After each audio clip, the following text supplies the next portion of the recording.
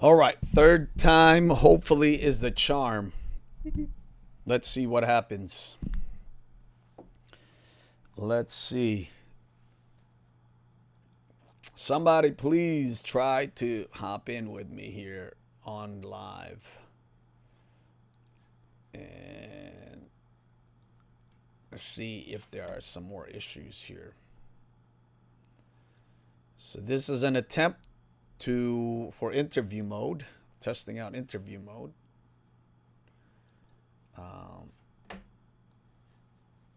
And see if we get on it, jump on it.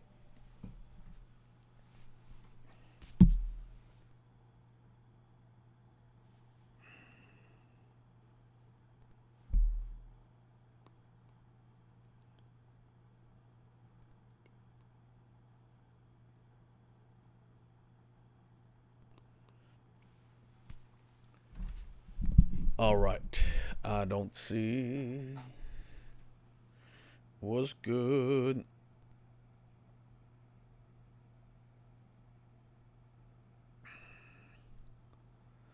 Anyone want to try this out?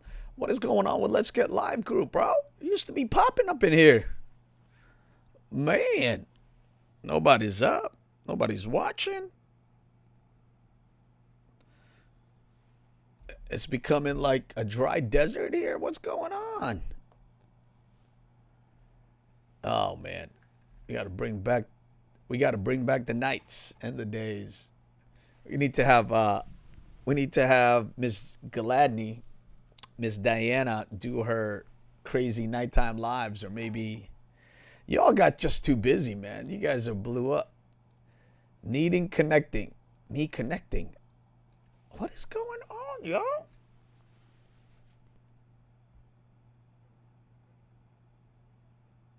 This is now I'm a little concerned. Okay. Try this one, Rich. Let's see this one. Now it's a little concerning now. Because this is the third time. And try this one.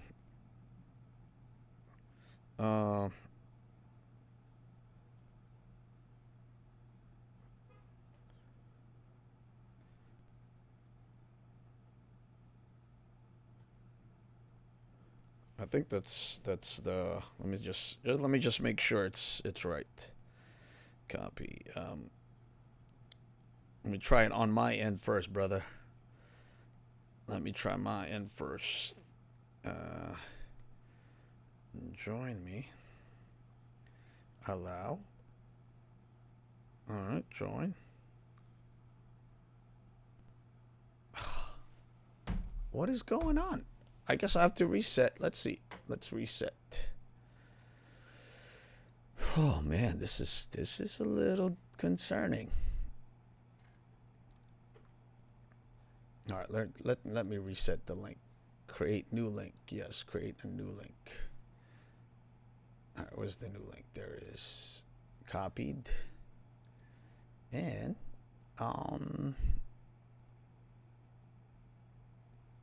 yeah, I'm going to set up Facebook over here in the back. And so that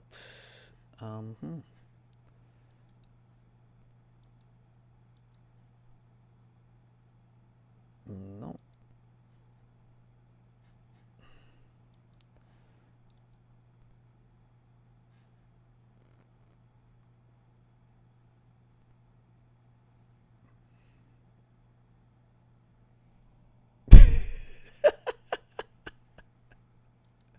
All right, try this one, bro.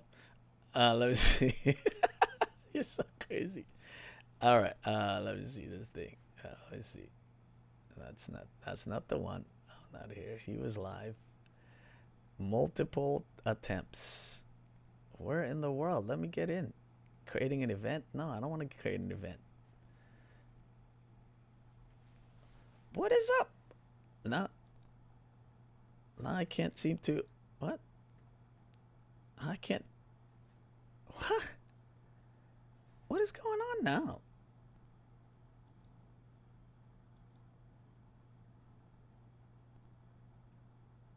This is crazy. All right, this is what I'm just gonna do. Write a comment. I'm just gonna do this one. I'm just gonna do this one. Let me see this one. All right, bro. But let me try it too. I'm gonna try it, right? This is so annoying now. Very, very weird.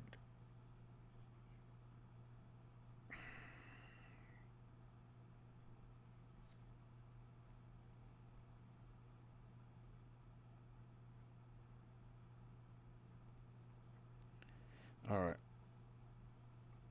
What is up? All right, try this one, bro.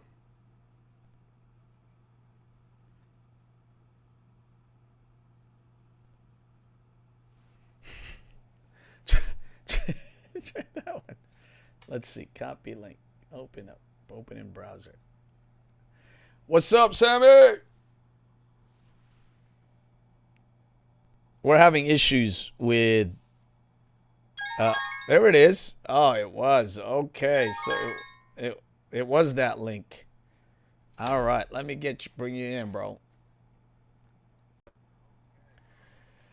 Oh my gulai! Holy moly! Holy cow! So what was it? It was that link. It was bad link. I told you the link was bad. Let me raise your volume here. Oh, by the way, magandang umaga sa inyong lahat. Ako ang inyong saksi. Hey, like that. Yes. Now we're good. Look, I'm even wearing Sammy Superstar here. Man, that was a waste of energy. No, it wasn't. It made for an eventful night. You got to look at the blessings. Yeah, it's called Rookie mistakes. It's called live. Wait, What's up, bro? Right. Man, I haven't been with you in a minute, man. I know. Well, listen, I know you've been busy, so we're just welcoming you back. Dude, I jacked up so bad 2001. I'm a photographer, but I don't do volume, so I do very few You know why? Because I feel very anxious with the post work. Like, like after everything is done, I present everything well, everything good. I get all the contracts corrected. I shoot the wedding. I get it done. I get my team in there and stuff like that. And then just the weight of like delivering this thing. And with everything going on around me, I got my nursing, obviously, the church. I have, the family. And then with all just the family things that were happening, my father-in-law got really sick. And this is after I got sick of COVID. He got sick. He stayed in the hospital for like 3 weeks. Pneumonia. We thought we were going to lose him. And then remember we went across the country and did that in August. Came back. So I shot the wedding in July. I came back. I delivered the wedding. So July, August, September. I delivered them around September. So 2 months. Normally I give myself 3 months to deliver a photo. Just because things happen. You don't want to like string people along. So I delivered that. But the video guy that shot the video, he's from Greece. So, and he was staying here in New York. So, I got his stuff, right afterwards. I get all the files right after the wedding. I get all the files. I get the cards and stuff, and I just send them back the cards. I just upload the cards and then send them back the cards. So I have the files. So I got all the files, but he was supposed to edit it for me. And bro, I just did not hear from him. I have such bad luck with like videographers, man. But then again, that's what happens when I guess you don't have a videographer that you always constantly go. And because I don't shoot volume, it's not like I can give a videographer work every weekend. Yeah. That like I could give them a call. You know what I mean? So I have to like pick up guys that are just available. They're good, they can shoot, but who knows? You know, they're available. And when it comes to like just shooting weddings, I do like $500 for my video guys. Yeah. And that's another thing. You know, you pay, you get what you pay for, I suppose. Yeah. But also sometimes it's a lot of guys that like I see that, you know, they're quote unquote videographers, but what they are is that they're all just like cliche technique guys with no soul to the videos. They come out and it's all the same transitions, the same movement, the same. Oh, I expect the same speed ramp here. But you know what? For me, that's okay because the clients are different. So even if it's the same, the clients are different. They're not going to see what the other people have. You know what I mean? Yeah. No, but I know a lot of videographers and they'll show me their reels and I'm like, bro, it's like the same thing all the way through. But well, that's different. That's because now you're going to see everything is the same. But for the client, I guess for me, I'm like, you know what? They don't know you. They're shooting under my name. Right. So they're not gonna find their stuff in my. So I had a two Asian girls that I worked with on a wedding, and they kind of produced for me, but because again of that lack of volume, they were picking up other jobs. So by the time this was a COVID wedding, so it was pushed to 2021. I was supposed to shoot 2020, and they were no longer available. And now I had to like look for somebody. It was just so. But now what happened is, with everything that was going on, the photos, I sent them a link, but I had changed I just changed something on my website, so the link that I sent them was no longer working. Oh. With everything that was going on, my brain, I just didn't want to work. Then I needed to edit this video on by myself.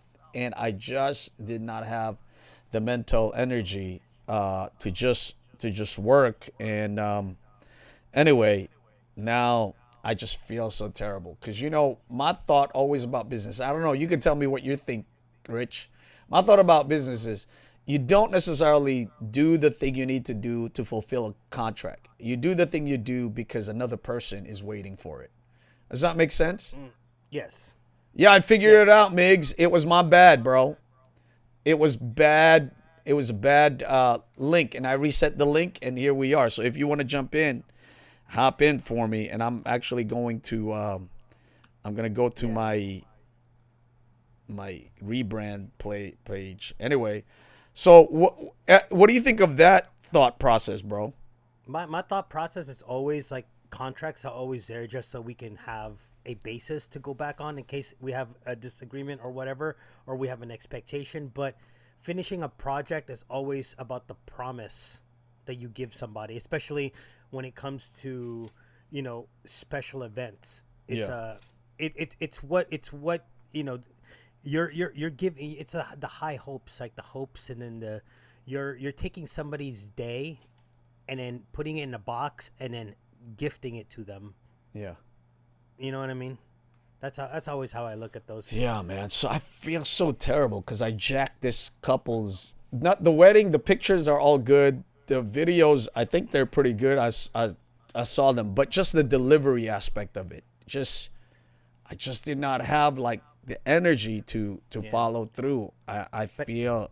But here's the thing, though, is that they don't know the inner workings of the delivery process, your delivery process. So at the end of the day, similar to how I can tell, like, you know, the videographers, they use the same like run-of-the-mill technique. It's all different clients. So clients don't necessarily know what you're happening in the background. So they might think that everything just ran smoothly and they got it and it's all well and good. It's just like, you know, like at the wedding when you know, you have the bridezilla, and the bridezilla actually is more concerned about how everything is going not the way she planned it to go, but the guests don't know. So the guests always have like, oh, that's an excellent wedding. Yeah. You know what I mean? So it's you know, you never know. The clients got their work. I don't know if there was expectations on when they were going to get it, but it was still delivered. And I think maybe because, you know, there were errors or there were delays or there were hiccups on the way, you feel more, you know, it's in your feels a little bit more than probably what they are. They're satisfied and they're done. Yeah, I guess. I mean, but this client, obviously, I called her a few weeks before Christmas, and I was like, I'm going to try to get them to you before Christmas. I promise I'll get them to you before Christmas. And then my cousin, who's 42 years old, ends up in the ICU with COVID, bro. Yeah. You know, it's that time of year, you know, and it's that, you know, like the world that we live in now. It just,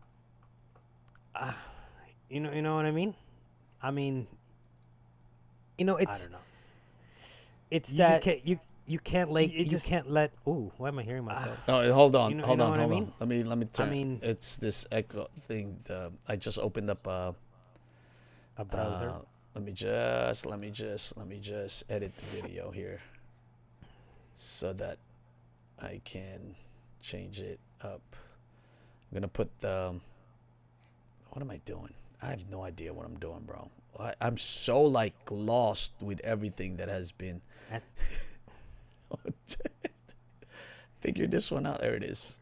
So here's the thing: you should go live every single night from here on out. Yeah, right. Exactly. One, it will knock the rust off, and two, it will break the cobwebs. Like you say, there's nobody here, there's nobody watching. There you go. Yeah, I gotta get it. I mean, I do the lives. I have not done any interviews apart from that thing you said, the after shoot interviews. So I have I have this photography AI culling software company that I do their influencing on. So I did an interview with them on IG, and then I had to drop that here too. I'm here. Who's here? I'm here? Oh, now you got to share that link to give people the permission like you did last time. Yeah, I mean, I changed the link. I put join my live.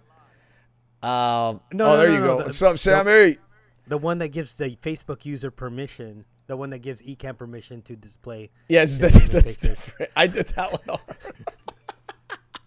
You were like, I think you gave me the wrong link. I'm like, no way. It's the right link.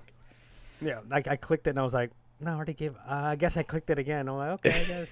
give me the.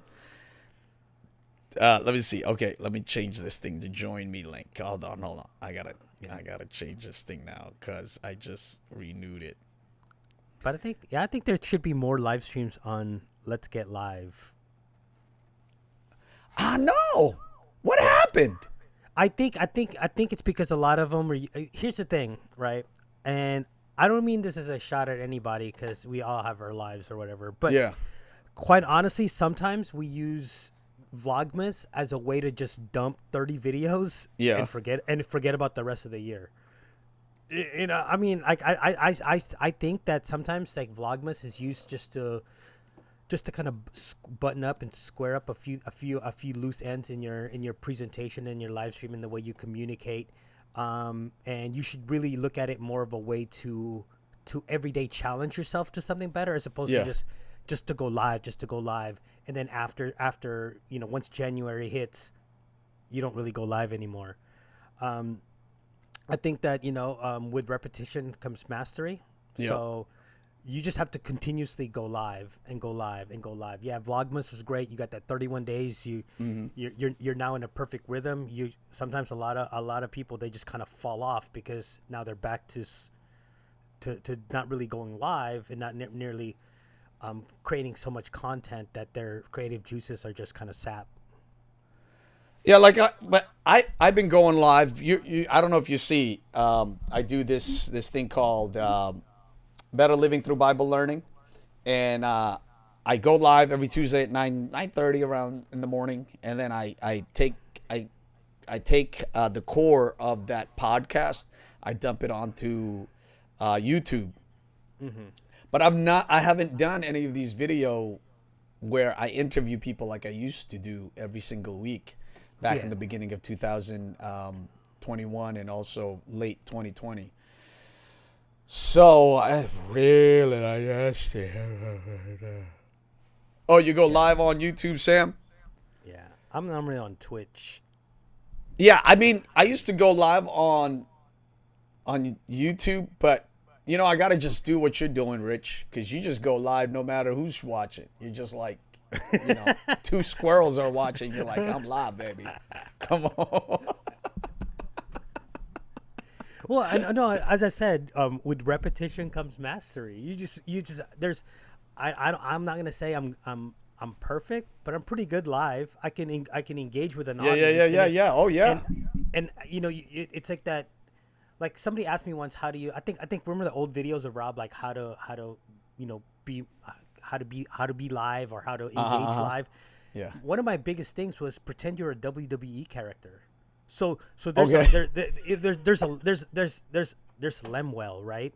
Right. There's Lemuel, and then there's Lem, and then there's Lem drops. You know what I'm saying? So Lem drops is actually Lemuel, just times 100. Right. Like this is me just times 100, like live on. So on when camera. I see you, which I need to see you because I got to go to San Diego, Southern Cal, and hang out with you there.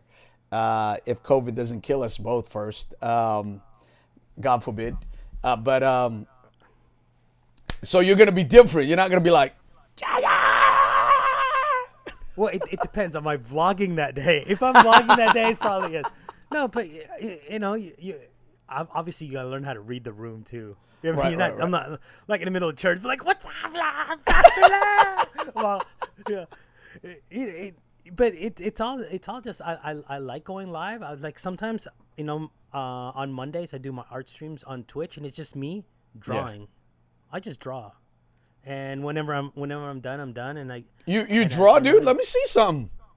You want to see something? Yeah, let me see something. What you doing? Just wait. How do I show you? You share it. Don't you share it? Don't you have a share, or maybe put it up on your camera or something? Wait, hold on. Let's see. How do you like the lighting, by the way? I mean, you used to be. It's kind of like you're emaciated right now. Like you used to be a lot greener, which makes it a lot better. But all right. Let me put my my magic on a little bit. Now you're like 2-day-old cadaver green.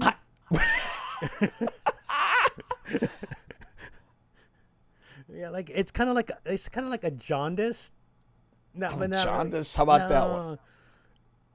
How about that one? You know what it is? Oh, you look like how's that? How's it? I look now.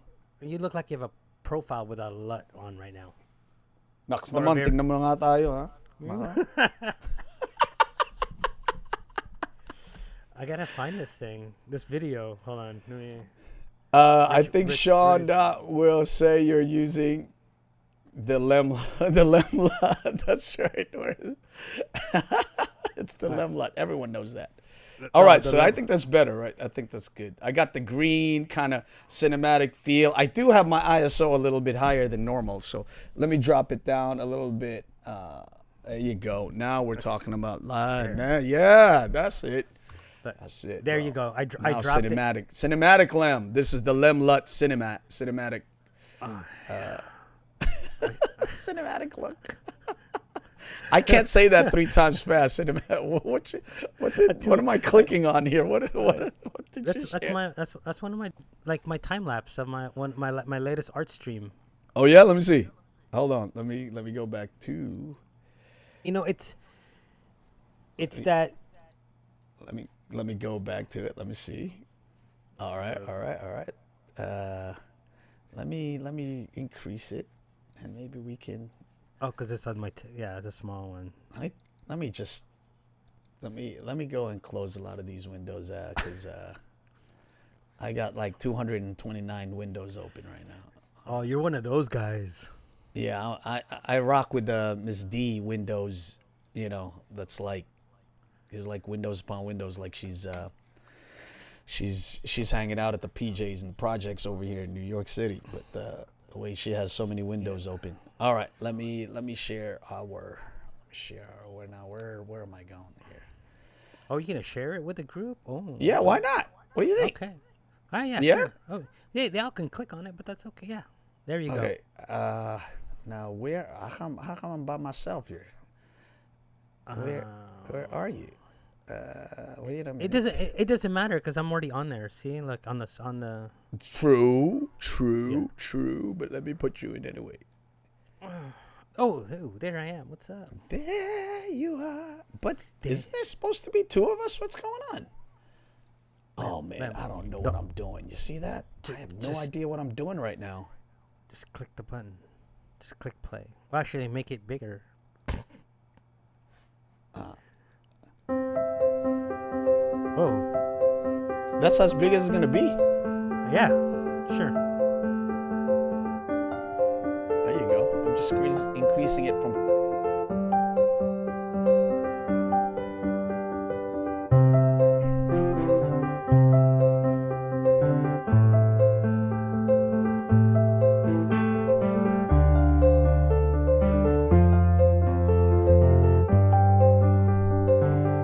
Bro, what? Kevin, what's good, brother? Hello. What? Rich, come on, man. How you?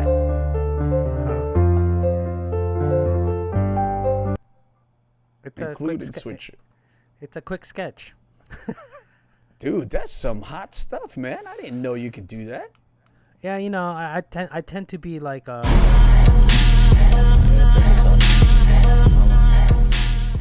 Oh, you clicked on my OnlyFans link. Don't share that. Is that the OnlyFans page where you actually pay people to actually watch it? Is that one of those? Yeah. It's called Uscreen. I pay you to watch me. How's that? Yeah, Come and join me. It's called IamTheFan.com. This is pure insanity and true talent right here. Yeah, Kevin, who knew, right? Yeah. Sometimes I'm just like a jack of all trades. Bro, drop your Twitch link over there, man. I gotta go back so people can know. Hey, if you guys want to join our conversation here, I haven't been live in a minute with a person talking, and I'm a lot better talking with other people than I am by myself, I think. Otherwise, I start thinking I'm preaching, and you don't want to hear me start thinking like I'm preaching here. Let me increase my eyes just a touch. Oh. Okay, so it's www. There you go. And let me see. I'm working on. Yeah. There you go. Twitch.tv. I'm bringing this down a little bit. Not the brightness. You know what I'm gonna do? I'm gonna crunch it up a little bit. There you go. There you go, homie. There you go.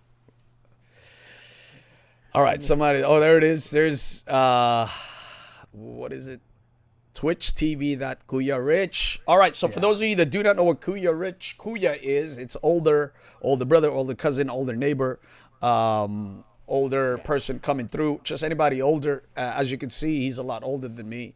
That's not true. How old are you, bro? Well, you gotta look up like you're thinking like, I have no idea. I don't even know where I'm at right now.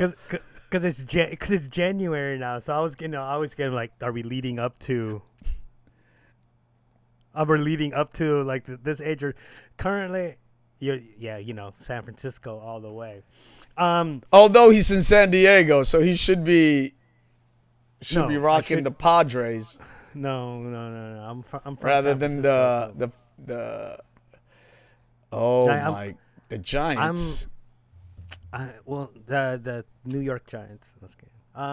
I'm gonna be 48 this year. Oh, bro, you are older than me. So boom, a little bit, just not too much. Not too much. I'm 47. Well, I'm 47 now. Oh, you see, we're 75ers, man. No, I'm 74. That's why I'll be 48 this year. I'm gonna be 47. Now. I'm 46 right now. Oh, yeah, but you know what they say about Filipinos, bro, right? Flip, don't chip. Yeah, we don't watch. We don't have to. I'm not gonna. I was gonna say a bad joke, but this is Lemuel's live stream. I was this close. I was like, you're gonna show them your messages to me now. Huh? You're gonna show them the BTS, the behind the scenes of what it's like to be friends with Rich and receiving private messages, which I hardly do, but you know. I you know I kind of teeter that line right between like the green, the blue and the green. I'm like mostly on the green side. And They said they don't age. They really don't. Filipinos, you know what it is, Kevin? This is what happens, right? Filipinos, we all look like we're young until it hits about somewhere around 60s, and then we just yeah, we wake up looking like this, and the next day we look like that Chinese guy. Yeah, we start looking like gargoyles. Our hands are all like we're trying to eat. Like We go to sleep this way, and we wake up going like this. And then the worst part is that you get to be that old and you look like that and you're like that for a long time, but you still got a lot of years left. Like I sometimes look at my uncles and I'm like, holy shit, goddamn, you got a long way to go. How many bunion surgeries? I mean, speak of 46 years old, man. This coming February, bro, they're doing that thing, that tube up, the colonoscopy, man. Oh no, I'm as I said, I'm clean. Like, all right, so I go to, not that anybody should care, but because it's you and I here, and it's 12 midnight here in New York City, about to turn midnight. So kids are not awake, and if you're a child watching this, then what in the world is happening with your parents? Anyway, live streamers. And we're in a private group, so I have no idea what's happening. But anyway, so I go in there, I have my annual check, and the doctor is like, hey, you're about that age where you need colonoscopy. And I'm like, are you serious? Now, in my family, there's history of cancer. So I'm like, I'm going to have to get this early so we could figure out what's going on, right? So finally, I get everything set up. I get a referral. I go to the GI clinic, and the lady begins the initial whatever conversation. And she goes, okay, so when do you want this colonoscopy? And I'm like, I don't know. And the closest child here is Sammy. And Sammy hasn't been a kid since he was 20 years ago. So so she goes, you want February 14th? I'm looking at her like, February? Do you not know what February 14th is? Exit only on that day, bro. She's trying to prepare you for the night. I'm like, exit. You're going to have me going to have prep on Sunday and then on February 14th to go and have something shoved up my rear? Listen, Lem, we could do it. We could do it on February 14th. We will get it sponsored, right, by Manscaped, so that it's like a dual thing. It's like, how do you prepare for the night? Tonight, though, before we manscape using Manscaped's level 3 razor, we will go get a colonoscopy so that we're clean both inside and outside in our neither regions. Ouch! We'll get that stream for real. And you know what I found out, Rich? I now understand why men in midlife buy cars. It's their reward for having something shoved up there. They're rewarding themselves, man. I'm gonna get my new BMW. Well, not new. It's gonna be new to me, but I'm gonna get my new after. And my wife can't say nothing. I was like, look, babe, I just had something shoved, 20 inches of tubing shoved up my rear. And I deserve this 2004 M3 convertible, stick shift. All right. Stick shift. That's how we rock. Why not a Mercedes? Oh, wait. No. Yeah. You use Nikon, so you couldn't drive a Mercedes. Bro, don't even mention Mercedes, man. Come on, BMW, Mercedes. It's just, listen, when I was growing up, my friend and I had a BMW. I had a 325 IS, and he had a 328i. Uh-huh. Okay, this was 2002 or something like that, all right? So BMW has that. It's classy, but it has that rugged, regular dude kind of guy. Like the Benzes are kind of like uppity. This is my own sense of it. kind of uppity feel about about the person driving it. And I know Miss Felicia drives a Benz, so I'm gonna keep my thoughts to myself. Too much of my thoughts I'm not gonna allow.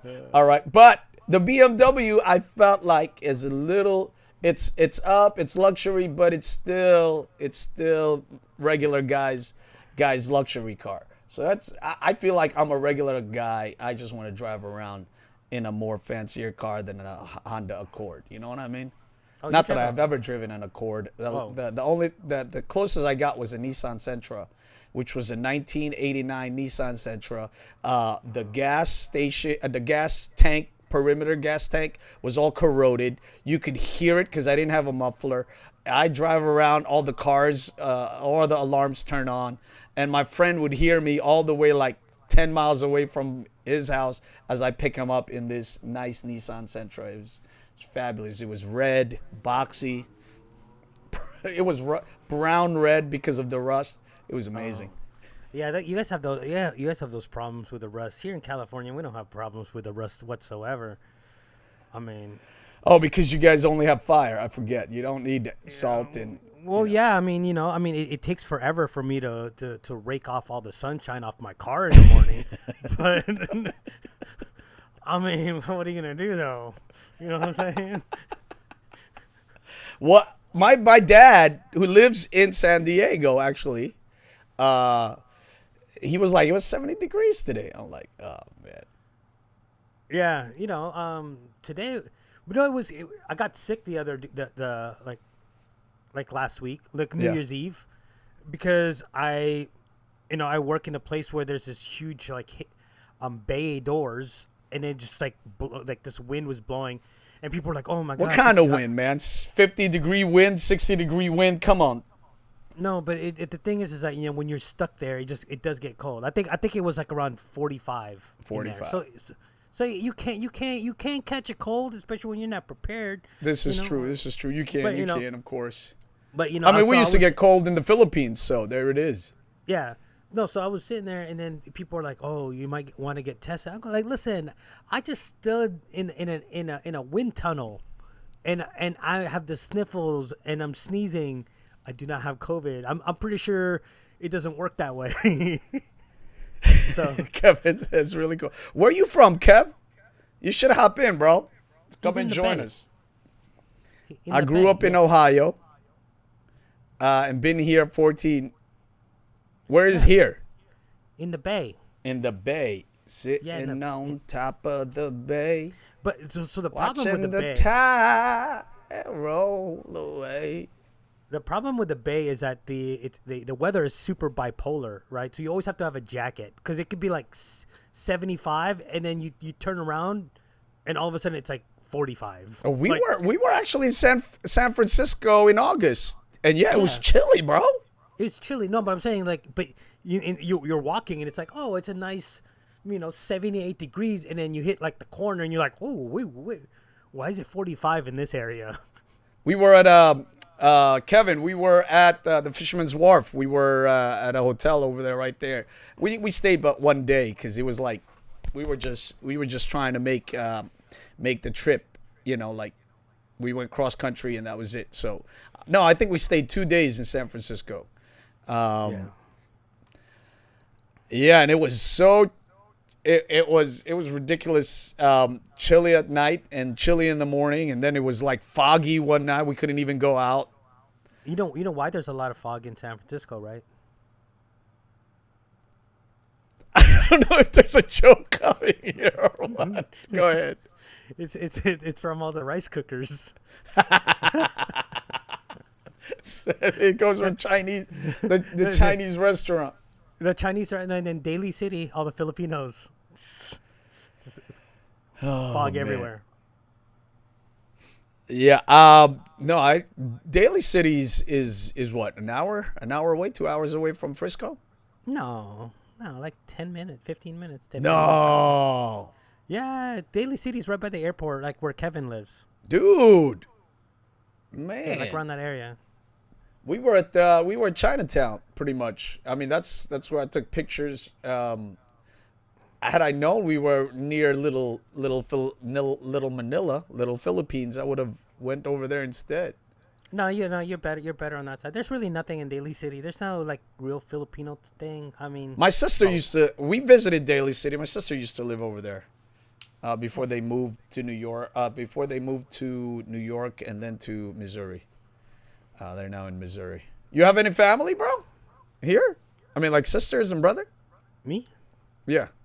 Oh, my sister lives in Lansing, Michigan. And my Michigan. That's brother- cold up there, man.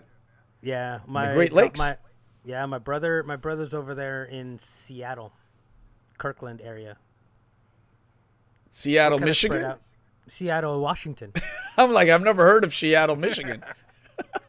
Nah. Daly City, San Bruno, Millbrae. Millbrae. All right there. Yep. Yeah. Yeah, when we went to San Francisco, we took, we obviously saw the tower. Then we went down that road. I forget what. Help me. Lombard Street. Street. This road, yeah.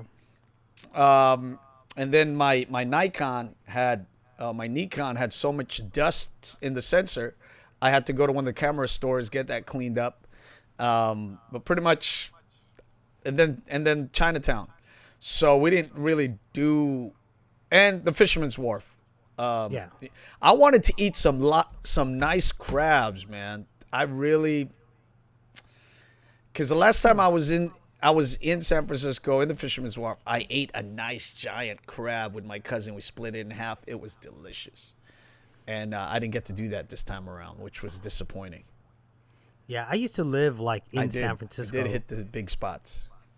Yeah, so I used to live in San Francisco, so a lot of that stuff is just like I'm not really like too fond of it. I mean, it's not like something I yearn for. Yeah. You know what I mean? Well, it's like here in New York City, man. I'm like, the other day, what happened? It was my first time being at some place in New York City, and I was just like, how is this my first time here? I've lived 20 years plus in this city, and this is my first time here. How is this even right? So it's when you were born in the Philippines. I was born in the Philippines. You were born here, right? Oh, no, I was born in the Philippines. Oh, you were? We OG. We were made. We were made. How old were you when you came here? 8. I was 8. I was 9. Yeah. 9 turning to 10. Yeah, I was like in August someplace. So did you move directly to New York? We went directly to New York because my family, my mom's parents lived here.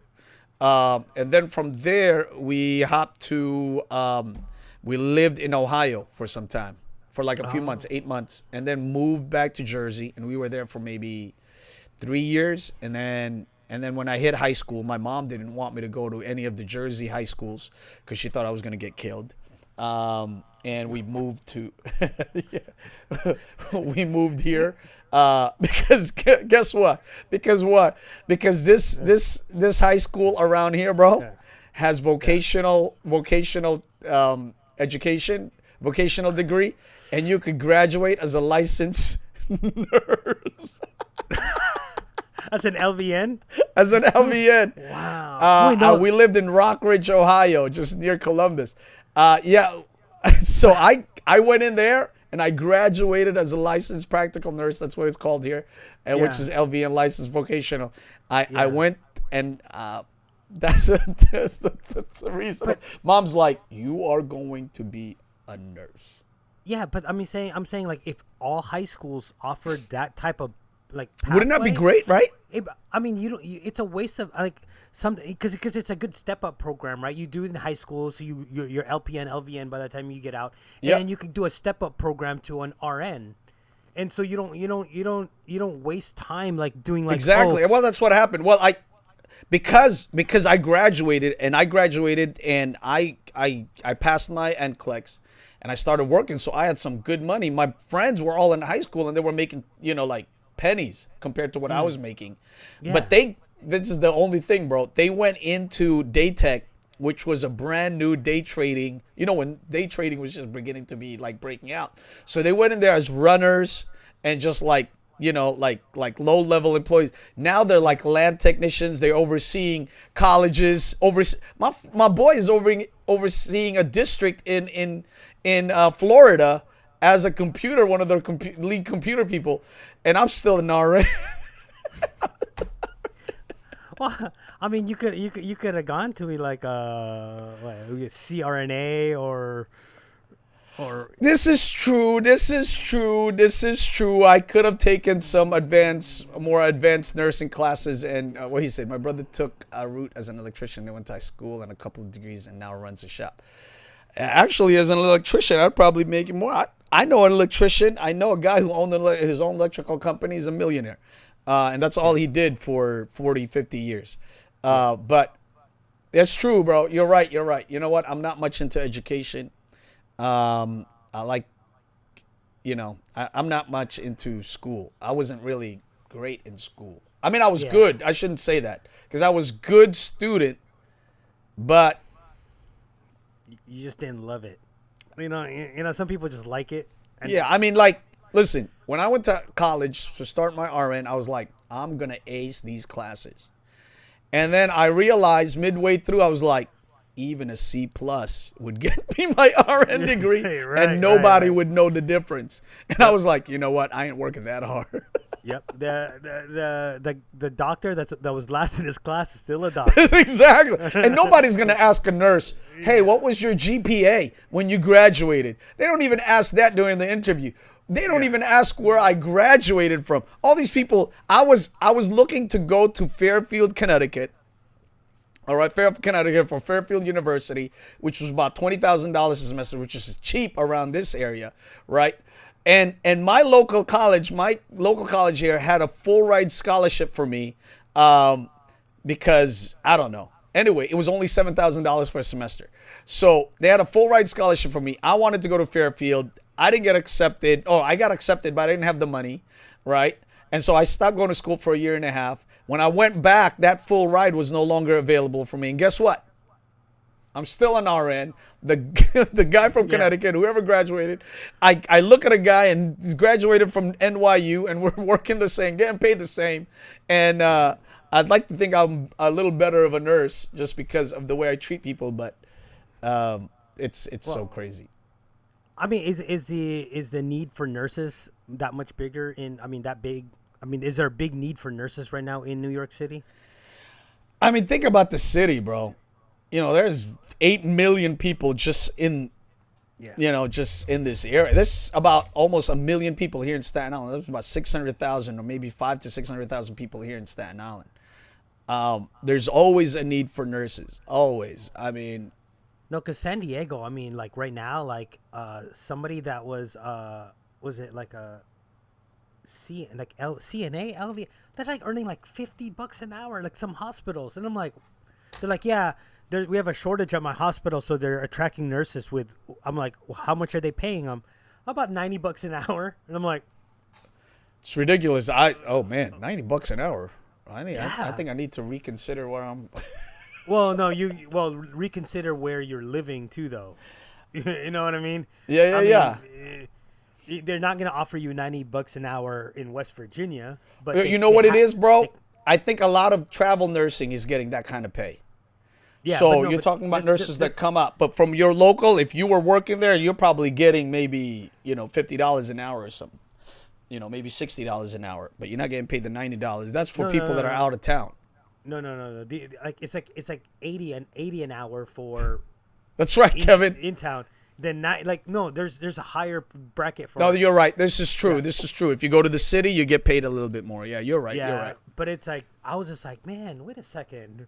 Maybe I should rethink about going back into healthcare. But aren't you in the medical field in the military? In the military? Yeah. But it's a different process, right? Because our scope of practice is huge. Like because we work under the umbrella of the nurses and the doctors. A lot of what nurses can't do, we will end up doing sometimes. Like I've had to intubate a patient. Like it's the weirdest feeling, right? Yeah. Or you're doing sutures. Yeah, which a regular nurse normally doesn't. Yeah, but like because military medicine, they're like, oh, how many times have you seen that done? I'm like, oh, about 3 times. All right, man, try it again. Keep going, and you're just sitting there practicing on. You're sitting there practicing on each other, I But hope not intubation. You're not practicing intubation on each no, other. we don't practice intubation on each other, but we've done the fast IO, like What is that? back in the IO, the what do you call this, the where they put that needle into your bone marrow, so you can give you a better IV, the interosseous.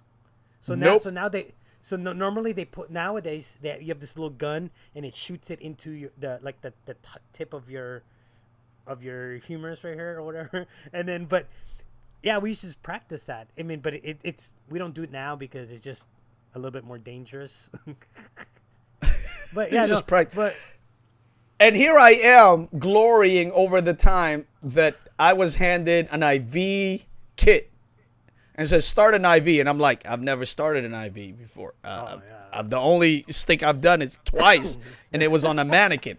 All right, and we're like, well, you're the supervisor, and you better go. And like, okay, Yeah. And I have to say, I hit it the first time, and then I was the go-to guy when it comes to IVs. Guys collapse, hypoglycemic, all veins collapse, nobody can find anything. And like, call Lemuel. Yeah. Call him. Where is he? He's upstairs. Call him. Get him down here. Yeah. Hearing my name, Lemuel, to the third floor. Yeah, let me Okay. And you're at the Eaton Center, like, turn that. I'm like, let me see this. And the guy's like, the color of paper. Yeah. Or the old people are the worst, because it's like Yeah, and the veins are already collapsed before they became hypoglycemic. And now, But how no, long have you been doing this for, man? like 11, 12 years now? So, how long you gonna be in the military for? Probably for life. Oh, you're a lifer. Yeah. I mean, I love patient care. Like I really do. I really do. But a lot of times people don't understand that. Like my daughter, she wants to be a nurse now. So I told her, before you even think about She it. full Filipina? Yeah. Yeah. Of course. She wanted to, yeah, she wants Why to be not? a nurse. But I told her, I go, listen, so you're gonna want to do it. She's like, what do you mean? I'm like, you're really gonna want to do it. And she's like, yeah, but it's good money. I go, there's no amount of money that won't let you say, fuck it, I want to go home, I quit, when you're wiping, cleaning a C. diff patient at 4 a.m. You know what I'm saying? She could always just change her field. She could always. That's for people that are working in med surge, in the ICU, and all this. She could always just be a visiting nurse like me and come in, yeah, check blood pressure, and leave. Or do a wound, and clean that wound and be out. Yeah, She doesn't have to. She doesn't have to deal with that. So there's so many, and this. I want her to go through the issues I went through. You want your daughter to have the pain and to know. She'll have those stories though, man, because we all start at CNA. We all start cleaning patients. That's kind of like that's where you cut your teeth as a healthcare worker. It just all the whole let's just grab the whole chuck pad and shove it into this corner. Is it stopped yet? I don't know. Bro, I was a CNA before I got my LP, and I was CNA for like a clip, right, for a few months. Yeah. And one time this patient, bro, I'm sorry for those that are, cover your ears. Don't watch this part if you're not in medicine or kind of, queasy. And it's not even queasy. It's just gross. All right. So this patient had diarrhea, and she was floating on her diarrhea, dude. Mm-hmm. And I didn't know, right? I come into her room, and the whole entire bed, it's just dude, crap. Yeah. She's sitting, laying on it, and she is my patient.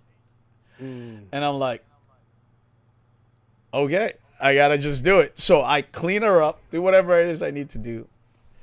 I go home because I'm a few minutes away from my house. I go home to eat dinner because I'm working No. 3 to 11. No. And my sister goes, Kuya, what is that? No. Hey. That was crap. There was on my stuff, bro, on my pants, on my shirt. I didn't even know. On my scrubs. I'll bring it to the. You didn't wear an ISO gown while cleaning? Bro, right? Exactly. Hello. I was 19 years old. I didn't know. I was just straight out of high school, man. It's worse than being straight out of Compton. Being thrown into nursing as a 19-year-old. You know what's funny? I came in as a CNA. I graduated, and I got my license as CNA. And my nursing supervisor had to reteach me. All right? They had to reteach me how to make a bed. Wait, teach you how to make a bed with a patient on it? No. Without even a patient on it. Because I had made the bed, and she's like, what kind of bed is this? What lump is this? What did they teach you in that high school, in that vocational high school? What pressure ulcer producing bump is Yeah, that? exactly. She's like, take it off. Let's do it again. Oh, God bless her. Indian supervisor. God bless her. Thank you. I forgot your name. Mary, probably. Man. And I had to do the corner, the medical corner. Oh, really? You guys didn't have the fitted sheets? Yeah. No. I had to do the whole thing, bro. I had to do the fitted sheets, and then I had to do the top, and I had to then she had to show me. Then we'd have to have the patient in there. Now she had to show me how to do occupied bed. Oh, man, 19 years old, coming out of high school. No, I wasn't 19. I was 18, coming out of high school, being a CNA. That was fun. Kevin says that's all wrong. Bro. I've seen some really bad stuff. I mean, I was working at the local hospital here in San Diego, and we had a guy with I'm pretty sure his panis weighed like 80 pounds. His what? His panis. What is that? Your panis is like a fupa. I still don't know what that is. Okay, when you're so big that your stomach actually hangs down. Okay. Like that area right there is called a panis. Oh, okay. And it gets so long and it's so big. I thought you were intentionally not saying. No, panis. I'm like, my brain is all like, what is Rich trying to tell me here? Like Kevin says, the flap of skin where your stomach hangs down. Yeah, but this guy. Now I know what that is. Oh, thank you guys. How come I did not know this? Yeah, so for pericare, you had most of the time you have to lift that up. This dude, when he stood up, it hit the ground. That's how big it was, and it was so heavy because it was so calloused on the end. Wow. You literally, it took 4 grown men to lift it up for the nurse to clean, to do pericare. But that whole thing was like, and then he kept saying how he wasn't overweight. And I was like, bro, listen, that thing needed its own bariatric wheelchair. You know what I'm saying? Like, oh, man. I had so thankful. How come I didn't know this? And I try to be all about the medical terms and stuff. Anyway, I had one, bro. Forget about that. They had, I guess their panis was very big too, but they had a surgical wound. So not only did I have to clean it, I had to apply a wound vac. Oh yeah. So could you imagine on the bed trying to lift this person's underbelly and applying a sponge in the surgical site, yeah, and then trying to create a seal. Yeah, to put the all with one hand. Elbow. No, no, you put your head through like this. You hold it up. You're like, okay. Yeah. That was something. That was something. Let's see. My fiance has lost 350 pounds. We have learned about that when getting skin. That's why. Yeah. Well, thank you for making me feel a little bit better, Kevin. Thank you so much. Panis, the panis is no joke because if you don't keep it dry, it creates all kinds of yeah. Well, if you think about it, anything that's wet in the dark, producing sweat and all that stuff. Oh yeah, you're talking about fungus galore. Anyway, and then if you just need an open area in that area, and then now you're totally. That's what part of the reason why it was so important to have not just like a regular wound dressing applied to that area because of that very issue that you're talking about, because your fungus will grow right in that area, you know. Yeah, and then you gotta put like not the towels. What is that? The abdominal pads, right? No, not the abdominal pads. It's those strips that you put across that actually soak up moisture. But yeah, like absorbent pads. Yeah, but there's like these little strips. It looks like almost like tape, because it's not so heavy. It doesn't create like skin tears or pressure. Right. Yeah, But you know what was the worst? You think that was bad, right? I came into this patient, and I'm just this is at home. This is not in a nursing home, because most of my, if not all of my nursing experience is nursing home, right? Most of it. I supervise the nursing home floors, things of that nature. I never really worked in the hospitals. You see, that's what I'm telling you with your daughter, bro. She doesn't have to work in the hospital, right? She could be a supervisor over a nursing home and just be about trying to help older people get the best help that they can. Anyhow. I told her trauma's the way of life. She should have said, for you, Dad. Yeah. Not for me. Let her talk to me. I'll tell her there are other ways than her father's ways. Anyhow. Then and that's true in a lot more things than nursing, by the way. Anyway. So, dude, I came into this lady's house and she's got an amputation, just above the knee amputation. But guess what? They had butchered the stitching, and the leg was wide open. Wait, what? They had butchered the stitching, so they stitched it and they got infected. So they had to keep the thing open. They had to drain it and keep it open. Sent her home with her bottom part of her leg wide open. Okay. For us to stuff in and heal. Yep. That was like, I mean, you've seen trauma, so that may not be anything to you. But to me, I was like, I've never seen an open stump before. I've never seen an open leg. I was able to put my fist and touched her femur, bro. Yeah, because you have to stuff it.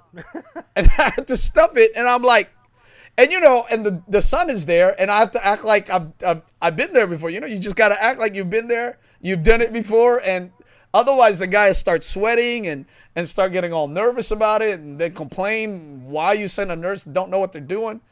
So I'm just like, hey, I've done this before, I've seen this before, and I'm like, holy, what in the world did they do in the hospital here? Yeah. Oh, man, that was... Yeah, insane is the word, Kev. It's the one surgery that insurance will cover for people who have lost huge amounts of weight is the removal of the panis. Everything else is cosmetic. Yeah. The one thing, too, wound packing is such an arduous task.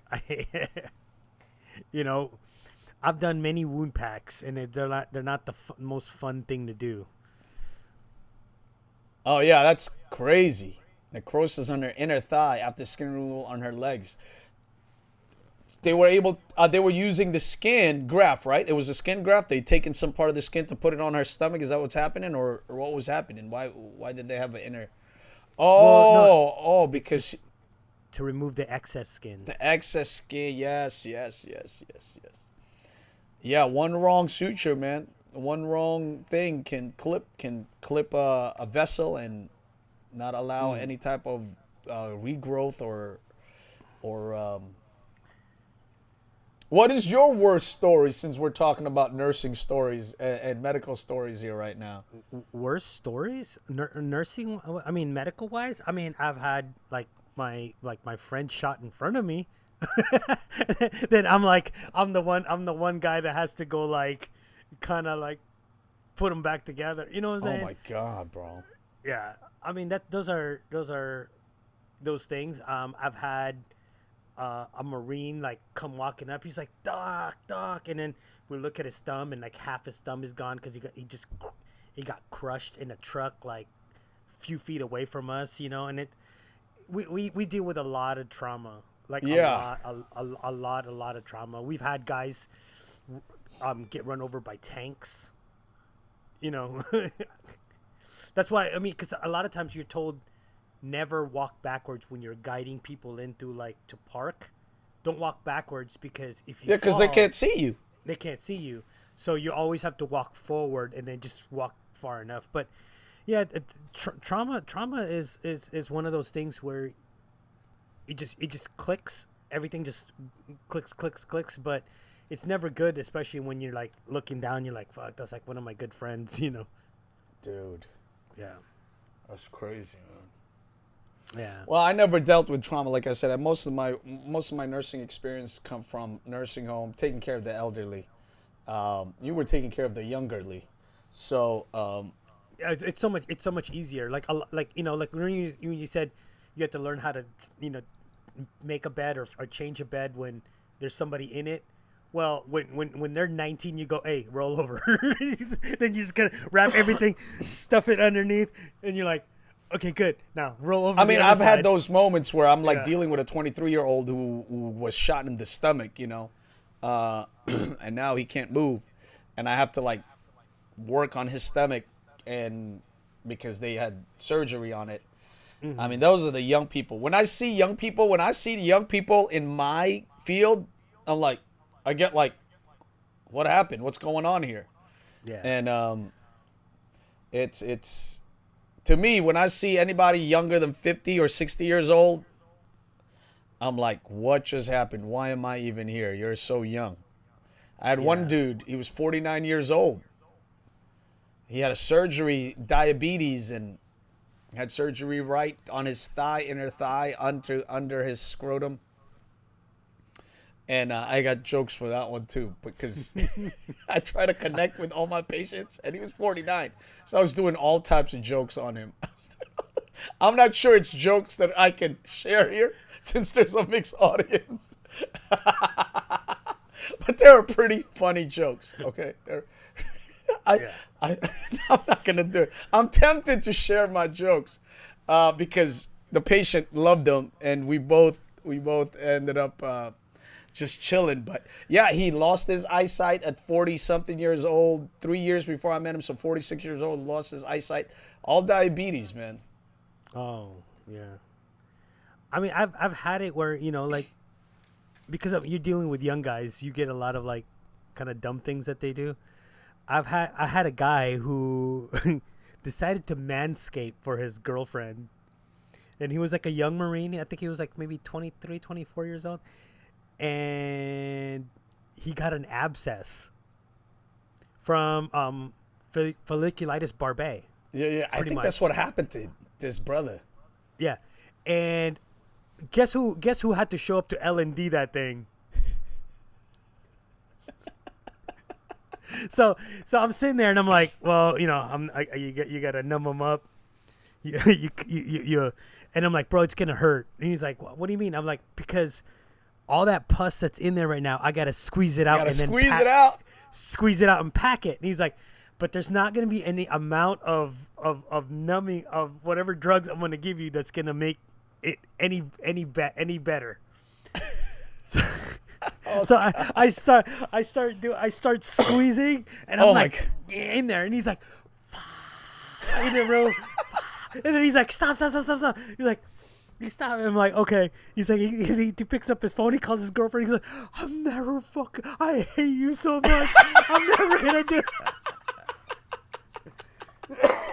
And I'm just like, I'm over there trying not to laugh, but yeah, because you basically numb them up, and then you lance it, Yeah. and then you You have just to start squeeze squeezing. it out. Yeah. Oh man, it's like, it's the worst. it's the worst. No, I want to sell my joke so bad. Yeah, I mean, but I'm just sitting there like, he's like, ah. It's an Asian joke, but the brother was black. So all right, might as well. I said it. All right. So here we go. You're just like me.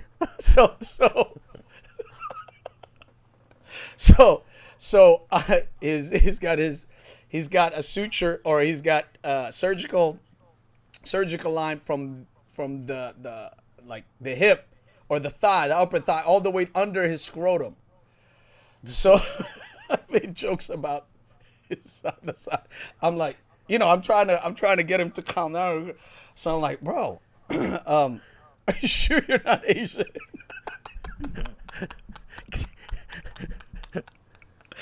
I said to him, bro, I heard about all these stereotypes about black men. Are you sure you're not Asian? And he's like, yo.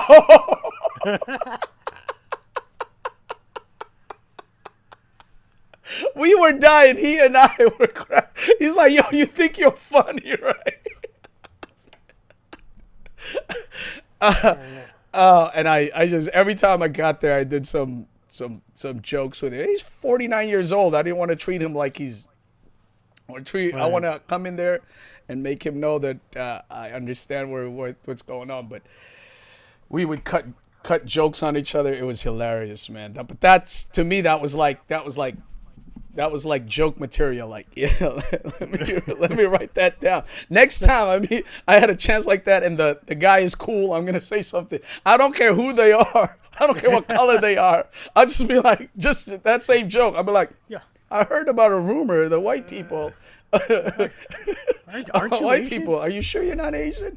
That's my lie. Yeah. It was hilarious. I gotta visit him. He's no longer my patient. We were able to cure him. I was able to close the wound. That's another one, man. I had to do a wound vac right under there, bro. I had to get the gauze in there and try to make sure, and I had to go and make sure that everything is sealed. But at least it was wide open, because you would have the tube would just come down his leg. No. It was right under his gauze. So I had to spread his thighs. Oh, he's right. Oh, I'm feeling. If you're still with us up until this point, you deserve to hear these jokes and these stories. Okay. I'm palpating. It's right there. He's like, yo, what are you doing? Yeah, hey, I got to do it. And then when I had to remove what's great is when I have to remove the tegaderm. I had to remove it. And so he's like, I'm like, yo, don't sound like that. What you doing? Yeah, I would have been like, zit. Exactly. I'm like, I'm just doing Brazilian, brother.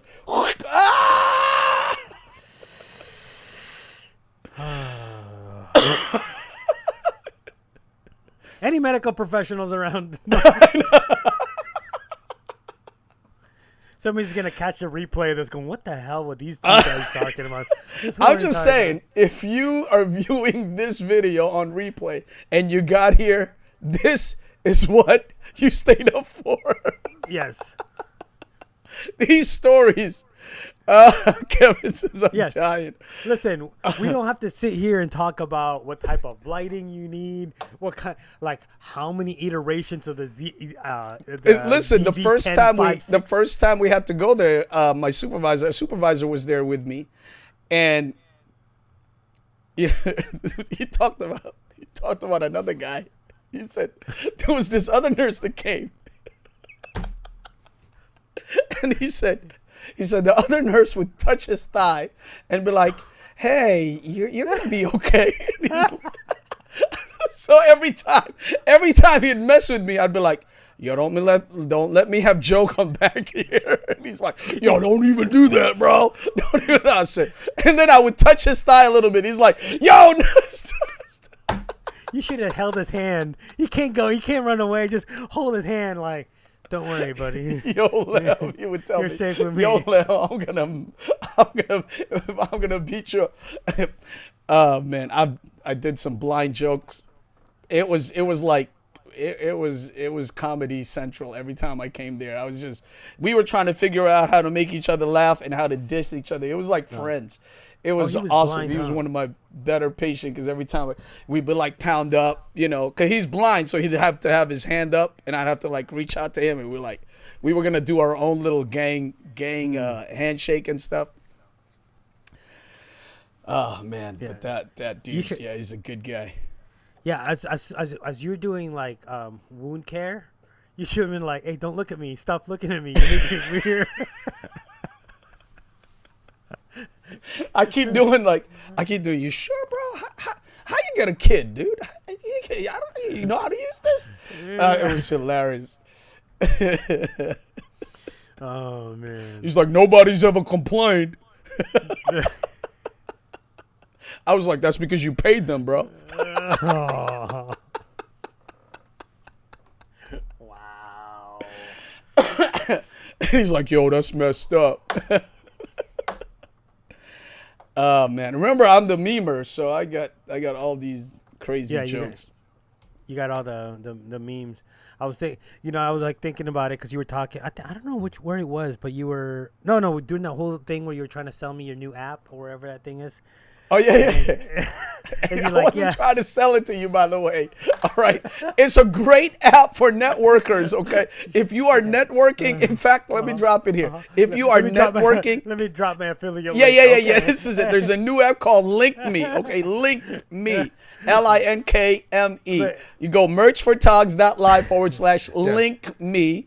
Go there, download the app, sign up, make sure you click the link, because then they'll give me $1 for every sign up. Yeah. But anyway. No, so like I was looking, and then I think you mentioned like your merch for Togs or whatever, your Instagram, right? And I'm thinking I should do a meme page for live streamers because I could just farm this whole entire do it, bro. Let's get live VIP and the ECamm live groups for all the memes. There it is. I dropped the link. There it is. Invalid dynamic link. Don't. It's their own thing. Just click on that link and join. You should join it, bro. You'd love it. It's different. It's like Linktree with a social media aspect to it. So if somebody has your Linktree, you can actually have discussions over with them. So how it is. There are too many memes in those two. Yeah. Kevin, you don't even know. I have a photography memes page on Facebook and online, on IG. It's called Memes for Togs. Memes, like memes, for FORTOGS. It's for photographers. But there are people that actually, one of my daughter's best friends, he follows me on Memes for Togs, has no idea about photography, but he says it's hilarious. It's hilarious. So I guess I appeal to non-photographers too. Not bad. Yeah. But you know what, dude? You know what? What's funny is that I'm getting recognized. So I go to like a conference, a convention, and they're like, so I joined the company Aftershoot. I joined their like display in WPPI over there in Las Vegas this past August, right? And I was there hanging out, and the marketing manager is like talking to these photographers. Is like, guys, this is the creator of Memes for Togs. They're like, whoa, Memes for Togs? Are you kidding me? And I'm like, please don't think I'm funny in person. Please. I'm just a weirdo, bro. I'm just a weirdo. I don't have any jokes. I'm not funny at all. I become funny when I have anonymity, when nobody knows me. Then I get funny because I can write the memes. But not in person. I'm terrible. I feel like a slob. Like, tell us a joke, you clown.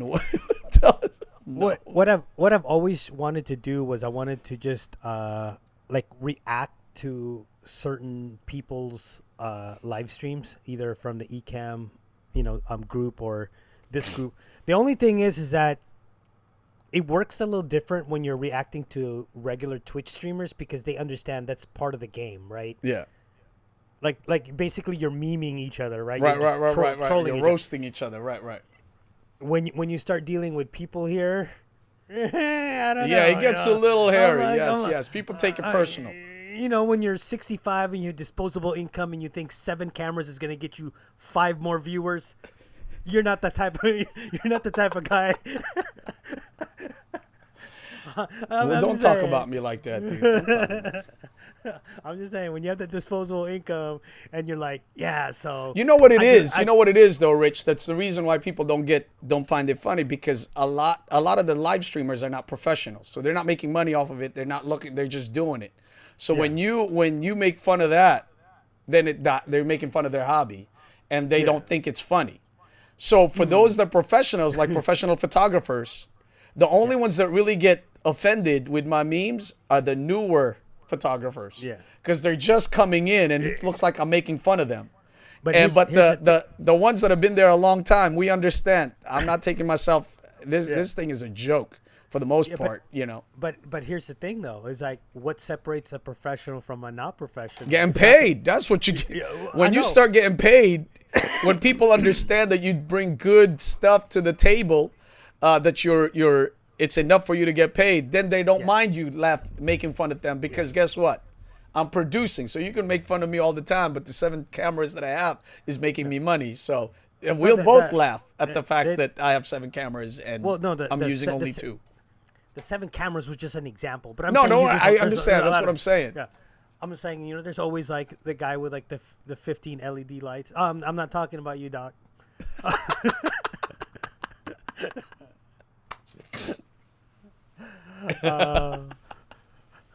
No, listen, I did this series of memes called "If You're a Photographer," right? If you're a photographer, and it came out of this meme, this picture that I saw of a guy's pant leg, and it looks like a 60-year-old guy would wear this pant leg, right?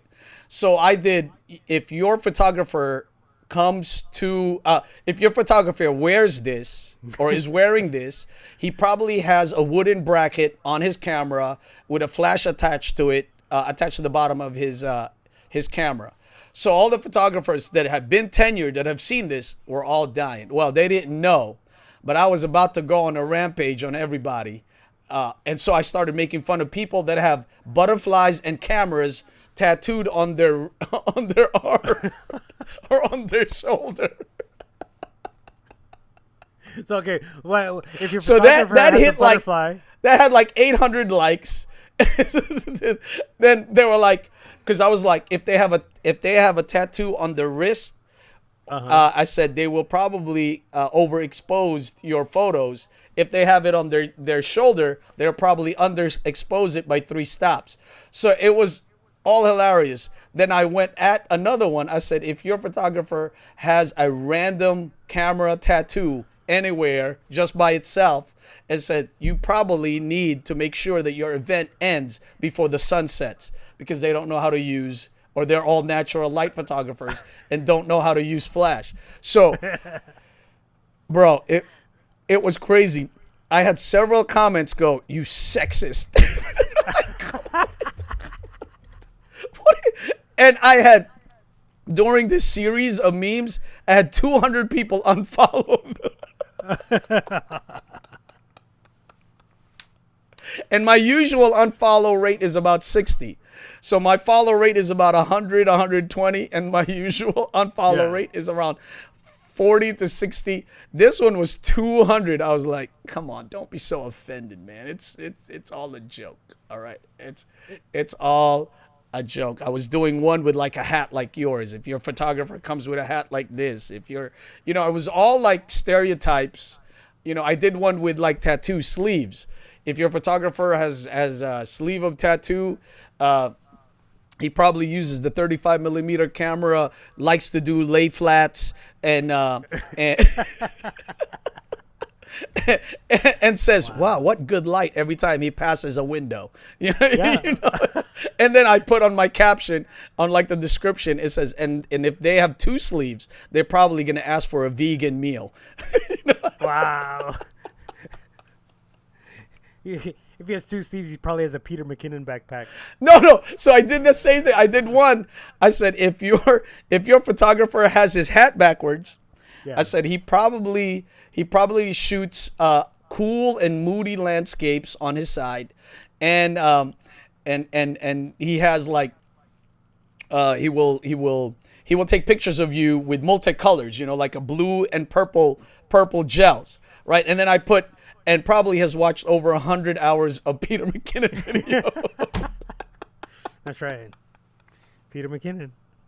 I gotta. And you know what's funny? I've only seen Peter McKinnon every so often because he's so popular. I mean, I think he's followed by over 2 million people in Instagram. Yeah.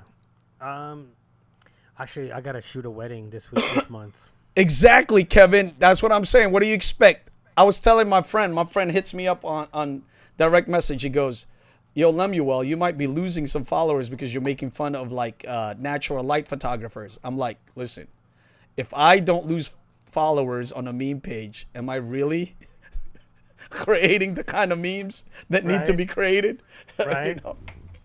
Right. I got another one, bro. Rich, this is hilarious. I did a Sony, you know, I always like a Sony shade. Memes for Togs is known for Sony shade, right? So I throw Sony. So 2 years ago, I threw a Sony shade, and this one guy came out. You know, I do my 21-day fast, right? The 3 days fast, the 3 weeks fast at the beginning of the year. So I did one early 2000, right? 2001. The guy comes out. He's like, what kind of fast are you doing? Your fast didn't do nothing. He starts going at me because I did some Sony thing. I'm like, bro, it's just a joke. I try to hit him up on private message because, you know, I'm not here to offend people. It's a joke. So he never returned any of my stuff. So he just stopped commenting. All right. So I'm going on throughout the year, and I did another meme for Sony in June. Right. So this was January. I did one in June talking about color science. Right. Because it's like a common joke that Sony does not have, you know, he has like neonish color when it comes to camera. So I did a joke like that, bro. The guy came out again. He's like, vitriol. What kind of, and he was just tearing me up from literally. I'm like, I need to ban you now because this is not healthy for you. You cannot be on this meme page because it is unhealthy for you. It was hilarious. He was the only one dude that I've ever banned because he was going to lose his mind over the Sony memes that I was doing. Although Miss D and Doc kind of get at me for all my Sony jokes. But anyway, that's another story. And you also, you're Rich. You're a Sony fanboy, so.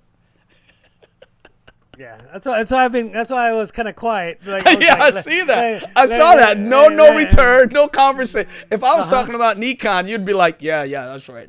You're. Well, I was just like, okay, well, let's see where this goes. Let's see where this goes. I love my Sony guy. I love my Sony people. I love my Sony peeps, but they're so much fun to make fun of. They're so much fun to roast because I think the one so thing easy to roast. It's so easy to roast because a lot of people are just jumping on the Sony bandwagon and not really understanding why they have to. But also, they're number one in the mirrorless field. So if you're number one, you're always gonna have a target in the back, you know. Well, I'm saying though, like, okay, I could have a Canon right now and have the same quality because I know how to work everything around, right? So why are you using a Sony? Just because, you know, there's another guy here. You ask him the question, what, bro. To the point that you were saying, I had a video meme of the guy. I don't know if you've ever seen him. The guy that tries to say the reason why a car is bigger than a bus or the bus is bigger than a car. You ever seen the video? And is some guy who was like mumbling. He has no answers. He'd just be like, because the wheels on the bus go round and round. But it was all like, it was hilarious. The way he did it was so hilarious. I don't know if he was doing it as a as a spoof or what have you. But I put the when you ask new Sony photographers why they switched to Sony, and it's just like this guy trying to figure out. 8 weeks ago, I was saying, had no answer. Apart from what? Apart from everybody else is shooting Sony, so I should too. Yeah. Well, I mean, it's look, if you're listening to this right now, I mean, don't take offense. But a lot of my theory is like, buy nice or buy twice, right? Well, that's Doc's. Isn't that Doc's mantra? Yeah, that too. Do it But right, I'm saying, or do it twice. You're right. But here's the thing. ZV-1, ZV-E10, excellent cameras. Does it mean you have to have one? Does it mean that you buy one and then 3 weeks later buy a second one? I'm saying there's all these other full frame Sony cameras that might not be necessarily the right budget for you, but it might be the right camera for you to get at that time. You know what I'm saying? Yeah, well, it's a big deal. It's a big deal. I know Ms. D talks a lot about it. It's use case. Use case. Just because it's coming out brand new, you got to have proper use case. One of ECamm's superstars, right? Marshall Fox. Just killing it on the editing, right? I mean, he's selling his Sonys. Because he's like, you know what? I realize I don't really need it. I got to go back to my Canon, which is better for me because of the way that I do my stuff. And you got to respect that. Of course, everybody else will clown people, but like, what are you talking about? Going back to Sony, blah, blah, blah. But you got to respect that the guy understands what he's trying to do. And he understands that the tools that he had prior, he was more familiar with and understands it better. I mean, we can now pontificate and talk about some legitimate stuff right now, but you're right, bro. Just because it's coming out of the pipe doesn't mean you have to have it. Yep. Yeah, I mean, it's also like like at the studio for my other podcasts and my other live streams, we don't use a what do you call this? We don't use a mirrorless camera. We actually use an FX6. I know it's kind of crazy, but we're dumb like that. We have like actual camera camcorders type of thing, video cameras to work it. So I'm just saying, like, a lot of times people are like, yeah, I need to get the new ZV-1. I'm like, why? Right. Like, yeah, because I want to be able to take photos and this. I'm like, then you don't necessarily want a ZV-1. You want something like a 6600 or something a little higher. Yeah, use case. I'm in a group chat with in the messenger with Diana, Doc, and the admins of this group, right? So we're over there, and when the ZV-1 came out or the ZV-E10 came out, they were all like, Lem, did you know? The Lem, did you know type of situation that was happening. Even when I saw them in B&H, now I even got it more because I was like, oh, let's go to the Nikon portion of this of B&H, and they're like, are you crazy, man? Let's go to the Sony. So I'm here. I'm the only guy with a Nikon and all these Sony sharks just going into the Sony bay. And but you know what? I understood and knew what I had, and I understood and knew my stuff, and I didn't need a ZV-1. I didn't need any of that stuff because I have all these other equipment with all these different lighting and things of that nature. There was no need for me.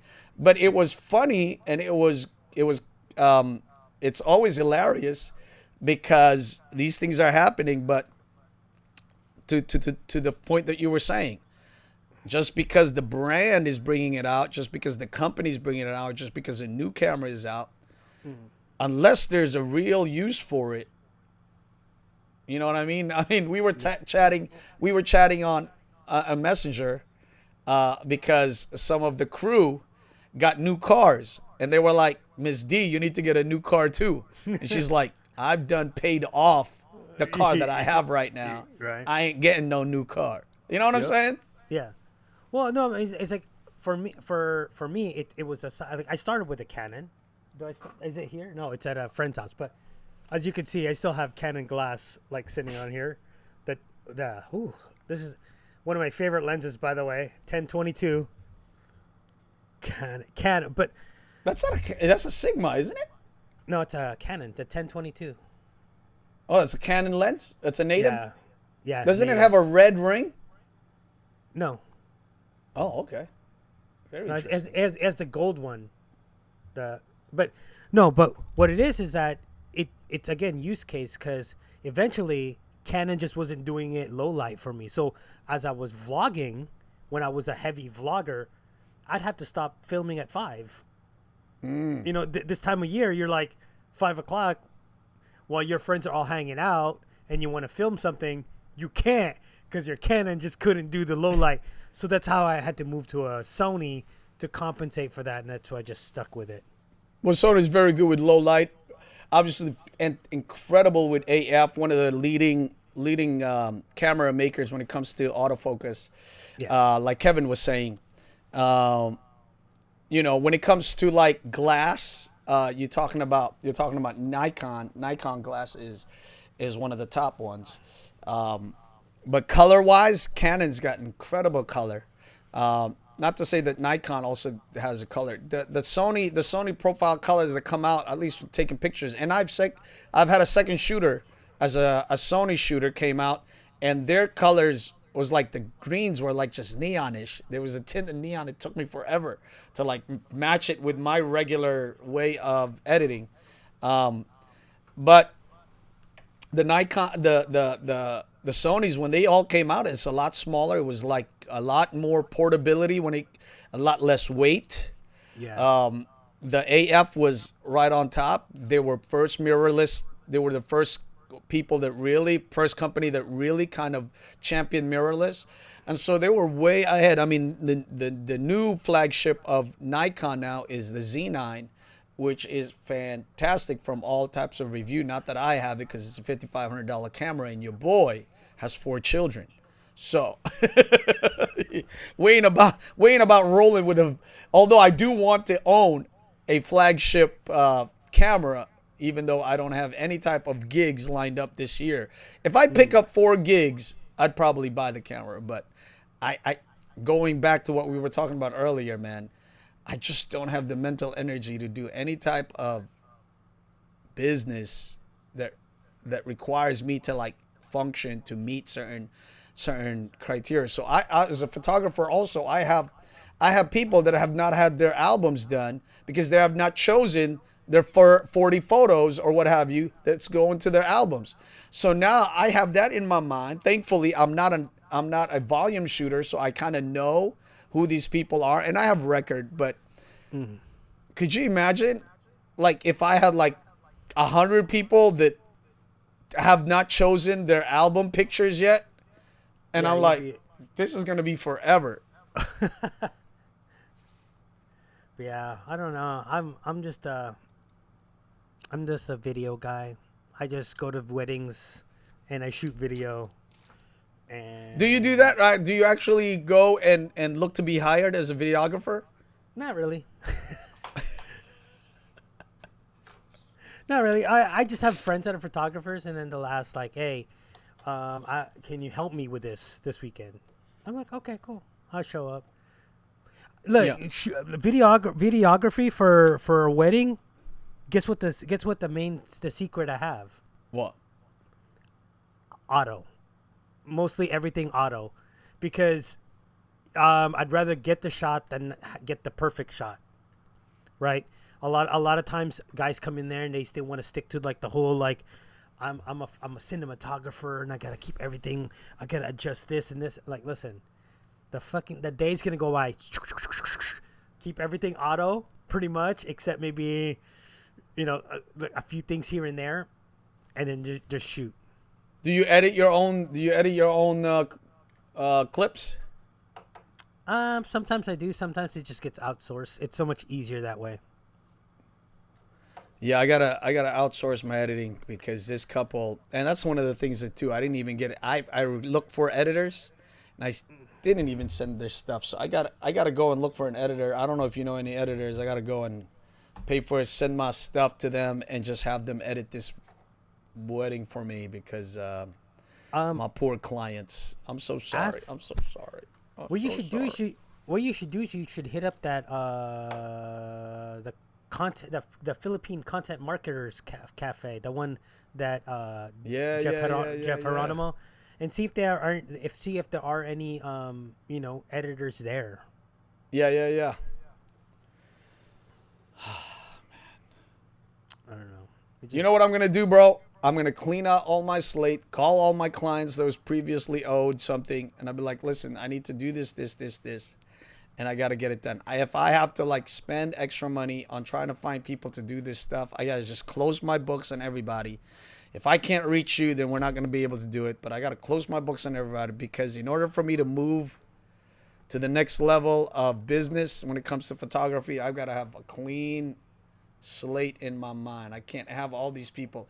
Because going back to what we're talking about earlier, it's not about the contract. Yep. It's about people. You know what I mean? It's about meeting the people as you promised. Yep. It's always it's the promise. It's the promise that you give somebody. And as Kevin says, there's no replay in a wedding, and there's no do over or redo. And you're the one in charge of taking the memories, putting it into a box, and giving it to them as a keepsake. So I think that's more than just what a contract is. A contract just keeps our understanding together, so one of us gets paid. Right, yeah. And also keeps obviously makes sure that the client is safe, feels safe, and you make sure that there are timelines by which you follow. But ultimately, it's the person behind the contract. And for me, it's not me not being able to fulfill my contracts. It's for me putting my clients where they trusted me, and now they wish they never hired me. You know what I mean? Like, I loved your work. I love what you did for me at that day, but because you did not provide at the time you promised you would provide, I just wish I just went with other people, And for me, that's not even like not on me, but it's on the way I make people feel. I made people feel, and as much as they lingered in my mind, I don't know, bro. I'm backed up now at work, and I'm here trying to like get back into the swing of things. But you'll be fine. You'll be fine. I never trust Fiverr. I've never trusted Fiverr. I don't know, just something about it like gives me like some uneasy vibes. Yeah, I think you gotta pay like in anything. You gotta pay for what you're getting. Yeah. There's $5 Fivers. My church, our church logo is a Fiverr logo. Although I kind of tweaked it after he sent it. This is a Fiverr logo, and my only tweak was that I put the Waters Church in the middle of this water design that he did. Now I have to go and put it back. I hope I can put it back. There it is. So I mean, it was okay.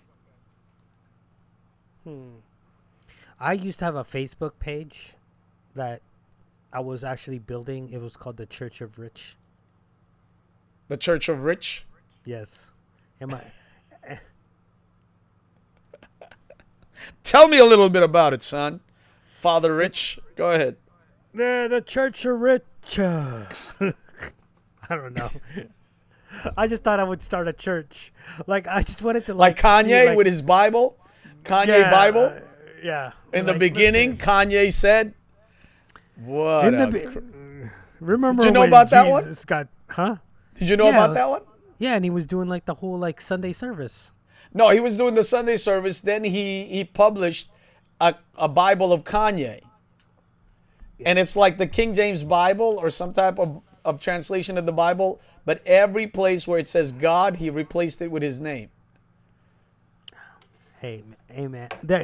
Look, at the end of the day, we are all content creators, and we're all doing like there's a little bit of genius when it comes to that, though. Think about it. Like, but Kevin, you know what? I'm just grateful that the photography side was actually done. I was able to provide her the photography. That was not the issue. It was more the video aspect. That's what's really was, and it's always been the video. And maybe I should just cut it off my thing. I'll just not provide video. That's it. You find your own video. Maybe that's what it is. That's what I got to do 2013. I'm no longer providing video because all my videographers, I can't keep them because I don't book enough. And the ones that I get are in and out. And so forget it. I'm out. You got to figure out. Or if I'm going to find a videographer for you, you guys are going to talk to them because I'm not dealing with their stuff. I can only deal with my stuff. What do you think about that, Rich? I mean, you don't know any, like, I know you're part of I do. This I know a lot of good videographers, but the thing is, they're already booked. No. I'm saying one of these, like, up and coming, like, YouTubers, you know, the guys that want to get into like the whole, like, Peter McKinnon space. Yeah. I know it's like you don't necessarily advertise the wedding, right? Like, I mean, the videography portion, but you could always bring them in to kind of shoot a little bit here and there. Like like a BTS type of situation. Yeah, and then, like, get their feet wet, and then eventually they can become part of your team. The only thing about it is that, again, I'm not a volume shooter, so if they become good, it's not like I could keep them. And weddings are booked a year or 2 years in advance. And so when my booking comes out, I can't be like, oh, you got to take off.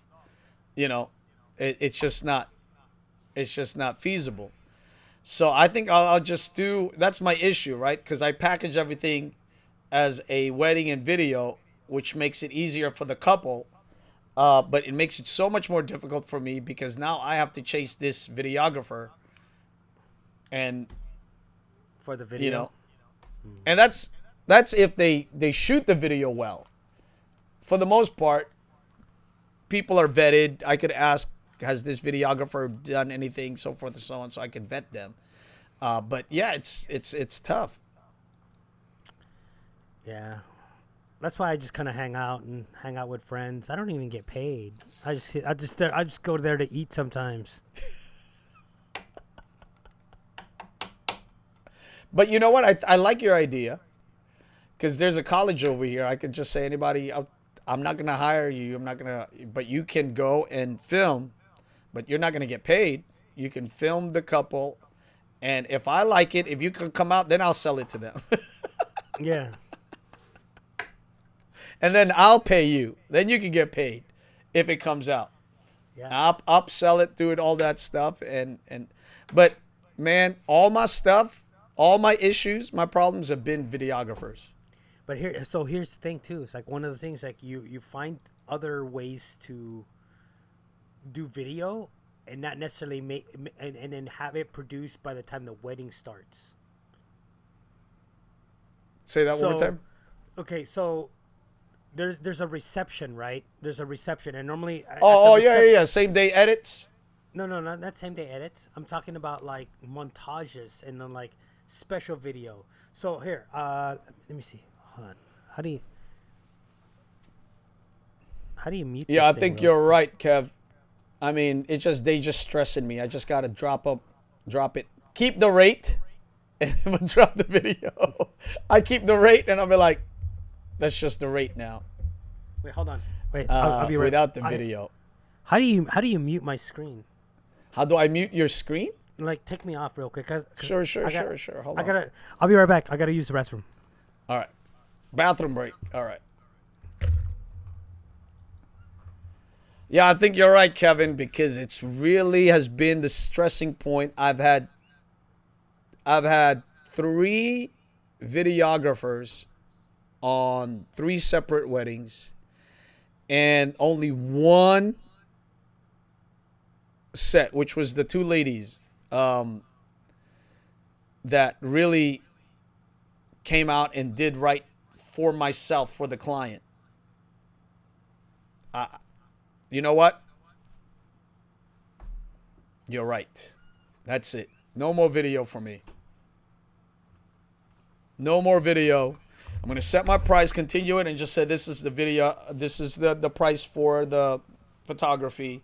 If you want a videographer, I'm not going to be able to provide it. I've gotten too many. It's just been a horrible part of my business. But I think it's because of the fact that I just can't keep them. I just can't keep them. It's like a good contractor, right? Who has workers. You got to continue feeding your workers with contract work because they're going to go and find another work if you don't have any. And then you're going to be left in a lurch trying to figure out where you're going to find another good worker because your good worker has just left for another job because you can't give them job back to back. So at least for me, I can manage my own quality, manage my own deliveries, manage my own stuff. Like this client, for them, I've delivered the pictures. It's the video aspect that they're really crunching on. And like I was saying earlier, I actually limit the amount of photos that I give to my clients just because I feel like as a professional, you know, you hired me to choose the best of the best and not to give you, you know, 500 shots of repeatable or repeated things. So for me, I take, let's say 10 shots and I pick one, which is the best out of the 10. That's my professional eye. And that's what I should give you. You shouldn't have to deal with all the other 10 that looks the same, but there's some imperfection on it that you don't know, but I know because I have the eye. So I limit my pictures, but I have to give them all the pictures just because I felt so terrible about this video aspect of it. Anyway, if there's some independent ones who you have relationship with, you can refer to your people, but they will work out. Right. Exactly. That's what I'm going to have to do. I'm going to have to say, look, there are certain people that I've worked with. These are they. You can work with them if you want. But I will not oversee that.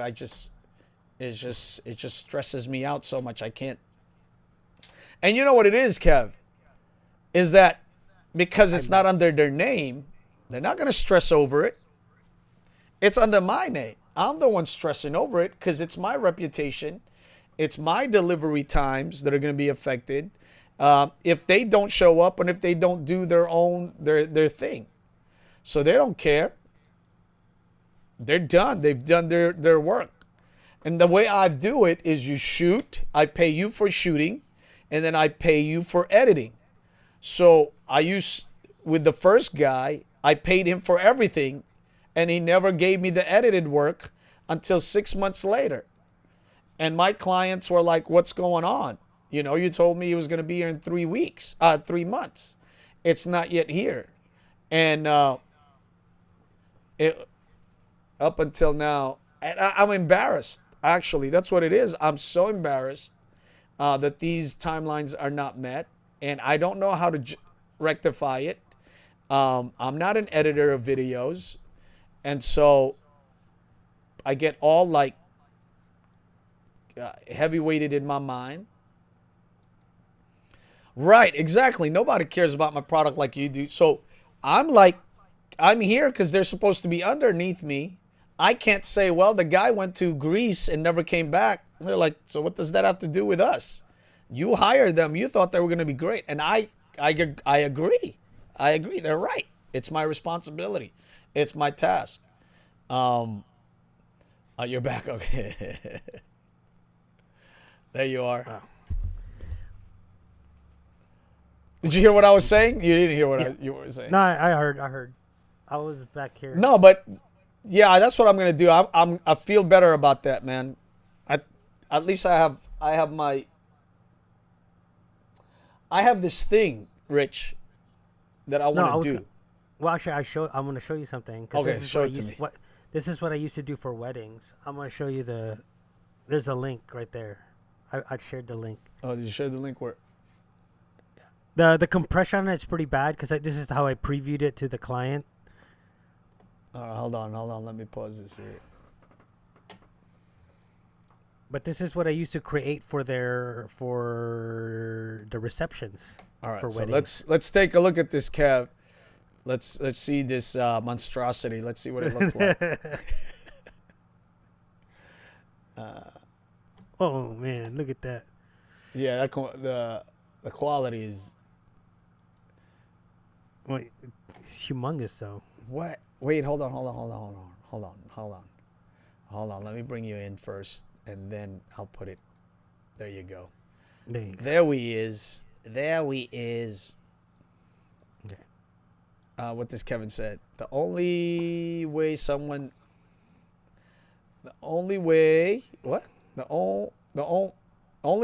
would know you raised your prices would be if they were referred by Plasco. Ain't nobody referring me, Kevin. In fact, this client, this couple loved me so much. I did everything. They were like, my cousin's getting married in Florida. You're the one shooting them. That's not happening no more.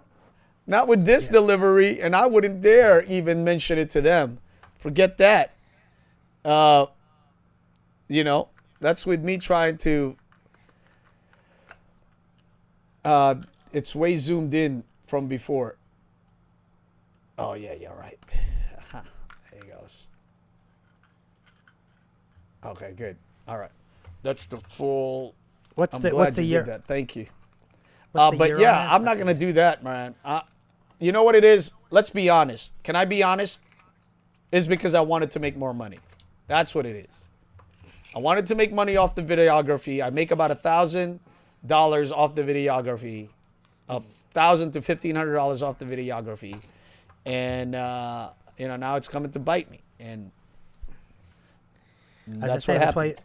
That's why you do things like this. Just play it, Lem, and you'll see. You're like, oh, I could have delivered this before. Oh, there's no sound. Audio? There's no audio?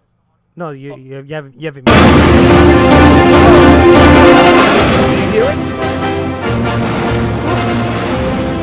Do you hear the audio? Yeah. You do?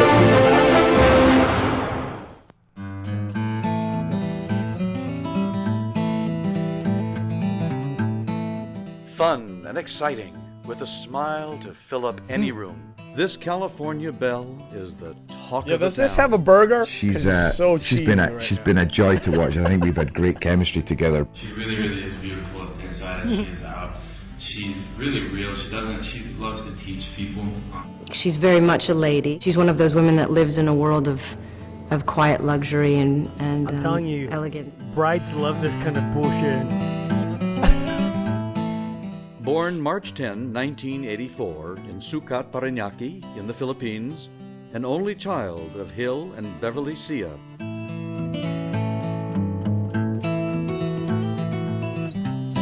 I think I'd be better at editing now.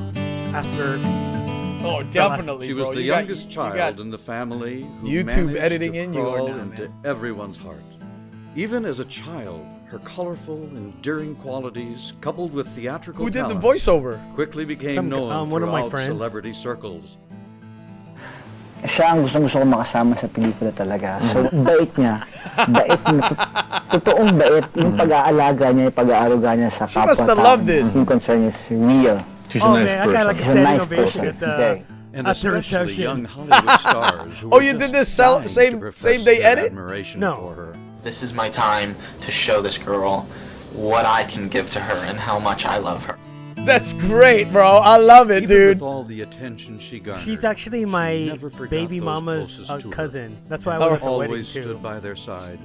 She and I have been friends for a very long time. We're supposed to be best friends, so it was nice to have that. Especially her family.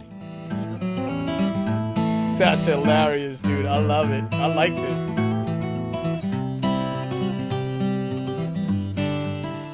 She is a gem, man. Ray of sunshine. Yeah. She's a bit like me, champ. Yeah, man. Yeah. She's one of those type of people that you can't help but be in a good mood when she's around. Yeah. She just makes everybody happy. But With this an was eye back to in the the day when future, we didn't have a lot of she like set video. sail to find But now we would. Mr. Right. She just wants to look toward the future and what she's focused on now, which is really her husband. A man of men, an athlete, a patriot, admired by many. Yeah, it does have a with meme good quality. Midwest work ethic. Alonzo Booker is one cool dude. Yeah, you're right, Kevin. This is cool, man. I'm saying, but you could just do this guy. Cool, confident, rolls in, does his thing, rolls out. A lot of trust between he and I. Needless to say, I like him, I trust him, and I enjoy working with him. People must have been dying, dude. Yeah, dude.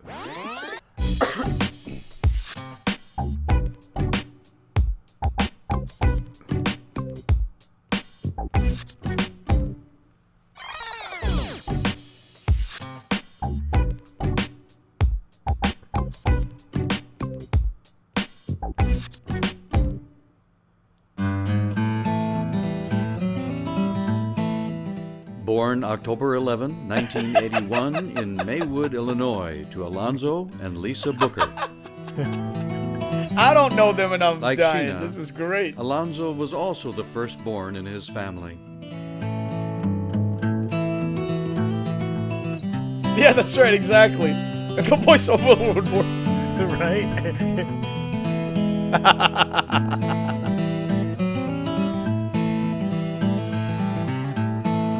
Just cut and paste the whole segment. He's just really special. Right, exactly. He figures out a way to make everything fun and funny.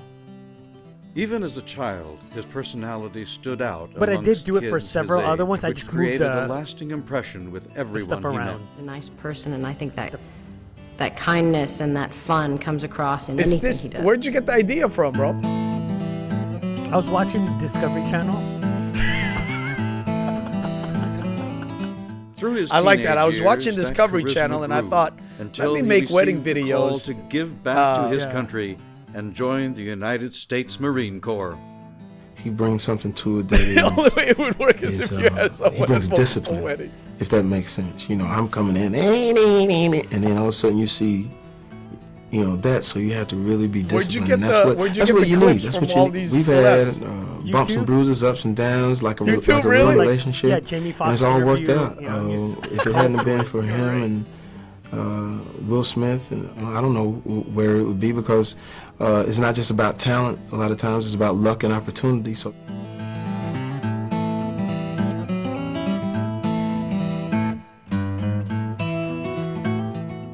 As a staff sergeant in the Marines, Alonzo traveled the world for his country while enjoying it every step of the way.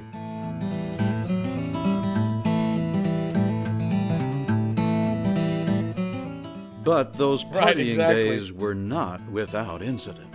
We broke up for 6 months, had a little hookup late one night. Did you and Photoshop it that, resulted dude? in my beautiful son. Yeah. After a long courtship, Alonzo took aim and finally popped the question on May 10, 2010. You think the response was positive?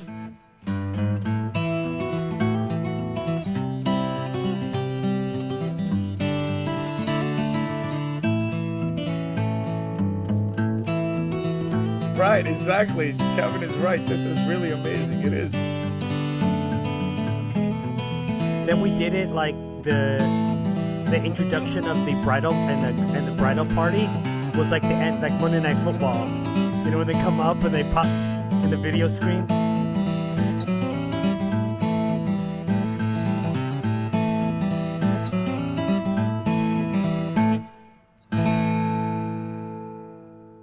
Now an instant family, they're both looking forward to a bright new future.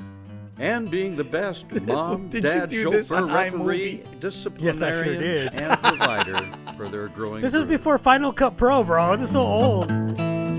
Final Cut was there in 2010, right? Or whenever it was. Was this 2010? No. This was when they got together in 2010. May 10, 2010. Yeah, no, it wasn't. It was just iMovie back then. What year is this? That doesn't say. 2011. Okay. Yeah, it's back. It's a tough situation. It's really sad. It's sad. Plenty of fish in the ocean. I feel that This much is worse. amazing, man. I can't believe you didn't make any more money on this thing then.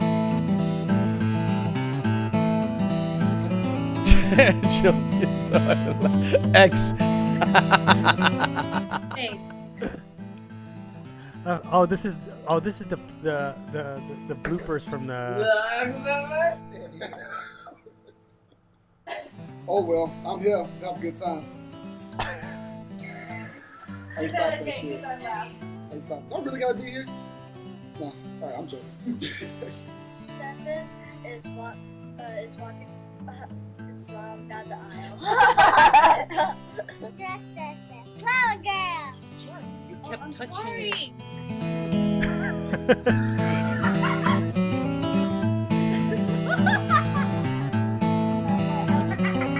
Matron of honor, cousin, and right. I mean, no. That's your ex? No comment.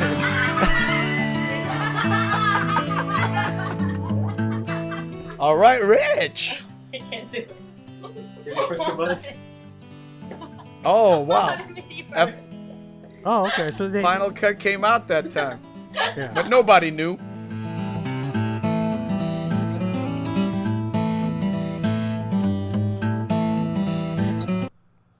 Nice.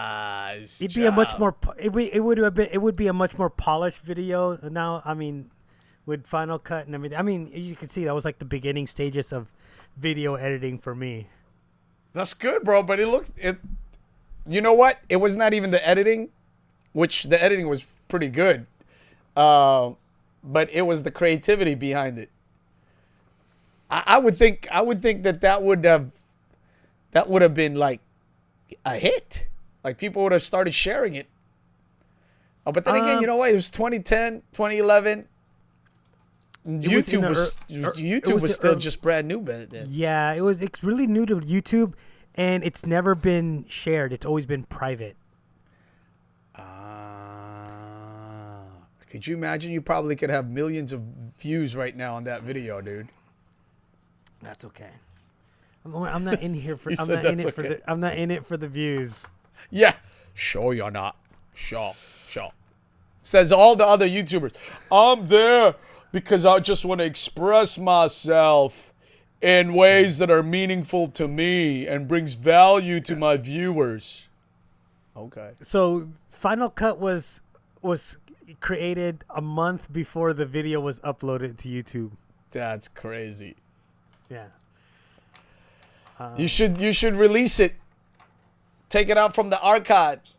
Launch it into the world and let them see the brilliance of Rich Benares. Did I say your last name correct? Yeah. It's close enough. Isn't it crazy though that after even uploading it to YouTube and providing all that, it still took me 6 years to start my own vlog. Insane. Yeah, see, you mean you can scale that and have multiple versions after you had all these celebs. Yeah, I think, bro, that would be like, I think you could actually get hired doing that. Then the celebs will come after you, and then you will have no more money left. Actually, Kevin, the celeb clips were not that hard to find because all you have to do is you could just type in like Jamie Foxx presser, and sometimes they'll have the whole presser with every single star all in one video, and you just download that one video, and now you have everybody's clips all on that one reel. So 5 or 6, 7 people, depending the director, depending on the star-studded cast. Oh man, how long we been here, bro? About an 2 hour. hours. About 2 hours. I'm not gonna do the 5-hour marathon that LGL used to be known for. Don't you have a live today? Don't you have a live in your group on your page? No. I was gonna go live, then you went live. Then I figured I just hang out here. Yeah, I probably will rebroadcast this on YouTube. Just dump it over there on Lem Drops. Whoa! Hey, by the way, you gonna drop this on Lem Drops? Yeah. Guys, subscribe to my channel, www.youtube.com/Rich Benares. You can find me on Twitch TV at Kuya Rich. I'm just kidding. I love it. I love it. Send it on Facebook, and I'll copy and paste it and put it on the.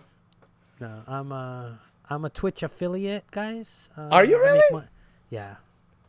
Are you making money off of Twitch? Of course, it's not about the views. Don't even say that. It's all about artistry and all about providing value. No, I mean, I'm trying to do something on Twitch. I'm trying to funnel people in. I have a channel. It's a semi-secret, not so secret channel.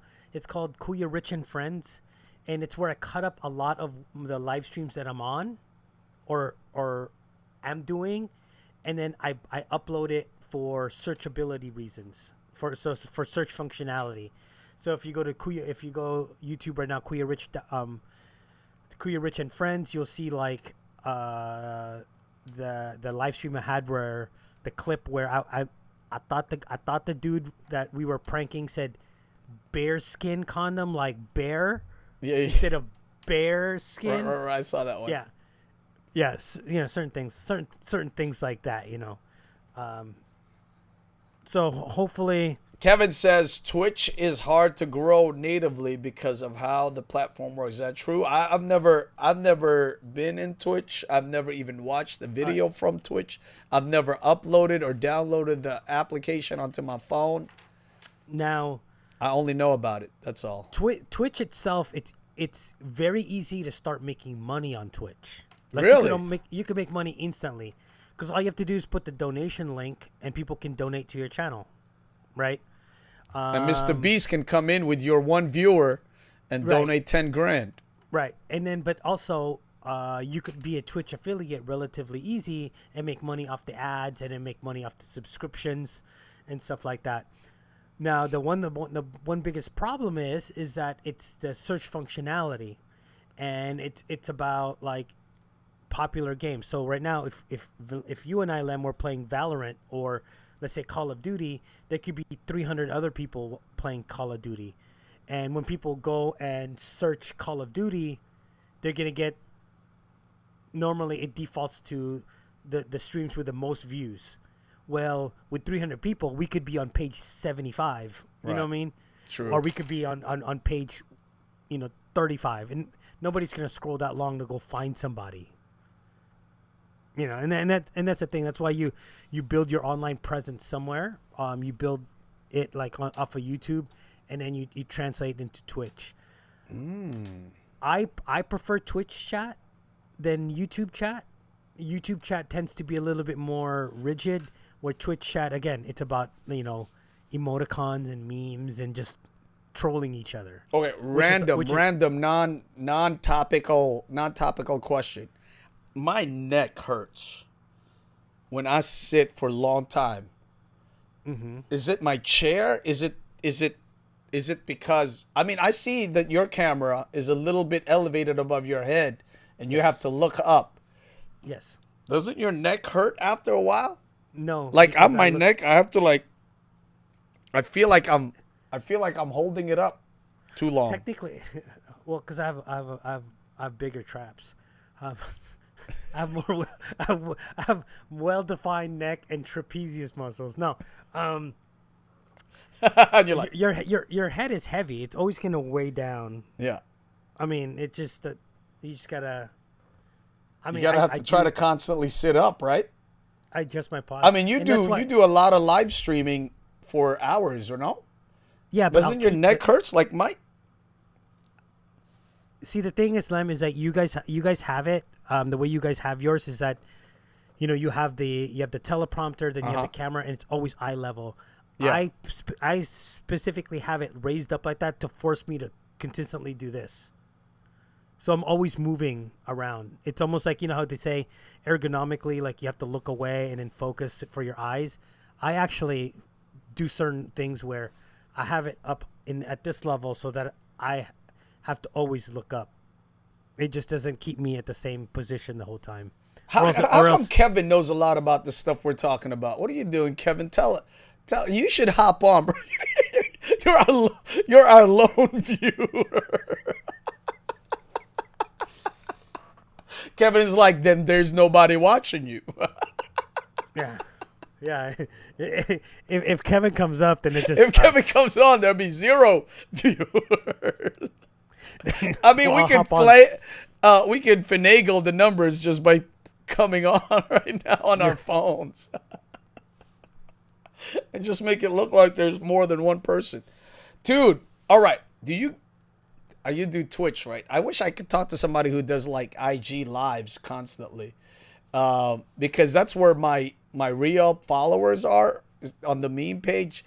You know, right now I just hit 16,000. I'm about to hit 17,000 maybe in a few weeks. If not, hopefully not the end of this week, the end of next week, which is only 300 followers, because I have 16.7 right now. But like, I feel so awkward on the lives over there. But then again, I always feel awkward when I'm by myself. If I'm by myself and I'm not talking about the things of God, like Bible and stuff like that, I feel like a fish out of water. But if I'm like talking about scriptures, if I'm teaching, I'm good. But if I'm talking about other things, I have to have somebody else to chat with, because my own ideas about other things, I normally have not thought about all of those things. Do you feel that because you have of the ministry side that you have No, to be because very all my careful? life that's been my mind. I've been studying it. I hear it. I watch it. I listen to it. I talk about it. That's the only thing I've done. I don't talk about anything else. No. I'm saying, is it? I mean, does it still like? Are you more guarded though? About what Concerning? you say about? Well, I mean, because of the ministry side. So, like, yeah, there's a lot of things that we could talk about, but there's also a lot of things I would never bring up because of your ministry side. Yeah, well, you know, like online, you know, when we're off online, I do jokes and things like that. But yeah, you're right. You're right, because on the memes, even for a long time, even for the 2 years that I've had the IG account, I've always had that conflict. Should I show my face? How about one day if the Lord opens doors for me and I become, become known? Now I'm going to be known as this guy that does memes, and it's kind of like, for me, it's... Lem, if the Lord opened the door and saw your face, he'd probably close it too, though. You know what I'm saying? I love that. That was good. That was a good one. Write that down, Rich. Write that down. I think it helps to have a topic you want to talk about and do for the live that they... Yeah, so I used to do... Remember, I used to be not big, but I used to do Amazon Lives twice a week. And what I would do is I would talk about photography, and then I would talk to photographers. First broadcast, I would talk to photographers, professional photographers, and what they did, and then I would talk about photography on my own. But yeah, I think you're right. There is some guarding, like when I do the memes, it's very snarky, it's very sarcastic. But personally, I can't find myself like being sarcastic to you. Like, I can't be like mean. I have to laugh if I say something like funny, because I'm like, I don't want to make sure I'm kind, but like on in a meme, you understand you're here for that purpose. And well, that's why the reason I'm asking, because today, when we were joking around about your app, remember, and I just kept posting things.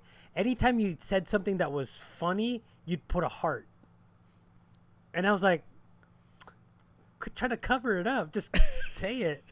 Like, I get it. Like, I'm the one person that you don't need to be like, like, I'm just kidding. And I'm like, so yeah, for me, it's always like that. Like, I want to make sure I'm received well. I want to make sure that people understand, because, ultimately at the core of who I am, I believe that, everybody is loved by God, and that everybody should get to know Jesus, right? So for me, there's always that avenue. Like, even now, like for me as your friend, I'm like, I have to be fully honest with Rich, because he's honest with me, and I have to be honest with him, because in that way, maybe one day God will open a door for me to talk to him about the gospel. So it's always in the back of my mind. And so I don't want anybody that does not know me to just come across and be like, that's a preacher. You know what I mean? Because they don't know who I am. Yeah, You but know but me. We've had a relationship. But like reading online, if somebody like, wow, that's very sarcastic of that pastor. You know what I'm saying? Yeah, but then you could say, hey, you know what? I could be sarcastic, pastor. I mean, do you remember the time when Jesus got stoned in Galilee? He never got stoned.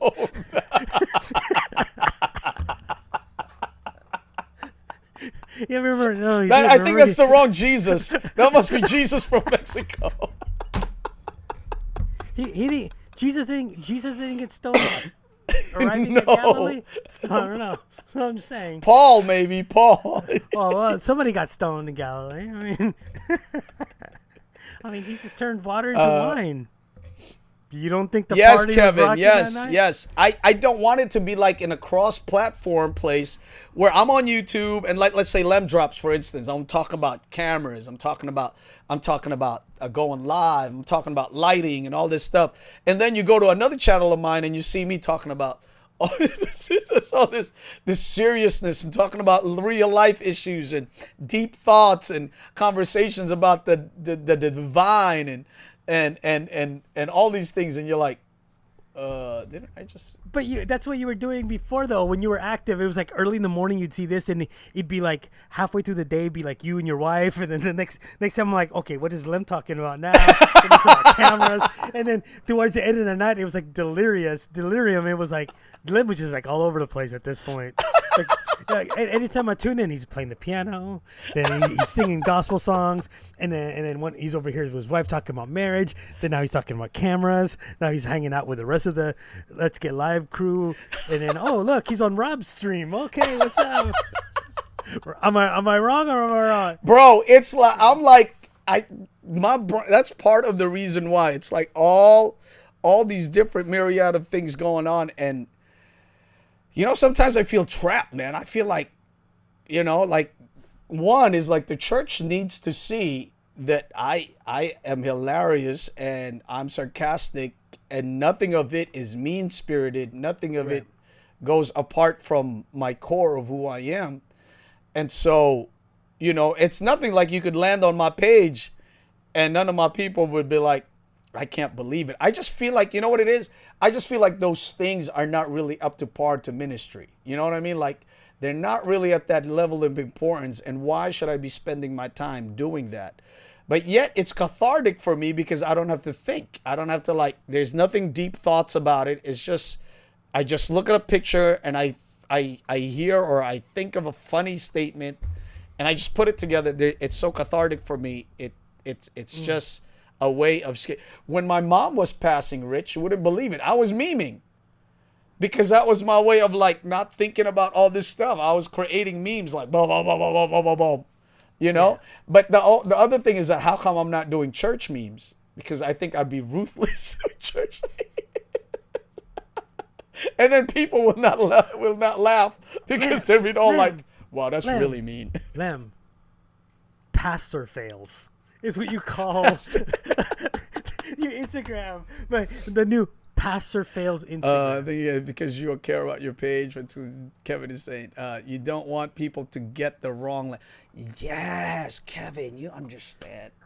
No, so what is it? What is it called? Well, you know what? But it's not the wrong Lem in a sense that it's nothing that is apart from whom I am. I just think some of it is not valuable. Like I shouldn't be spending time on that because it doesn't really promote the gospel or it doesn't deepen people's lives. But yet, you know what? You know what's funny, Rich? You can't believe it. How many photographers have told me, thank you so much for this page. You have helped me through the pandemic. It's like, you couldn't believe it. They're like, thank you so much. I appreciate what you're doing here. Thank you for making me laugh. Having to forget about all this other stuff. Thank you, thank you, thank you, thank you. And then I tell them, why aren't you buying a merch product for me? No, but here's my question. Buy a shirt if you thank me so much. Lem, you're saying it doesn't benefit the gospel or doesn't whatever. But at the end of the day, as people get to know you, then you're able to introduce them to the gospel the proper way with a lot more feeling and a lot more bite, so to speak. Yeah, and right? you know what? I'm in that thing too, Rich. I agree with that because then I feel like you can say to me, I know Lem. he's a good guy. He loves the Lord, and he's a real dude, you know. And this guy's not. He's not fronting. This is who he is, and I would rather hear the gospel from him than some guy that I do not know, because I know he knows the word, but I also know he's not uptight. You know, he can joke around, and I know that we could bum around, and he's not gonna come in and beat me up with the message every time we meet. Yeah, and you know, people are hypocritical, right? Like they'll say, oh, that's not a real pastor because he doesn't produce the gospel a certain way. But these are the same people that are forking out their tithes to pay for some pastor's G6, right? You know what I'm saying? Like, but you know what I mean? It's like it's so judgmental. Like, oh, that's not the way you do it. Well, what is it? Is the way to do it enough for have the whole congregation pay for a private jet for some of these guys? Is it, you know, tell me where it says in the Bible that it's okay for Joel Osteen or wherever to live in a mansion that's 70 times more expensive than anybody in his congregation. I mean, I get it. I'm not gonna talk shit about. I'm not gonna talk smack about him. But you know what I mean? It's a broad scope, and nobody should ever point fingers. But I mean, Kevin is really kind of exploring it. What are you, a psychoanalyst, Kevin? You're a teacher of preschool students, right? Yeah. That's why you have such great insight. I think you're hitting it on the. That's just always been my struggle. I'm trying to do it more in the church when I do my delivery, when I'm sharing the message. I'm trying to allow kind of like to connect with that part of me, which I think is more enjoyable. Actually, it's more like I can listen more when I know the guy is making fun, he's throwing shade. Like, for instance, I was talking about good looking hair, and I told the church the other day, unlike all of us that have ugly hair, unlike all of you that have ugly hair, you know, and it was like, oh!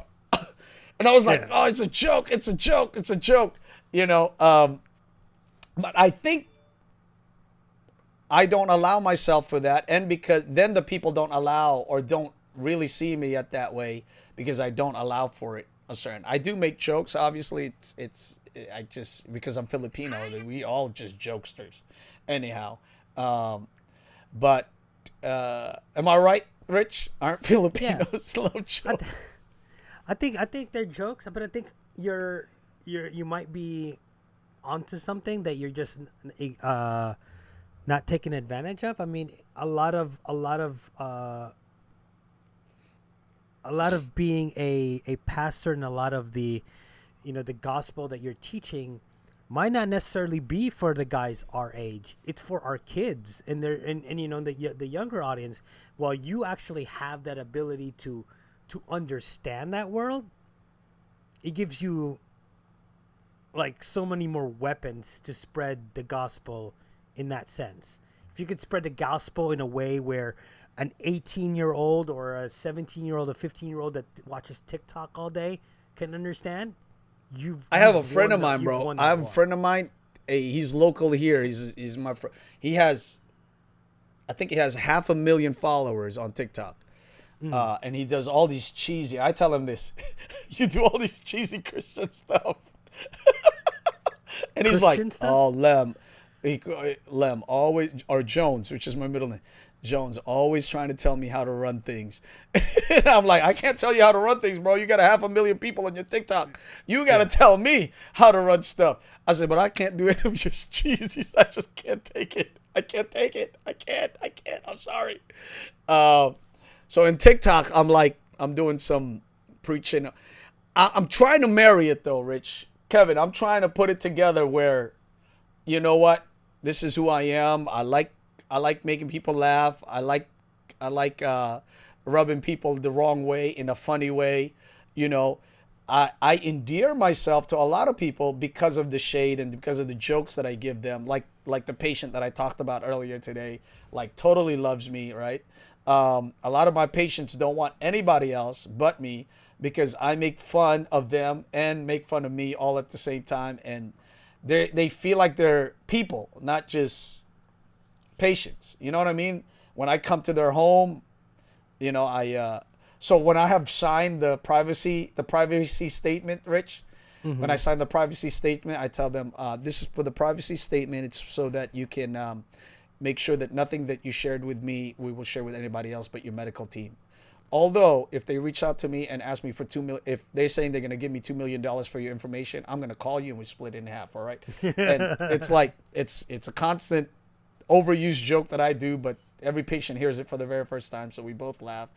And then I also do like, you know, like eyes, how's your eyes? Can you see this? You see with your glasses? How's your do you have all your teeth, you know?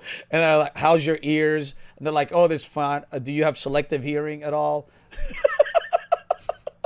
Do you suffer from selective hearing? And they're like, what?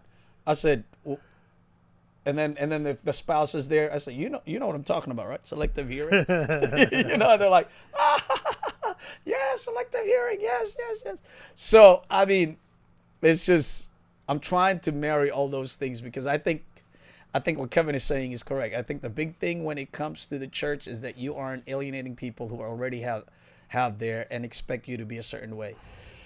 Right. And I think the expectation to be a certain way is brought on by me, not by them. You know, I think it's my own perception of what a pastor should be or what. But I would think I was cool, man. You run a meme page, isn't that a little, a little like not something a pastor should be doing? I can't see Jesus like trying to be making memes. You never know. Jesus, I mean, like, you know, Jesus was born like in that era. I mean, you know what? He was born in a manger. Talk about a meme, right? The King of Kings coming down in a manger. That's a meme. Mean, that's true. He would he could have been a YouTuber. But you know, it's like a, you know, memes, the jokes of any kind is only funny by the juxtaposition or like the irony that you put into it, right? It's the irony. It's very ironic for the King of Glory, as we believe him to be, to come down and be in a manger. It's very ironic. That's what makes it so powerful. You know, and meeting up those yeah, you know, like I said, I'm fleshing it out, and I think I'm a better speaker now this year than I was last year. I find myself connecting to my message a little bit more rather than just saying, oh, this is going to be a good message, people need to hear it, but rather for me to say, you know what, this is a message I need to hear, and I would like people to really follow and be a part of it. You know, bro, it used to be kind of like, even going live is like, oh, what am I doing? So for me, when I'm by myself in an IG setting live, I get all like anxious. I don't know what to talk about. And you have people from different parts of the world say, what's up? Oh, you finally see you. What's going on? I love your memes. Blah, blah, blah.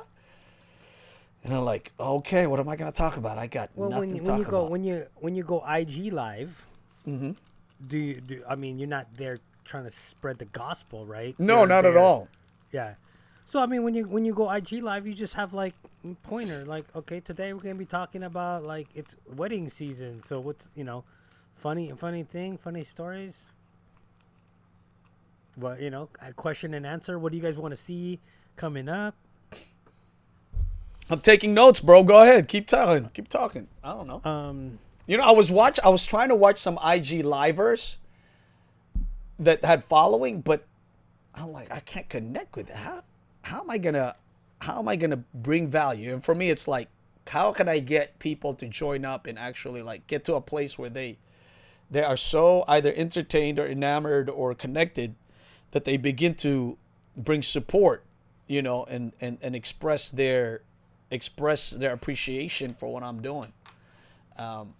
You know, who knows? Well, when the last time when have you ever tried it on IG? I go live. I went live last week just for like 10 minutes. How many subscribers? No, that 10 minutes is not long enough. Yeah, I was like maybe 10, 15 minutes. Maybe about 11 people at most. And you know, I'm going live at like dinner time almost, you know, like when people are not going to be on their phones or. Yeah, but dinner time for you is not dinner time for me. This is true. But I had people, So yeah, about Lem, you know what? normally about Lem, 7 to 11 people You're making a hang lot out of with me. excuses right now, Lem. Say You're that making again. a lot of excuses. There's always something. It's like it's almost like your what is that thing called? Your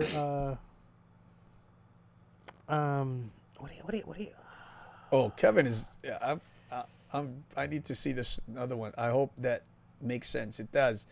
This is the thing. I know your audience. This is the thing. Know your audience and remember time and place. Yes, correct. I agree. IG Live is all about people looking for a connection, for people being real people. Yeah. All right. I just think that there's something stopping you, like imposter syndrome. That's what it is. It could be. It could be. I went to a workshop where somebody said, "Oh, the creator of Memes for Togs is here," and photographers looked around, and I had several people ask me to take pictures with them, and I'm like, "This is crazy." My daughter calls me, "Dad, you're a micro influencer." Yep. I'm like, I guess. Yeah, she's right, but you have to, I mean, at some point you're gonna have to leverage it, and you sit. Well, there I'm and leveraging it some. I mean, right now there's a few companies that are paying me, to post and to make memes for them, which is crazy for me. But I'm using that new app, bro. That new app, Memes for Togs, merch for Togs.live/ link me. Yes, that new app. Link me, merch for Togs.live/ link me. Anyway, I'm hoping to leverage that because last month, man, between Facebook and IG, I have about over 300,000 reach. So But they're first of not all, big numbers, but first of all, 10 minutes is not enough. You know that, right? really? Yeah, it's not enough. What am I going to talk about? All right, so how would you start? Okay, how long? We've talked about this before. Why do people have those dumb like countdown timers? I hate those, by the way. I hate those. Yeah, but how long do they normally put it for? Well, most 5 minutes. Yeah, why? Do people aggregate? Exactly, but what I'm saying is that at 10 minutes, you're just getting started. So if you do 5 to 10 minutes, 10 minutes is actually the where you are going to get the most people that come into your stream, like around that. So if you end it there, I agree, Kev. That's true. Like Twitch. Like I tell people, if you want to be on Twitch, you can't stream for an hour and a half. Like if you really want to be popular on Twitch, you can't stream for an hour and a half. You basically have to say, I'm going to do this and I'm just going to dedicate myself to streaming 8 hours a day. So the ones that are 8 hours a day, holy moly. Yeah.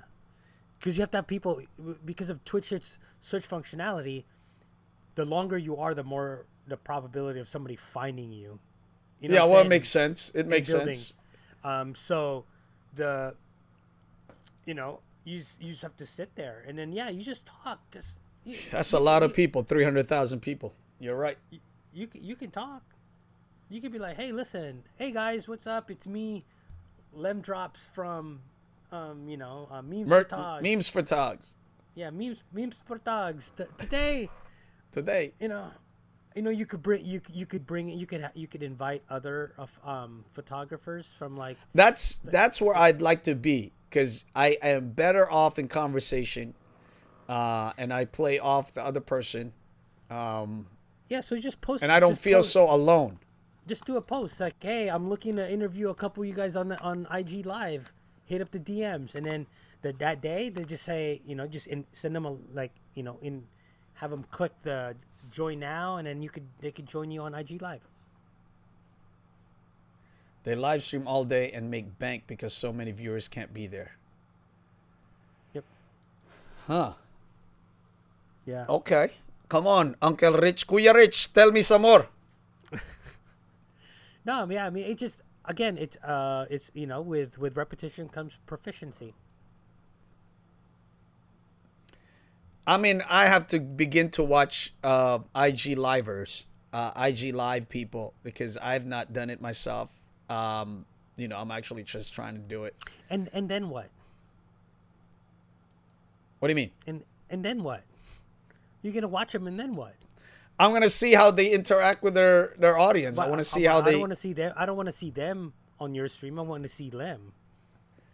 No, I get it, but I'm saying for them, while I'm watching to see how they interact with their All audience. I'm saying is you just do it. You're just another excuse. So okay, next thing you know, you're like, oh, I haven't had the time to look at any IG guys. Oh, I haven't had really, like, I don't know. I've been watching a couple. Not to say that I haven't gone live. I've gone live. I have receipts.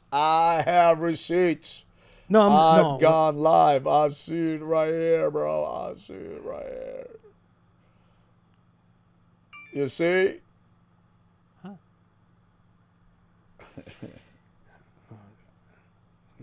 Look at that. Look at that face, okay? Look at that face. See, I've got... Oh, that's a video.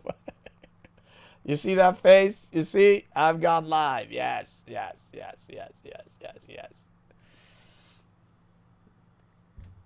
God, did you... Several times, you see? Oh, bro, this is the thing that I was talking to you about the Sony. When you ask new Sony users why they switched. Want to listen? Oh, wait. Oh, I got it on my... Wait. There we go. Why? Is 5 people. I actually asked myself this same question last Sunday. Well, not the Sunday we just had. Like, the Sunday before the last... Not this past Sunday, but the Sunday prior to that one. So it would have been, like, 8 days ago, because it would have been 2 Anyways, you must be on the edge of your seat, literally, because I know the answer to this. So the reason that buses only have 5 seats and cars have 3 is because the wheels on the bus go round and round. Go round and round. and the wheels on a car don't as much. So, it wasn't this Sunday, it was the...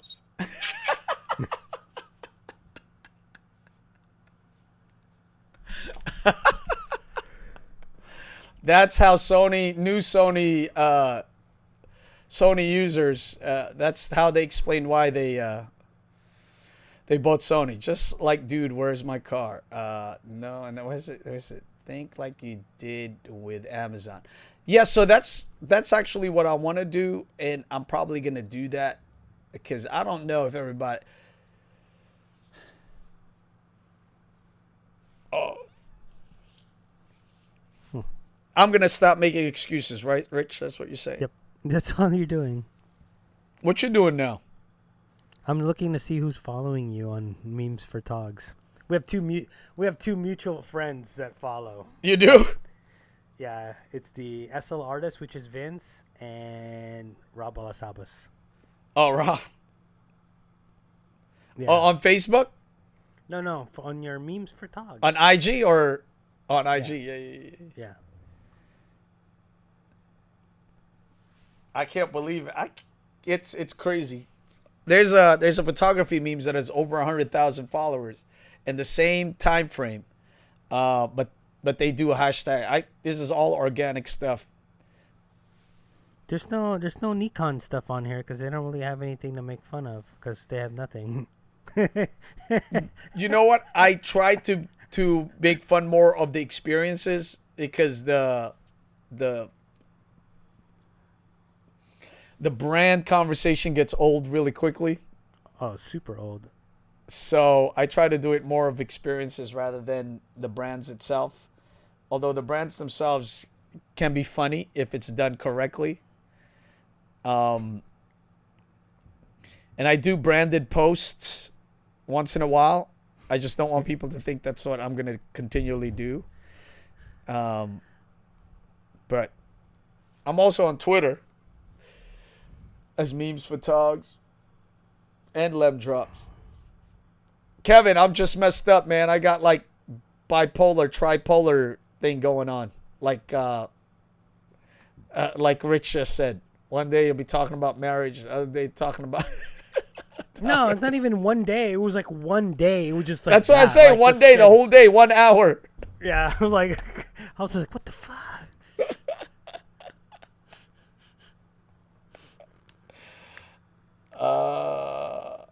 Really? There's a new IG feed that's coming up?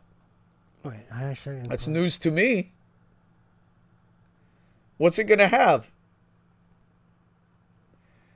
Oh man. I'm frustrated by the IG feed style right now because why? For some reason when I'm looking at this, a lot of it's like recommended, and I'm like, there's a reason why I don't follow these tit heads. You know what I'm saying? Right. Like I just want to see who I follow, not don't suggest. Just because I love the 49ers doesn't mean you're gonna suggest the Raiders to me. Like it doesn't make sense. Right. Just because they're in the NFL. Yeah.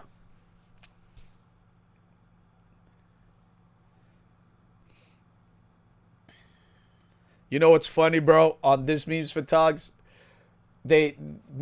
photographers come in there and they start learning stuff they've never heard before. They're like, I've never heard. Is that a thing?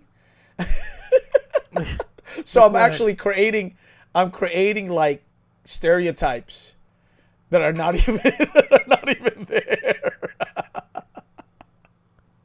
Like what? Like I make fun of people that use the OG straps, the neck straps. So I'm like, when a tenured photographer sees these people with the strap on their neck, we think, okay, you know, like in our minds, we think, what is going on here? Why are you wearing that? Why aren't you wearing like a harness or like, you know, or yeah, exactly. So when a regular strap, so nobody was making fun of people with straps, right? No one.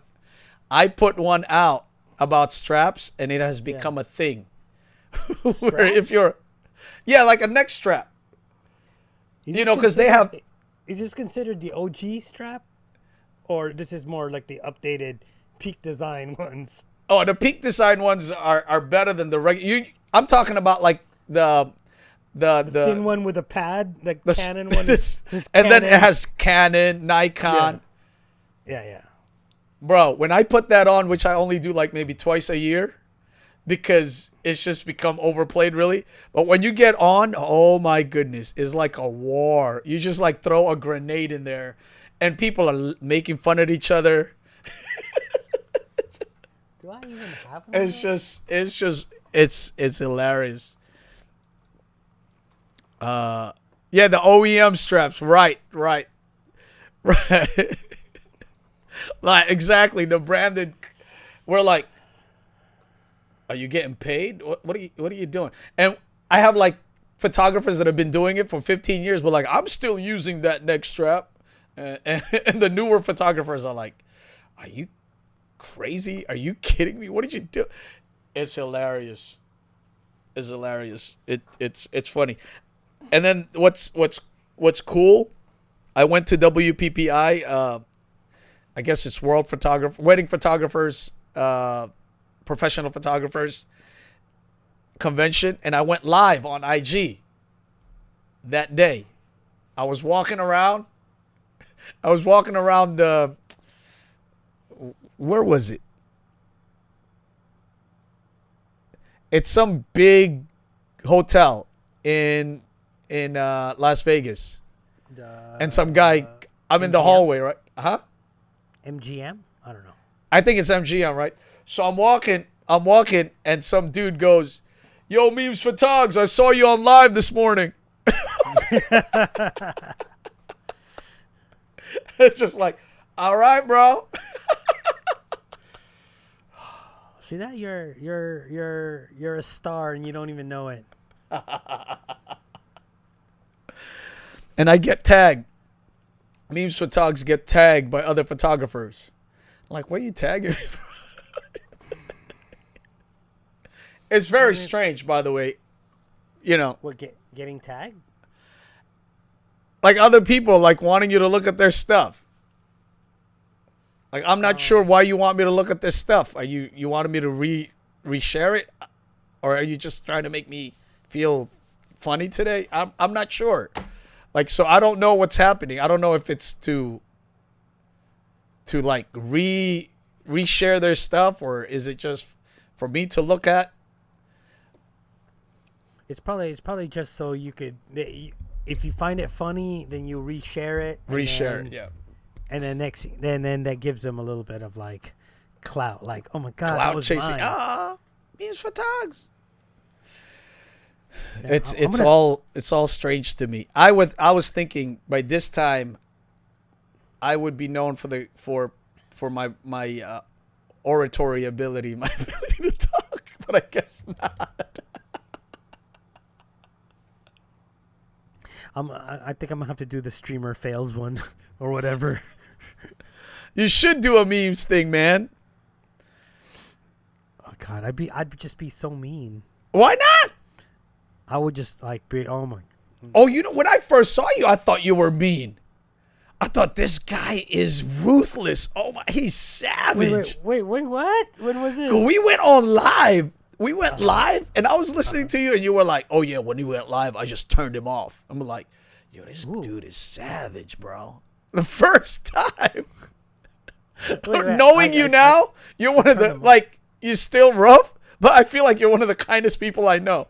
But when we first talked, I was like, yo, this guy is just cutting people off. He is like deading them right while they're just beginning.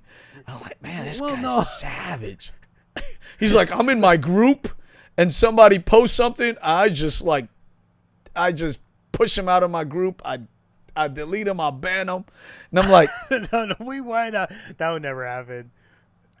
Dude, that was the first thing. The first time I ever met you on a live, you were saying these things, and I was just like, yeah, that is so rude. No, sometimes people ask, right? Like, and I think, okay, so I'm gonna tell you a story. So this is lady. She joined the San Diego YouTubers group. You should, Kevin. That would be hilarious. You should. Shit, my students say. Oh my god, that would be hilarious. No, so this lady, she joined the San Diego YouTubers group, and every other Wednesday we have. That's the one. Yeah, the San Diego YouTubers. Yes.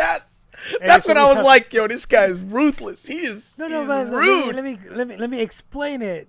So basically, she was like, she came in there and she was like, oh my god, like, YouTube hates me, you know, and as soon as people say that, I'm like, you're done. That's it. I'm like, but anyway, we kept letting her talk. She's like, yeah, so YouTube just doesn't like my new content. And we're like, okay, and then so she just kept talking about it, and I'm like, so finally I was like, okay, so what exactly happened? She's like, she shared her channel. I'm like, oh, so you do like ancient Chinese weight loss secrets, right? You know, like that kind of like with the ginseng and herbs. Yeah, and it's whatever, pretty cool. Like it's pretty cool. She's getting like thousands of views per video. She's like, yeah. And then I went away for a couple months and it came back, and then YouTube. Nobody's watching me no more. Nobody's watching my video. I'm like, did I watch her? Then we look at her channel, and she's like, she immediately went from ancient Chinese weight loss secrets to coronavirus coverage. And about how like Trump is this, and I'm like, and then she's like, and then I have this beautiful video that nobody's watching, and I go, it's your citizenship day. You know what I'm saying? I'm like, and I'm like, nobody wants to watch that. Like, and then people. No, you see, like, either I was uberly sensitive back then, and now I'm just like, I'm more in tune to my sarcastic side, because that sounded very nice. But what you said back then, no, that's exactly was like ruthless. It was cutthroat. It was like just deader. I was like, yo, This No, guy, I think man. that's dead. Look, Savage. you might have. You see, I'm saying that's how rumors start. No, it's not would true. explain You it- didn't say that. It's not, you're right. I would explain it the exact same way. Like, nobody wants to watch that video of you and your swearing in or your coronavirus coverage when for the last year people have consistently watched ancient Asian. That would have been weight loss cool, videos. man. If she had continued that, she would have gotten more followers. It just look people just are.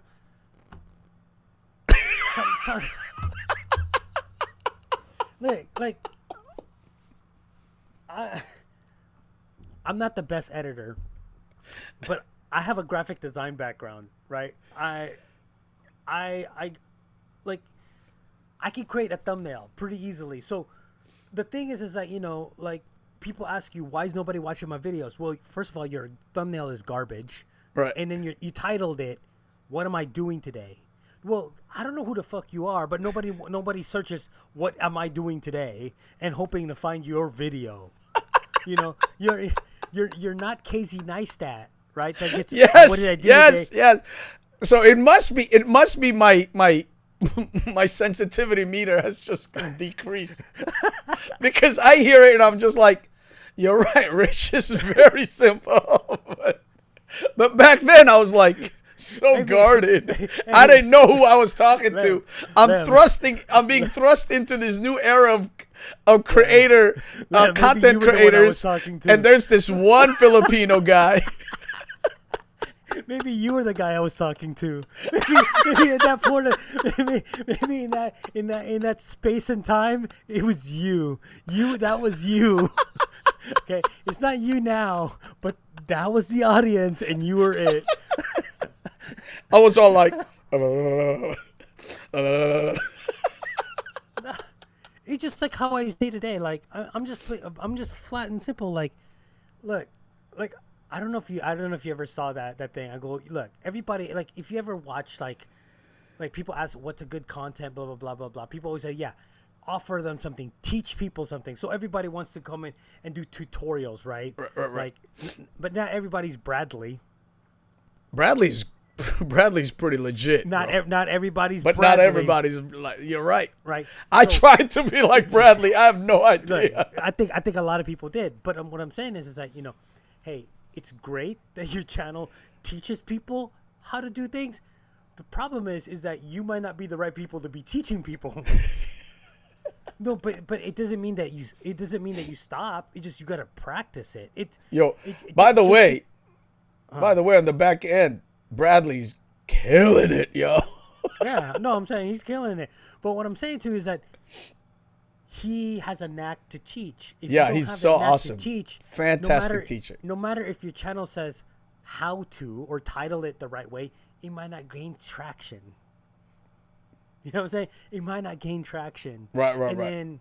And then all that does is that it kills whatever hope and dreams you had of being a quote unquote content creator. Like, I'm just saying, have some reality. When Casey Neistat was not Casey Neistat before he joined YouTube, right? It took him years to get there, developing shows for HBO, for MTV, or whatever. Really? Finally, yeah. Casey Neistat has a full-on documentary-style background. Like, Peter McKinnon didn't just pick up a Canon, a 1DX, and all of a sudden shoot YouTube videos, and then a year later have 4 million subscribers. It doesn't work that way. There's years that's built up to get them to that point. You're not seeing all the lack of sleep, the hard work, and all that stuff. All you're seeing is the finished product. The quick way to make a buck on YouTube. Go and do a how-to video or provide people with value. Well, sometimes the value isn't necessarily like black and white. It's about entertainment is a value. Just being able to hang on and say what's up to people or provide them with another view on other things is value. It doesn't necessarily have to be a tutorial. And the reason why I know it is because I've gone that route too. I'm not going to be like, oh, I've never gone that route. I'm like the high. No, trust me. I have like Rich Benares' how to whatever's like the playlist on my channel. You know what I'm saying? And it's like, Some of them are successful, some of them aren't. So that's just the way it is. What did you see? Did you see Doc when he used to be the body double for Vin Diesel? You never seen that, bro? No. You never seen Doc and when he was Vin Diesel's body double? Hold on. No. Doc Rock. All right. Oh man, tutorials. Is it the tutorials? Tutorials. If I spell it wrong. All right, Kevin, drive safely. He's going out? Or is he going? He's going to LA tomorrow. Oh man. Oh, what time is it over there? Oh, it's gonna be almost 12 o'clock over there. When I used to live in LA and I used to drive to San Francisco every weekend, I used to make it there in 4 hours, four and a half. But that was when driving from like, Frisco to LA is the shortest 10-hour drive I've ever driven. It's like, it's driving California. Anyway, driving California versus driving the East Coast. Yeah. Is like, I drive 3 hours here and I feel like it's 7 hours. You drive 7 hours there and it feels like 3 hours. It's so different. It's weird. You said the shortest 10 hours. I used to drive up 4.5 hours. Bro, what were you doing, bro? Were you killing? Yeah, I would just I'd basically go 100 miles an hour. Whenever I get near an overpass, I'd slow down because the cops are normally on the other side, and then continue on. And gas was only 99 cents a gallon then, so you could make it up there on $15 going 100 miles an hour. Look at Doc, man. He's gotten so polished. My man. I know he's going to kill me.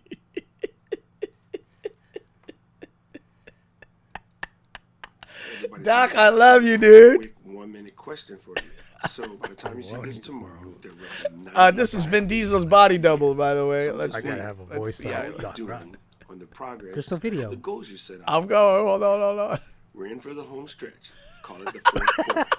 That's funny. It is almost the fourth quarter. Anyway, call it the fourth quarter. Are you going to hit your goals? Are you going to miss your goals? And what can you do?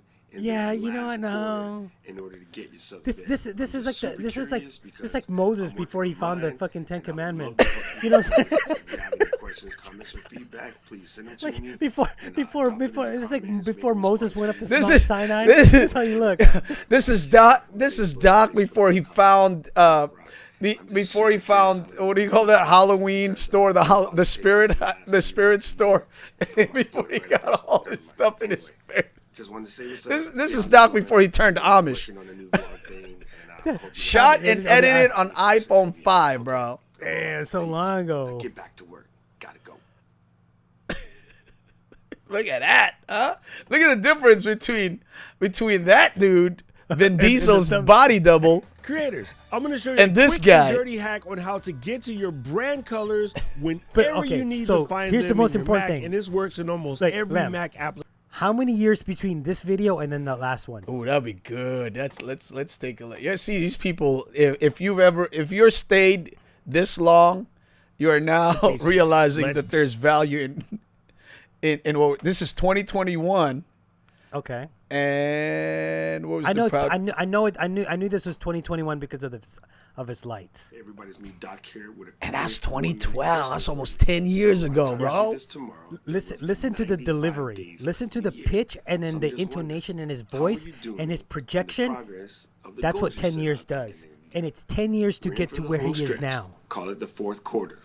That's funny. It is almost the fourth quarter. Anyway, call it the fourth quarter. Are you going to hit your goals? Are you going to miss your goals? And what can you do? Now in stop this it. last Now stop quarter? it. Go to the other one. Go to the other video.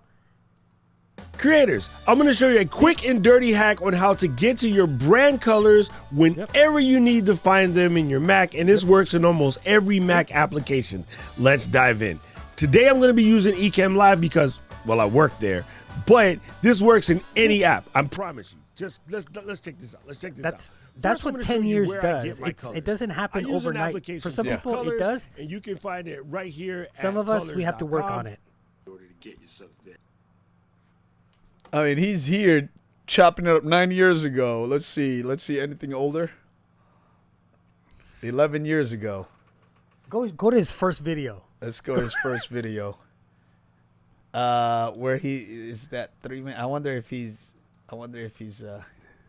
Hello. Do we see him? No, this Once is a you're faceless inside one. the setting button, what we're gonna do is go into the languages, but just go ahead and. What's that iPhone 4? Let's go here. Me at Doc Rock on Yo, the iMovie lower third. Will you follow me? I will follow him. Follow him wherever he may go. There isn't an ocean too deep, a mountain so high it can tweet me away. I will follow him. On Twitter? Ever since he touched my tweet,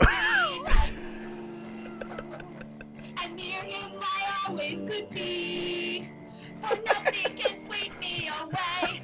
He is my destiny. Who could have known? Look at that. Look at that. Who could have known? Who would have known that dude can grow a beard? Number one, the size of Moses. What's this? Losers make excuses. Losers make excuses. Oh. Look at Doc, right there. That's gonna be the thumbnail of our video when it drops on YouTube. No, like this.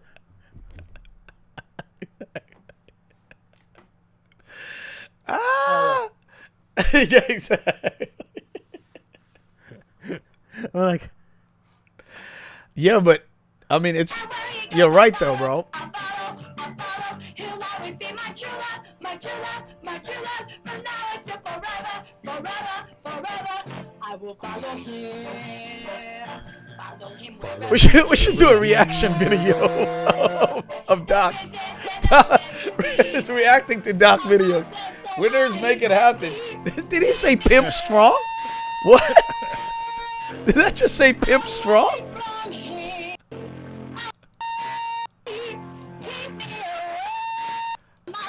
There it is.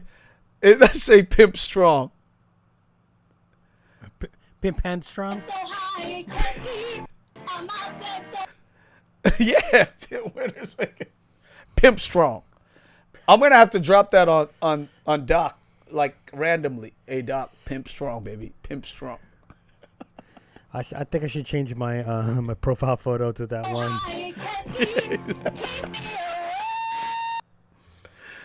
Oh man, and look at his latest one, 2021. City of mine. I'm telling you, when they're setting their goals, what most people do is lack specificity. Specificity. Uh-oh. That's a Stephen A. Smith word. Setting, then specificity. You make it harder for yourself to hit the goal. I don't think you technically know where you're you're saying going. that. What Right? was that thing, Like, Princess it's Bride? one thing to say, I want to win an Olympic gold medal. All right, let's just say that. I want to win an Olympic gold medal. That's a dope goal, Doc. In what sport? Oh, yeah, I forgot that part. I want to win an Olympic gold medal in track and field. He's still throwing them Okay, them Doc, one more Doc game. drops. What sport? Oh, that's right. I want to win an Olympic gold medal in track and field in the javelin. Okay, now I can train for the javelin. You see what I mean? Otherwise, what are you training for? Like, if I know I'm training for the javelin, there's certain things that I'm going to do. There's certain things that I'm not going to do. I'm not going to spend 40 hours a week in the pool training for the javelin, right? So when you set your goal, you want to be as specific as possible. Bro, so this that guy. you can get I'm just that, so you proud can of him, get man. Exactly what you're looking for. Setting a goal like I remember wanna interviewing run in him 2022. Okay. late. So what was that? When was the pandemic? 2020, right? Yes. So April, I got onto ECamm, and I think April, May, he got on around the same time as me. Obviously, he's got 11 years of this stuff ahead of me. I was just doing, I mean, I was on live. I was on Ustream, Justin TV, all that, but through the church, you know. So it's never like content creation. It was not like I'm going to present my own thoughts, ideas. I'm just going to present the things that are happening in the church. But I mean, he was the one that's saying one of these days I'm going to be, you know, on a platform, sharing my thoughts and stuff like that. And my man's killing it, bro. Mm-hmm. I mean, there's a lot of knowledge there. There is, but it's still amazing how people like sometimes I'll sit there and I'll listen to the chat or watch the chat and I'm like, you guys are kind of like not really listening to what Doc Rock is saying. Yeah. It's not, you know, like, it's not getting to the deeper level right there. It's all surface. Like it's just teeth, cutting the teeth. It's not like going inside. Yeah, well, I mean, I don't know. Sometimes I just see like, you know, I don't answer too many questions like on either groups, mm-hmm. only because the questions are always the same. The questions always the same, right? Yeah. Like almost similar to like what Doc was saying, like, you know, what are you training for? What do you want to win a gold medal in? So like if you want to be a content creator, you know, you first have to kind of learn how to work the camera, but you actually work the camera by learn the camera by working the camera. Then you got to learn like how to create good thumbnails. Sometimes it's not necessarily like your cup of tea, so you outsource it. But you have to really come into that realization that half-assed thumbnail that you're creating is just not working, and you can't be salty about it when people call you out. You know what I mean? I mean, for me, obviously, I think you brought it on just because. I mean, I was doing it just because I thought he looked like Vin Diesel's double, but you brought it on to a deeper place now, and I'm all like, this is back to what you were saying about people that thought about Peter McKinnon and Casey Neistat. Like Doc has the receipts, you know, he has got long-lasting work. Yes, he did not, to his own admission, he did not continue it and deepen itself, you know. But he's got this. You can even see it in the video that he was in. Doing what? Right? And you could see it in the way he was singing that song. Mm-hmm. Back to you. Ooh, like that. The first video when he was singing that song. You know what I mean? Mm-hmm. No, it's a process, and there are no shortcuts to it. And maybe it's also, you know, sometimes I sound like salty because I really enjoy content creation. I really do it. I mean, I know there's no shortcuts, and I hate when people ask me for a shortcut because I never took one. I mean, you could go to my page. My first ever video is still available on there. You know, you can click it, and you could actually see the difference too, and like how I project and how I engage with the camera. On your Twitter, I'm looking for followers. Crystal, will you follow me? I will follow. This is Twitter. Dude, Twitter was just starting to come up. Yeah, he's trying to funnel his Twitter through Facebook. But you look at even the way he's looking at the camera. He understands. You know. Yeah. Like you could say, you can kind of tell even in this, you know, 10 years ago. He's 40 years old only. 38, because he's just turned 50. Or turning 50, and And here she's 40-something years old. So he looks so young there, by the way. He doesn't look like he's 40 years old. We all did at 40, Lim. Huh? I said we Until all did you at hit 40. over 50 years. All right. I mean, look at him. He looks like he's 28 over there, man. mm-hmm. Let's see.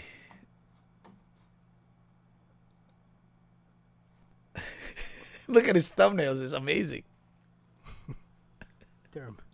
Hey, what's up, everybody? This is me, Doc, recording you from the front-facing camera of my iPhone 4. iPhone 4. Look, here we go. 4. There. It's here. So I'm trying the front-facing camera first because anything that has a front-facing camera has a tendency to cause you to look down. But I think one thing you need to do is get used to holding the camera up. Try looking up there at the dot, that dot right there. If you look at the dot, it's a little better because if I catch myself looking down here, you're doing one of these numbers like trying to see if you have anything in your nose. That just looks retarded. So again, big problem. Same delivery as now, just more polished now. Oh, definitely. Oh, definitely. Yeah, the years have definitely added to his experience, and love this thing. We'll edit description online. I guess he uploaded it on his phone. Were you able to upload that on your phone? 2010? Yeah. Uh-huh. Yeah? Mm-hmm. Wow, man, YouTube was advanced, bro. Creators, I wanted to talk to you real quick about something that I think you're going to need to know as you get into the creation business. If you Now have look been at in the his creation description. business for a long time, this is something you still need to be reminded of on a regular basis. Ah. Even I, so trust me on this one. Listen tight and let's See dive that in. description, One of the dude? most important Yeah. things that you're going to need to Your remember description as is a not that creator long on your YouTube videos? No. Mine are pretty good. Mine are pretty long too. For context, for what we're doing as creators, for what we're doing as Len, what are you video doing? producers, for what we're doing Bro. as business people, for what we're doing as social media marketers, whatever. Everything I'm that just we're doing in saying. this particular context is learnable. It's very easy to look at I'm just someone saying. that say you look up to Yeah. that is a higher space. It's and just put them copy on and a pa- copy and platform paste. As if they're somehow What's that? Copy and paste. I have it in my notepad. I just copy and paste. Oh yeah. No, I get. Oh, so on my other channel, this channel, the ministry channel that I have. Can I go live on your ministry channel? Probably not. Look at my lighting. So I got. You know what? I just got to do. I just want to talk about the perils of like binge drinking and strip clubs. Coming together and being part of this. Don't follow me. I'll tell you why. So a couple of friends and I went to TJ this weekend, and one of us got coronavirus. So don't be like us. Don't be like us. Because if you be like us, we'll see you there next week. Did we? It froze. What froze? You froze? I froze. I'm not frozen. You're not frozen. No, I did. It did earlier. I don't know. Anyway. You glitch. I was glitching. I was freezing. I was doing all this. Oh, you know what? I was running another app. I was running the Lightroom. I haven't used Lightroom in like 10 years. Yeah. What do you use for editing your would-be wannabe videos? Final Cut Pro? on the wedding videos. Final Cut Pro? I mean, now I would. Now I would use Final Cut Pro. I wouldn't use iMovie. I tried to use iMovie for this lady's wedding. I would use Final Cut Pro. I mean, I just think they just better. What do you think of DaVinci Resolve? It's good. I've played with it. Just not enough though. I mean, I personally would say it's good if you're using a PC. Oh, it's better for PC, you think? Well, no. Final Cut Pro is optimized for the Mac, so we're talking two different levels there, right? So. Yeah. Final Cut Pro is an Apple product. It's made specifically for. But is that what you use for your? You know what? Like I said, I normally don't edit. So that's right. I was gonna download Final Cut, and what the anything that I've edited, I used After Effects. So, but After Effects can be is too robust for just editing video. Yeah, like straight line video. It's more motion graphic type of stuff, right? Am I right? Right. Yeah. Right. So never edited. It's not really like. It's for motion graphics. So I mean, I'll show you some stuff on my other channel. On my other channel. Where is the YouTube channel at? Where's that YouTube page I had in the world? What the? You have the face. You have the face cam. Huh? You have the, what do you call this? That. Whatever that filter cam. Which one? Well. Next to your Western Digital, that whatever that app. Oh, here? This one? No. Western Digital, the bottom one, the WD. Oh, this one. Yeah. Oh, Snap Camera. Snap Camera, yeah. That's what I used to use when I used to do the hot tub streams. Yeah. I think that's the one. I don't know if it was you that got me thinking about it, because I was like, how is you doing that? It's funny because I was doing that like months and months ago, and then somebody started doing it like on the Let's Get Live group, and I was like, and people are like, oh my god, that's so cool. And I'm like, oh, that's kind of like old. I've been doing that for months now. Let's take a look. Let's take a look at us. Tap or use hotkey. Oh, wait. Let me put it. Do the shave one where they shave you? I mean, where you shave? Where am I? Oh, that's the DaVinci Resolve I'm putting in. Hold on. What happened to Snap? Oh, there it is. And camera. Snap Camera. What happened? It's finicky like that. No. I have to change my source. Oh no! How can I do that? Snap Camera is finicky like that. Wait, how do I know the source? Is it Virtual Live? That's what it is, bro. My camera is only one camera. It just picks up the virtual cam. Well, that's dumb. Because now I can't even see us. I saw us. No, like right now. Where is this camera? I have to add it. Hold on. Oop. I'm trying to do hotkeys here. There it is. I don't even know if I have Snap Camera. Let's see. Camera. Include in switcher. Snap cam.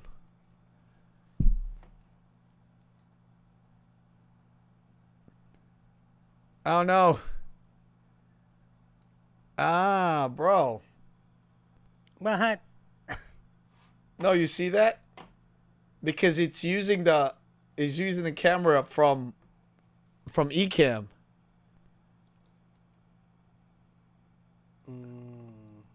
So it's repeating. Ah, that's corny.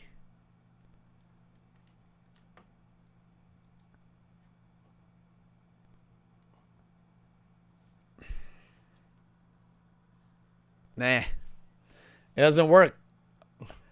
I see us. I could see you. I can see you though. Look. You switch your face, but no, it doesn't do it. What do you mean I switch my face? Like on Snapcam right now, you look like a baby. Oh, okay, hold on. But it's only picking up the virtual camera from ECamm, so there's only one camera. The settings is like, there's no, like my Nikon is not being picked up all by itself. Does that make sense? Yeah. Give me a second. So it's feeding through. So you have your face, but let's see. Does that change us? Look up, bro. Let me see. Oh, it's just one. It's just you. There's us now. Let's see what else. Let's see what happens here. Use tap. Oh, this thing's not working. Huh? It's not working on my end either.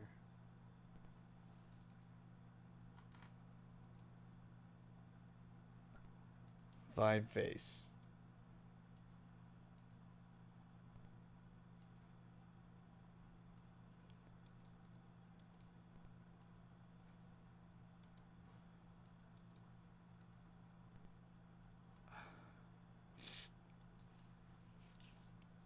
There you go, bro.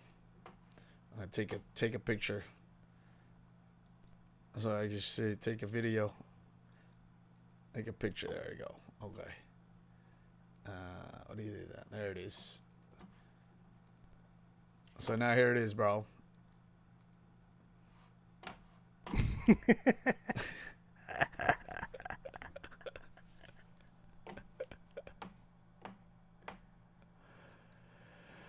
Oh, Rich, thank you, man, for breaking me back in. Okay, wait, hold on. I think I got an idea. Hold on. All right, if you're on YouTube and you're watching this up to this point, I have no idea why. Get a life. But hold on, because I'm gonna. Because we apparently don't. Because we're. At least you're watching it and we're not. Will it work like this? I just want to test something real quick. I know. If you're watching this on YouTube, this is the fun and excitement that you miss out on for not subscribing to Lemuel's channel. That's right, to Lem Drops.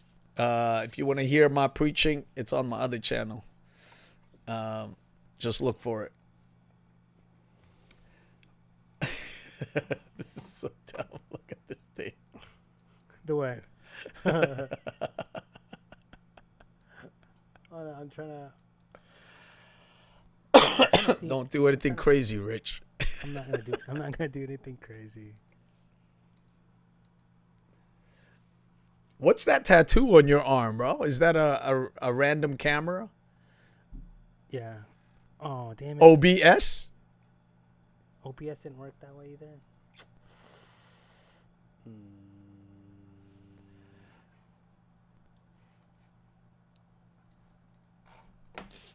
Trying to add a new video source, a new video capture device.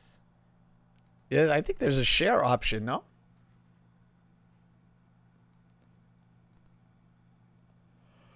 What are you using, a Mac? Are you a PC guy still, man? No, Mac. M1, son. Oh, yeah? Nice. You're running OBS on M1? Hell yeah. I'm sorry, M1. He has not repented. guy doesn't understand that he needs to run Mac-based application like ECamm on it. I apologize, Apple. Mac M1 Mini. The thing is that I run multiple live streams, and they're all run off of OBS. OBS? Yeah. Twitter, ECamm doesn't do Twitter, right? Not Twitter, should. Twitch. It should.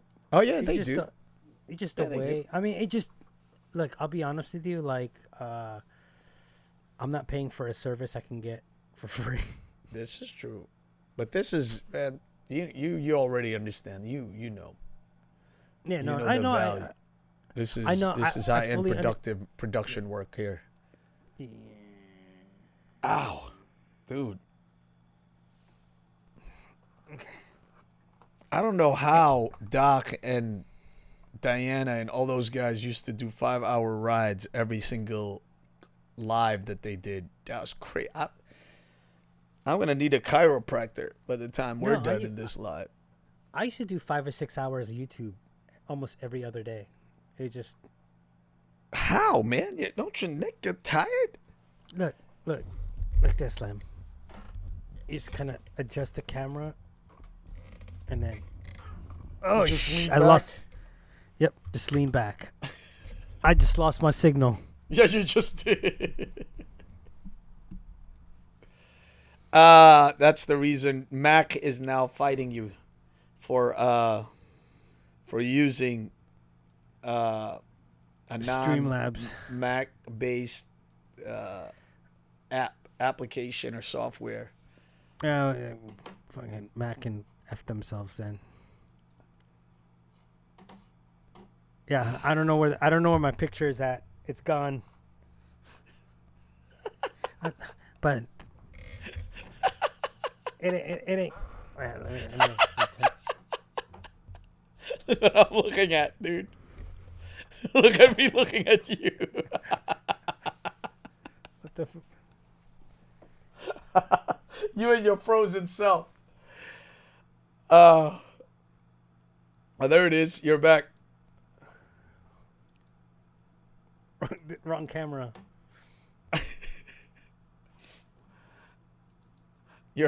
You're back with your arm. Oh shit! Hold on. Oh, you stupid! I gotta get the beep button somewhere. No, Lem, I was back, right? But you had the photo of the frozen screen, so I thought I was still gone.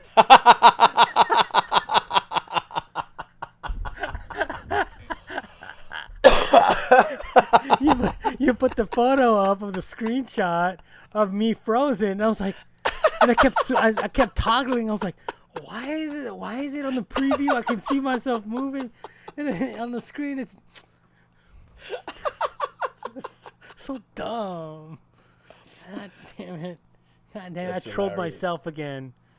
I'm gonna have to clip that to put it on my stream. Oh, that's hilarious, dude.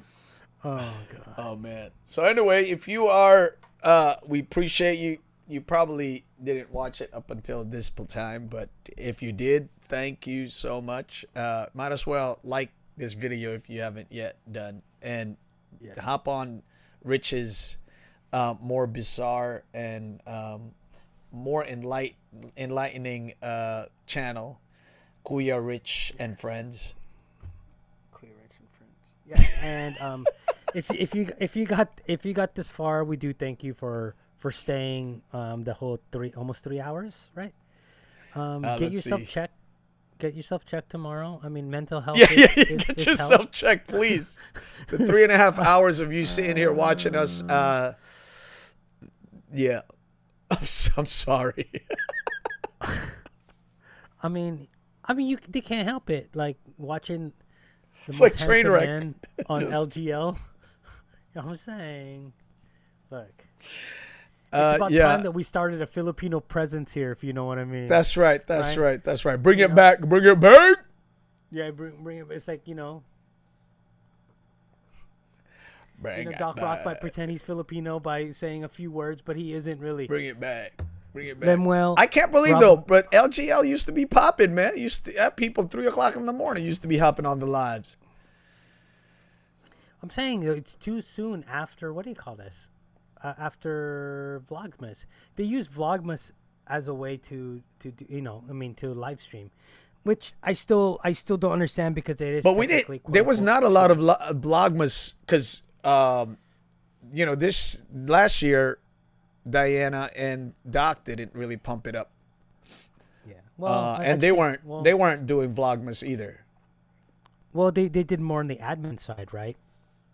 On more like the watching people or side. They did some reviews and stuff like that.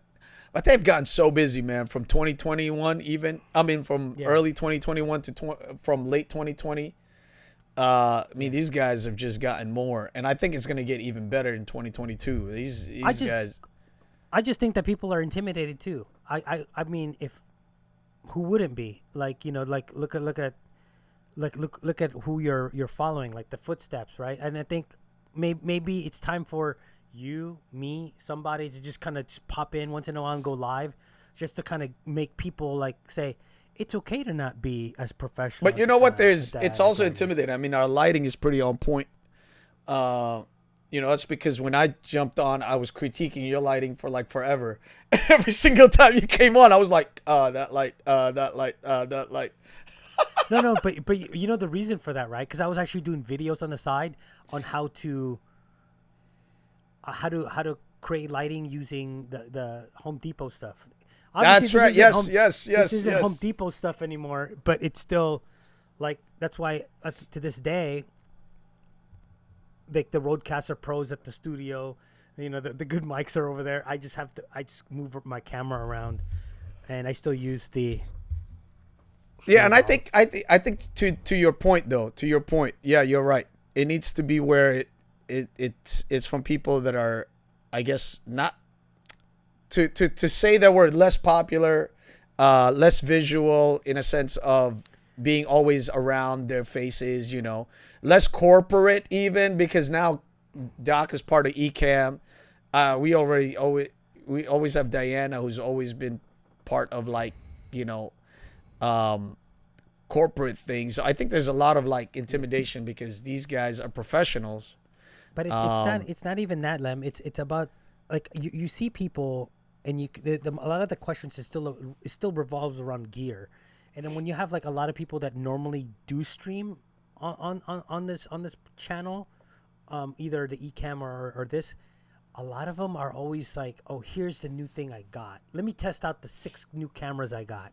Yeah. And when you don't have the budget for that, and you don't have the disposable income for that, and you're using a Logitech Brio, yeah, or a C920, you might not necessarily want to go on and somebody's go, oh, you might want to fix your.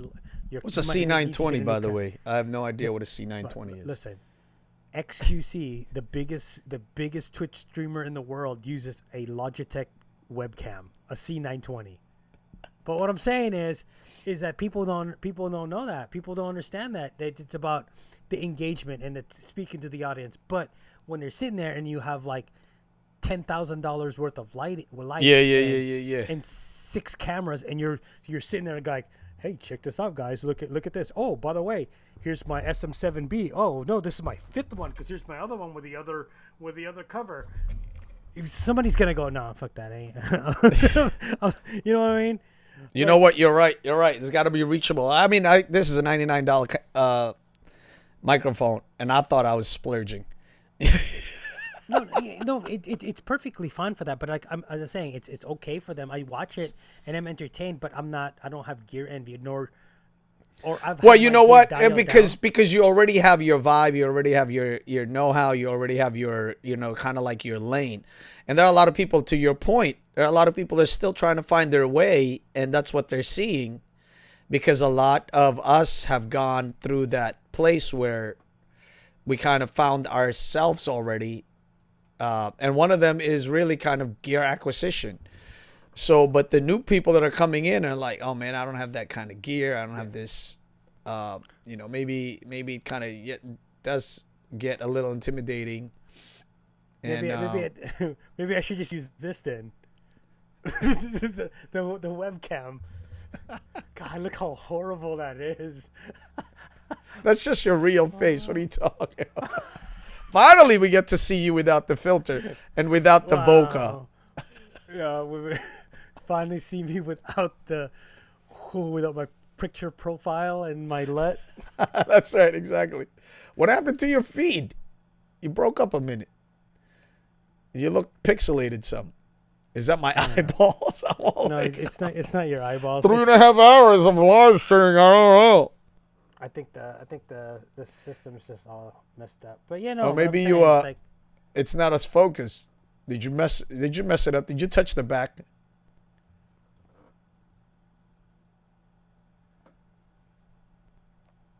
Let's go. There you go. All right. It got you now. No, but I really think that people should just try. I mean, and there's a lot of people that ask questions about gear and stuff, and I think that somebody who's gonna have to say like, "Hey, play with a camera, play with your settings." But they do that, bro. They do. No. I'm saying like on the live setting. Like, okay, you have problems going live, right? Go stream to the page and figure it out, like you did today. Yeah. Right? Well, I didn't know I had problems until the problem showed up. I was just courageous enough to pursue it. Yeah. Maybe that's it. But I don't know. Sometimes I just want people to just try. Like I look. But you know what? Also, bro. I mean, a lot of the things that they're asking has been answered, and sometimes it's just like just search it out a little bit, bro. You know, hashtag search, bro. You know, like. Yeah. Hashtag ZV1. Yeah. Search it out. I mean. You know, you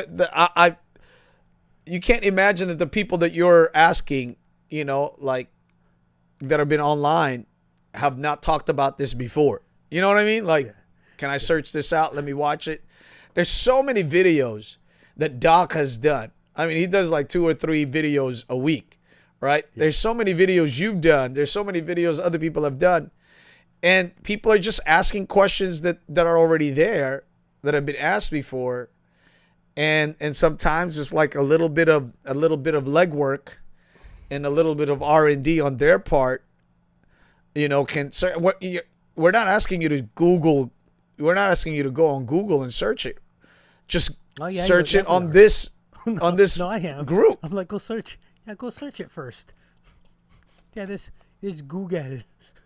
Go Google it. G. I mean, O G L-E spells Google it.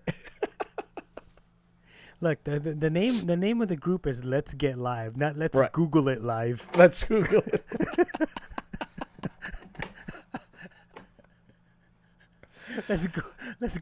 Let's Google it live. Let's go. Yeah, I have the Snap camera working on my other screen, and every time I look at it, I have a mask. Do the My Twin one. There's one called My Twin. My Twin? Is that the first one? I don't know. It's just My Twin. I'll search it. Let's see. My Twin. Let's see how you look as a female. My Celeb Twin? My Twins. No, My Twin. Oh, My Celeb Twin? No, it's just My Twin. Neon Twins. The World. Twin Magazine. I don't look like any celeb. Sorry. Oh, what? I got DJ Khaled. The who? DJ Khaled. It stopped on DJ Khaled. Maybe you have the same. I have Cameron Diaz right now. It stopped. All right, My Twins. Let's see. I don't know what it's doing, bro. Neon Twins, Twins Fish Eye, Twins Magazine. No.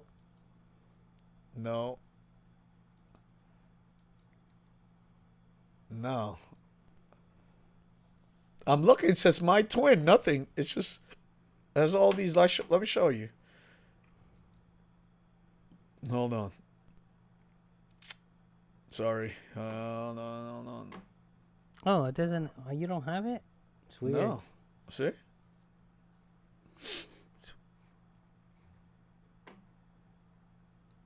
just this thing. Was it My Twin? Let me see. What is it? Yeah, My Twin by Snap Inc. I have it saved. Yeah, how come My Twin? Nope. That's all. Maybe just Twin. But Snap Inc. Let me see. Just Snap Inc. Neon Twin. Snap Inc. Yeah, Snap Inc. Nope, not either. Huh, weird.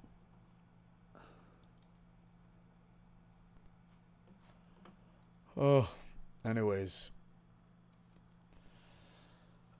Oh, my bed's calling me. My back's calling me. I can't believe. Oh, my wife must have been. Jennifer must be so knocked out. She must be so tired. She hasn't realized I'm not even. Dude, I got like. How many kids you got? I got 4 kids, but I've got like. That's probably happened to the last 2. I got like 10. I got like 10 starter cares. 10 patient like initial intake I have to finish for this weekend. What? You know, so I intake patients and I write them, yeah. but I write all my notes, but I don't fill the actual computer back-end computer thing. And then I have to go back and fill it out. Oh, I hate paperwork. I do too. That's The why bane of my existence, man. That's why when I was a supervisor, it only took me 3 years. After 3 years, my job, my like paperwork job, just in nursing. I like hands-on. I'll do all this stuff, but I was in the office all the time, just like constantly doing care plans and doing all these things, and then yeah, I just want to like, oh God, please help me. I was in my 30s. I was like 32, doing all these care plans for people as they come in, and I'm like, oh man. I had this this job. I was a supervising nurse for a group home, and I have to like their monthly care plans. Oh man, I would do it at the last, like, and I would, there would be like 12 guys or 14 guys in the home, and I'd be like, oh my God. It was the worst. It was the worst. I was so backed up. I'd be in a job, like all this work could be done in like maybe an hour each day, and I'd be sitting there for 10 hours, crunching all this stuff on the last end, because I'm so like running away from paperwork. Yeah. I mean, in the military, we still do soap notes on paper. No. Yeah, to this day. Subjective. Objective. Action plan. Okay, good. Doc, can you sign this for him? He's like, what do you give him? That looks good. Okay, sign. Like, thanks. So fucking notes. Yeah, like, well nourished, blah blah blah. 25-year-old Marine ambulates into clinic. Chief complaint of. Yep. But we're also in the field all the time, so we're not like in a place all the time where there's. So how are you making these notes? How are you creating these notes? SF500s. Well, they're like the medical forms, and then there's like a patient info where you could write down and then there's a space in the middle where you just write your soap note. And like on a clipboard type of thing? Yeah.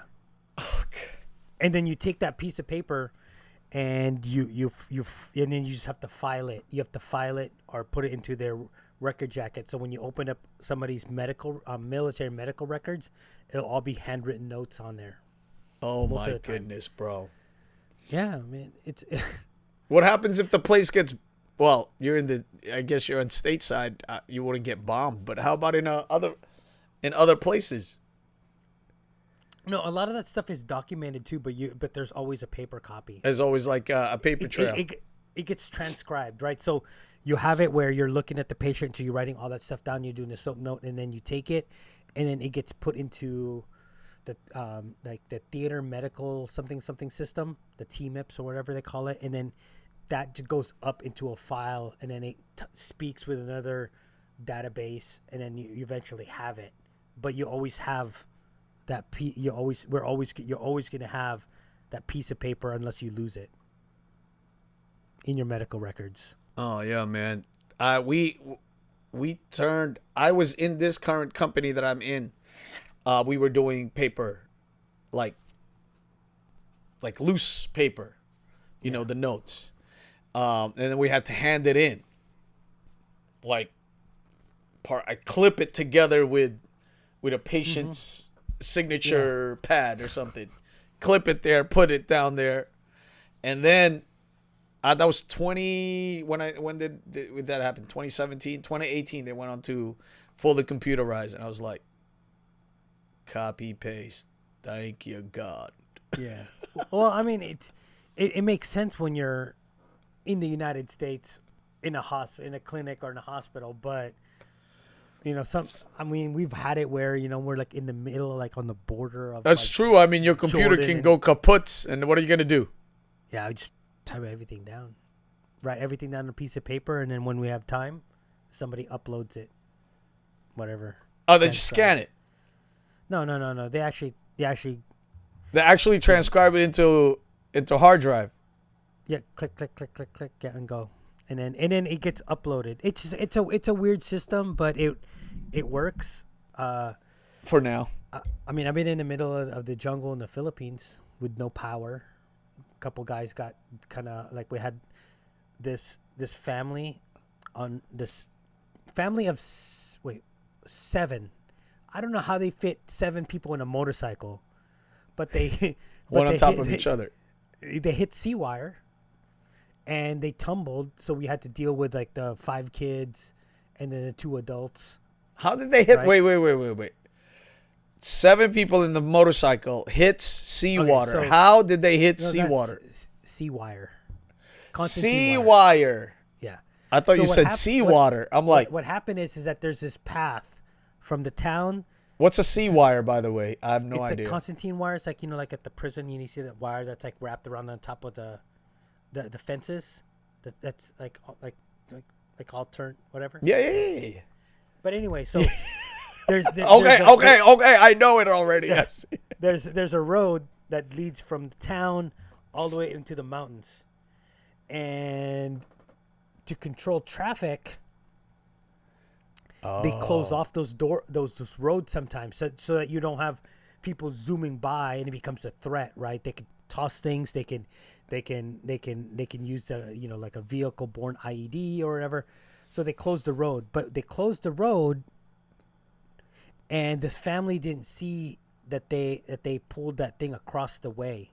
Oh, because had they closed the road, they pulled it across the road, and the guy just hit it, and all I heard was, "Doc!" And then these Marines started bringing them in. I mean, there were nothing wrong with them. They hit dirt, so they didn't get cuts. It was just traumatic for the kids. Then I had to sit there and like translate, you know. And the thing is that, you know. Go ahead, finish your story. Yeah, and then but the thing is like, you know, like, kuya, ilan taon na yung mga bata nyo? And he didn't know. He didn't know. He's like, ewan, yung birthday nila, anong birthday nila? Ewan, hindi ko alam. Like, he didn't know their birthdays, he didn't know their ages. They were just there. Well, are they? Is he their dad? Yeah, they live in the mountains, bro. We were in the middle of the mountains, like, so they were like the Aita, you know, like the. Para talaga mga igurot lang yung mga taong probinsyado. Yeah, and that's where they live up on that thing, and yeah, man. I mean, but like all my friends were like, all the dudes that were there, like that were under me, they're like, yo, the guy needs stitches. you think we can do it? they're like looking for ways to like practice, you know. But we never let them try to practice on the locals. Civilians. Yeah, well, the civilians, especially the locals, because there's still problems with like the aftercare. So you do you do sutures on the guy. And now you have to remove it. Yeah, where are you gonna find him? Yeah, and he has to show up. And we use the what do you call this? The solvable. Yeah, like the cat gut. And it's not cat gut, but it's different. But we did it because we knew there's a likelihood that he wouldn't come back. But the problem is that if there's an infection, if there's anything that happens, we did it, so we're liable for it. So now we have to extend care. So we're not going to be there for that long. We're only there for like a couple weeks. Yeah. So what do? Now we got to take him with us to the U.S. to fix him, or do we pay? You know what I'm saying? So it gets kind of tricky when it comes to. It makes sense. It makes sense. Like even like in just the medical field, continuity of care is so big. So I mean, it's kind of weird because you say, should I start care knowing that I have to complete it or at least follow up until they refuse care? Yeah. Or until there's a resolution, but I mean, it was or discussed a handoff, but we did do the sutures, but it was really discussed. Like the guys with like the shiny collars, like we'll be fine. Yeah, this will be nothing. You know, like, the guy never came back. You know. I have a patient that has one suture, bro. One suture on her lateral foot, right at the edge of her foot, almost like just midway on the dorsal and to the lateral side. And the family wants me to cut it because she doesn't need it. It's like, I don't even know why she has that stitch. I guess it's just they sutured it, drained the infection, and now it's fully healed. And they're telling me, I said, I've never cut a suture off. And I understand you want me to do it, but the liability, God forbid something else may not even be from me, but something else happens there. I've never cut a suture. So it's not something that I'm comfortable doing. But even if, and I can see how simple this looks like, I could see that it's just one suture. I'm not cutting like 10 sutures. It's just one suture. Still. Pull it out. But God forbid something should happen out of the blue. And they're like, no, we're not going to sue you. Okay. Yeah, okay. But you know who? Even if you don't sue me, if you bring her to the doctor and then you inadvertently say, oh, the nurse do it, they'll sue me. So yeah, it's you know what's even worse? Taking out staples. Isn't it like just the regular staples? Don't you just pull it with like a stapler remover from Staples? You know, you actually have a staple remover for it. But it's like sometimes they get stuck. You're like especially at the top of the head. I've had some guy. I was like trying to yank it off, and I just had to twist it off like a regular like you're taking out carpet from the floor. Let me just tell you, I had to put 2 more staples in after because I fucked up. You know what's bad? I was we were doing rounds, not emergency, in the OR. And this guy came back. He had an ORIF, right? Open reduction, and had to remove a screw from his hip. So the doctor is removing it. He strips the screw. So some dude with an aluminum alloy metal box came in. Obviously, all, surge tech that is like it's like a toolbox. It's like a mechanic's toolbox, but it's now all like aluminum alloy. Everything is just like, have been sterilized. The surgical and bro, tray. the sound. I still could not get it. They'd had to go and our time to be watching this removal of screw was finished, and they were still attempting because they they had double stripped the thing. Then they had to go and try to just saw the screw off, but they had to still pull, so they had like vice grips. And I was like, yo, this is insane. And the sound was thankfully the guy is obviously knocked out, general anesthesia, because he must have had a soreness that he had no idea what happened, or maybe they had to break the hip. I don't know what they did, or maybe they just kept the screw in there, but like, you fucking yeah. But that was memorable because I remember that his big black guy just bring this like heavy duty thing coming into the OR. We're just watching this aluminum or alloy box coming through. Yeah. I was like, yo, what is in that thing? It was crazy. It was insane. But anyway, again, for the 4th time, we were trying to close this stream. Oh yeah. Did you show already what you were gonna show? Weren't you looking at showing something? No. You watch it. Oh yeah, watch that on my OnlyFans. OnlyFans.com/Rich Benares. That's fans as in Hitachi. Ceiling. Table.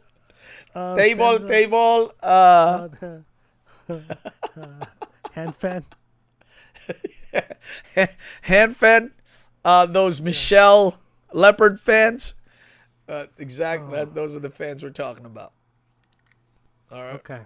Well, if you wanna gain any money, you can go to Richie's OnlyFans place because he pays people, since they don't want to pay him. Yeah. But yes, Lem, thank you for having me. Thank you for joining, man. This was fun. I'd forgotten how fun it was chatting with you, and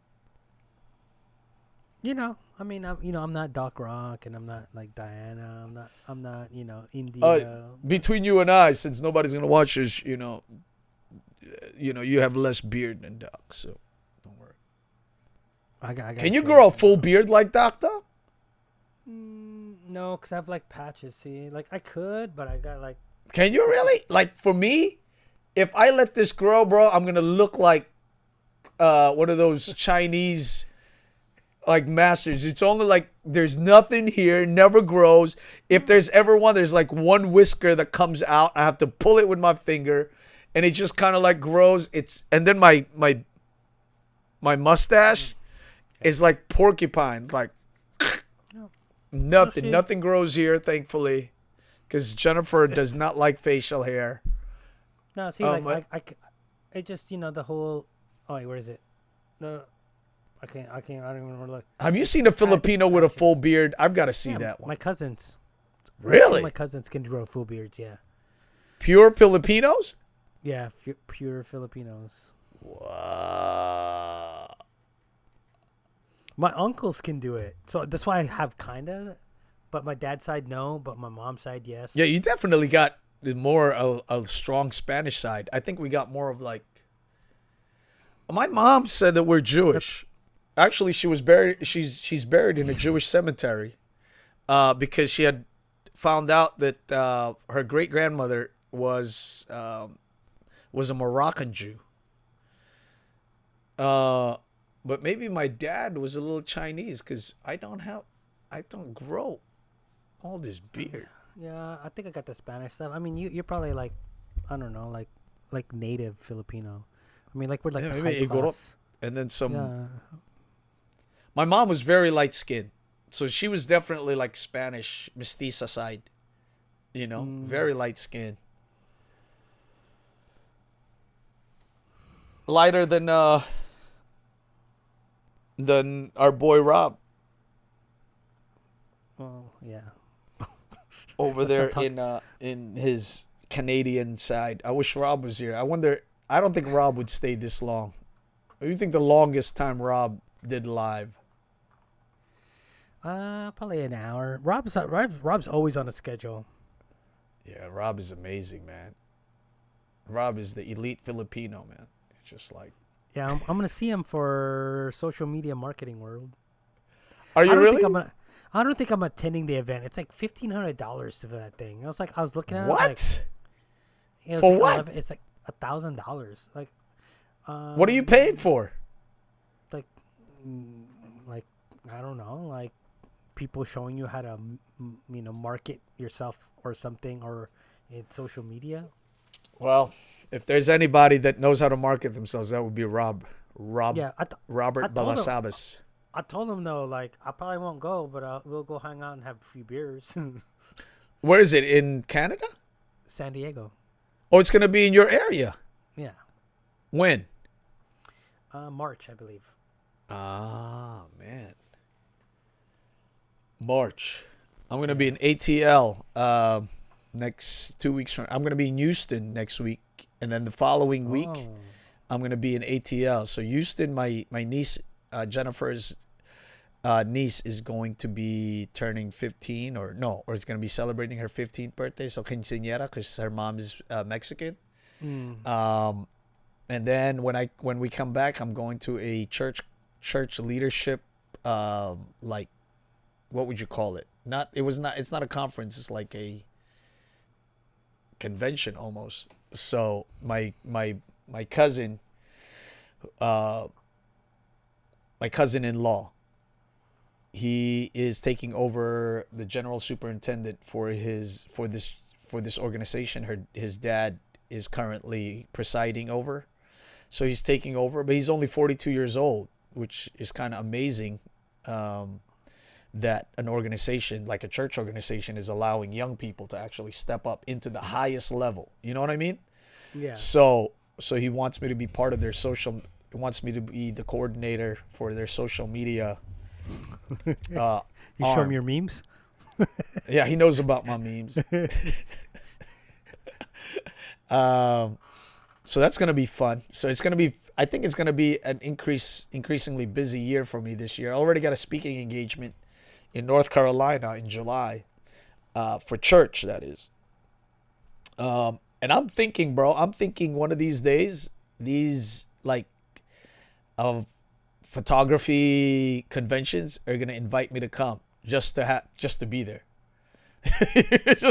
just like the guy who does his memes. You know what I want to do, bro, with my memes? Put a book together. I feel like it might sell. A coffee table book? Yeah, like a table book. Yeah. Right? Why not? Yeah. I'm waiting for my Amazon merch account to be approved so that I could start selling t-shirt through it. And I know I could do it through Press and Sew, but with my Amazon associate and as an Amazon influencer, I click on my t-shirt, 24-hour pixel on a person's computer. So they buy a shirt, and if they buy a camera the same day, your boy's going to get a percentage. So it makes more financial sense to me to be on Amazon selling shirts there than if I was going to sell it just directly. You know what I mean? Yeah. Makes sense, right?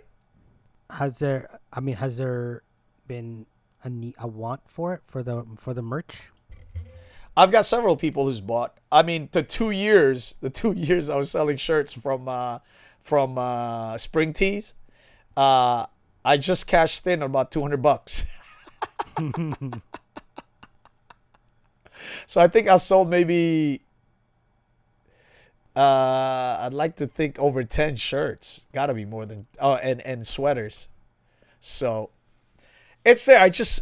They've just been really like, they're not the best. So I've gotten a designer to design actually these shirts for me, like a graphic designer. So now I have this graphic. It's called Photography is My Superpower. So I'm thinking that'll sell. And also photography is my love language. So that should be a good seller. What do you think of those, right? Yeah.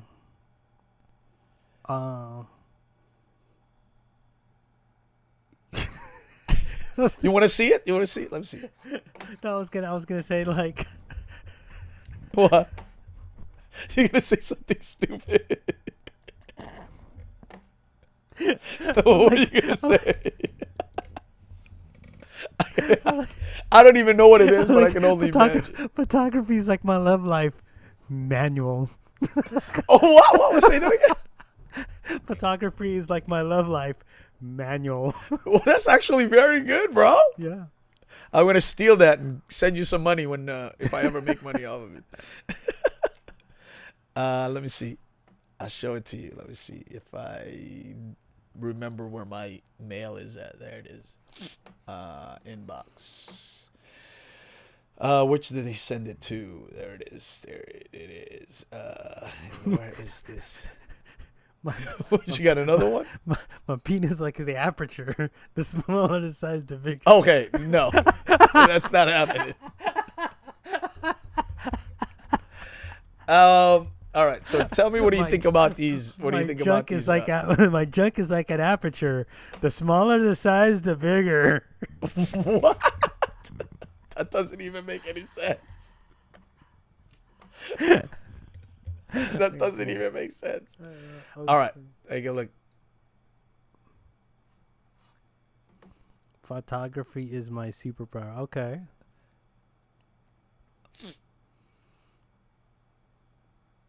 Okay, photography is my love language. What do you think of that? Huh? No? Yes? I like the colors. There's another one. That's the second one I requested for them to do. Let me see. The first one. There it is.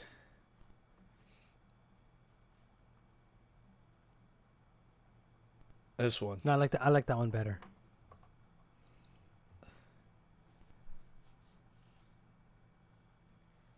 No color, just all black and white. The black and white? Yeah. I'm going to do both. Obviously. What do you think of that, man? I like it. It would look good on like a coach's jacket. What do you mean by coach? In the back? Yeah, like they know those satin like coach's jacket. Ooh, I never even thought of that. Yeah. Like the nylon one? Not the nylon. What did they call it? Like the shiny ones? Yeah, it's like it's nylon. Or you could even put that on a quarter sleeve baseball tee. Mm-hmm. Yeah. Yeah, so that's what I'm gonna try to do. There's one.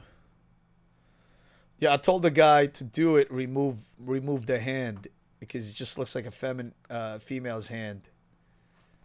So I don't know if the guys would buy it. Yeah, the hand just doesn't need to be there. No, right? Yeah, and I'm glad they changed the camera. On this one? That camera is that camera is better right there. It gives the picture a more dynamic look. This one, right? Huh? Yeah. Oh, it's not capturing my. Let me see. ECamm, come on, capture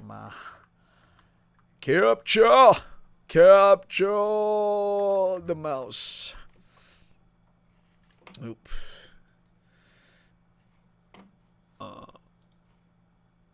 Preference. What happened to my stuff? What happened to the? There it is. Screen sharing. Include mouse cursor. Okay. Gigantic. Yeah, so that's the dilly right there. Yeah. This one, right? Yeah. This camera is better. It has that that golden spiral. You familiar with a golden spiral in art? It's like Is that the rule of one? third. Yeah, but it's like the rule of thirds. But you see how that camera actually becomes that middle of that spiral. Yeah. So it gives It gives the composition. It makes more sense to your eye, more pleasing. What do you think with all those like sparkly thingies? Should we remove them? No, just leave those. Leave them? Yeah. Because it is he's giving me the PSD files also. It's a PSD? No, EPS. Okay, now I was about to say. And I was like, AI. What? I was like, what graphic designer would give you an PSD? Like Photoshop? Yeah. No, I'd be pissed. Really? Yeah. It's not a graphic designer's. Man, I thought Photoshop was the main thing, right? No, I'd send it to you in like I'd put in Photoshop to do a JPEG, but if I was doing that, it would be an AI or an EPS. But And that's exactly what he's given me. Yeah, but that's Illustrator, not Photoshop. That's right. Correct. And I don't even have Illustrator. Oh, time to go get it. Your free trial. Your free 30-day trial starts now. Where's the other one? I gotta get back to this dude because he's supposed to give me the files for them. Yeah, so look, he put the hand in here. I said, no, then take out the hand, and that's where he got. You saw it? You see it? Yeah. So you had the hand? Yeah. I said, don't. How about this one? Those little squiggly things at the bottom, instead of doing the O, I mean the G, should have left the G regular and then put that where the Y is all the way across. Right. And then he could have had a little curve to it too, to just give it more of a collegiate baseball like feel to it. Right. That's what I was like, huh.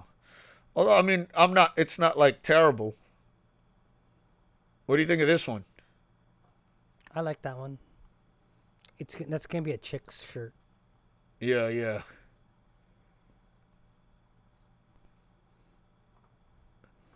Yeah, I like the first one. I told him I like the first one, but yeah, I think I'm gonna go back. I haven't spoken to him in a month almost, so I gotta go and get this thing.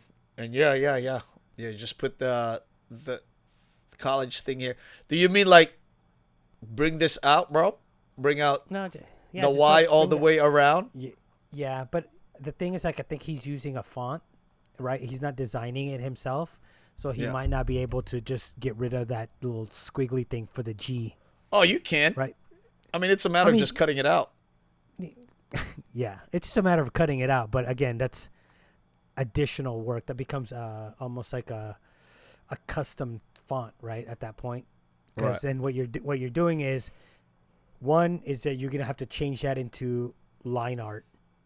Two, and then once that's done, you delete that tail for the G and adjust it to make sure that it doesn't pop up on each side or whatever, and then take this Y and then extend it over and extend that over and adjust it. Yeah, it'll take a little bit more take a little bit more time. Yeah. But you don't know what his skill level is either. So wait a minute. My photography, my superpower is the same here.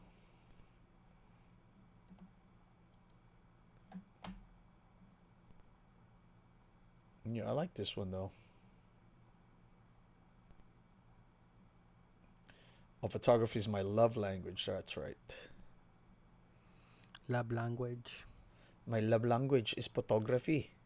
You had me at f-stop.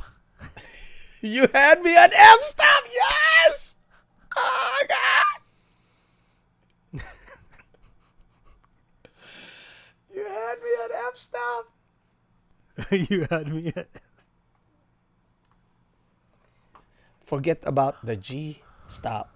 It's the F stop that I'm looking for. Whoa, we have one person watching. Oh, somebody's crazy. Who's watching? Who's watching us?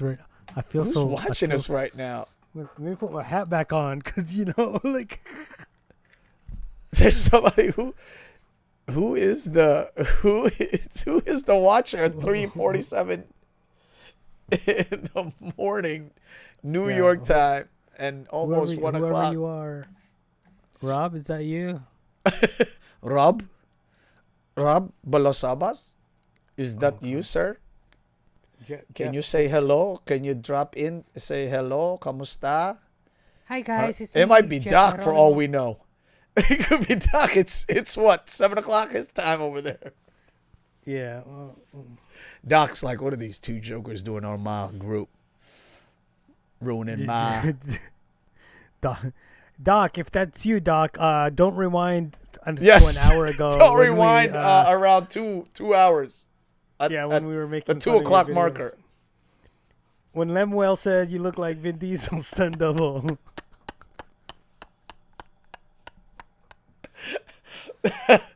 He already knows that's my joke. I've already shown him the meme for that one.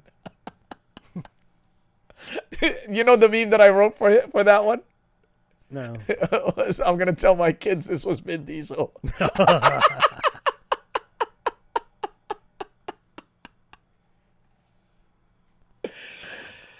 Yes, Vin Diesel, a.k.a. Sean Doc Boy.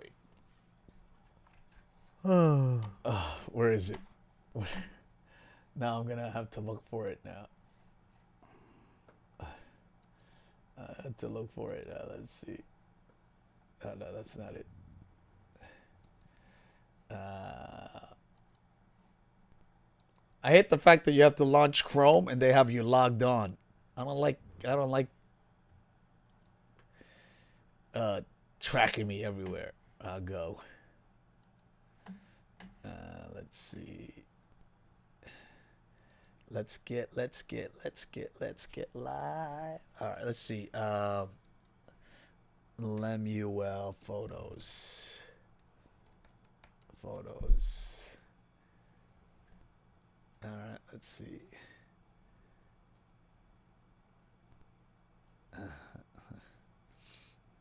Reminder. You see that? What?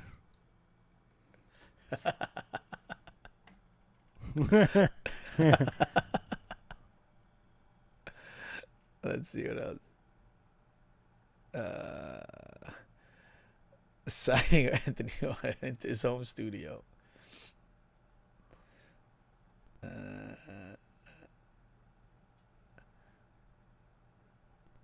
What is this? I was saying.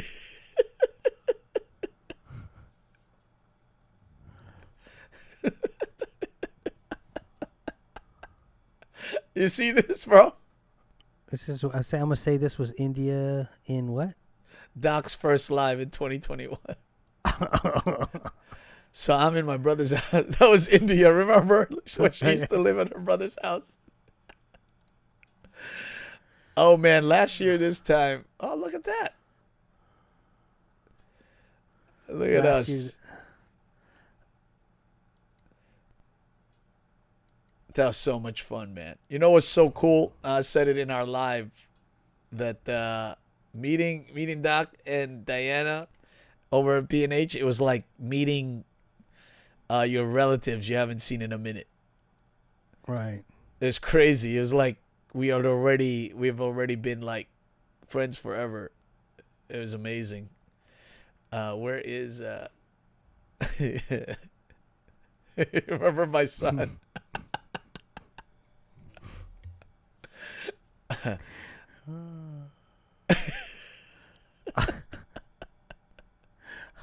Wait, that what's that? That's that one with a bird. Yeah. I would have put new content creators be like, should I get a ZV1? No, the one with that bird on top of the. The dog, like that, like there. ZV1 me.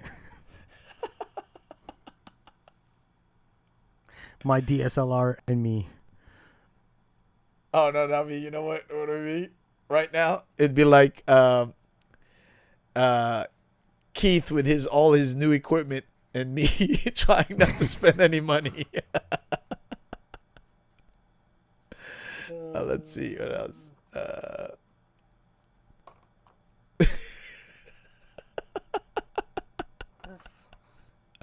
These are great. Oh man, I remember these things. Best cable holder.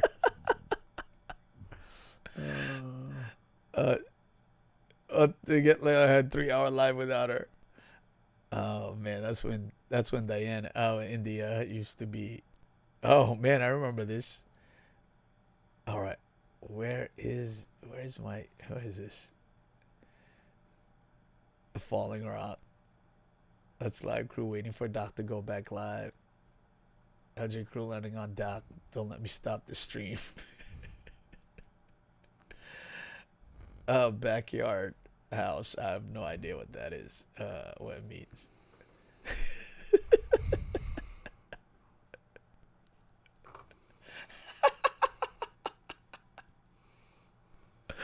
That's great.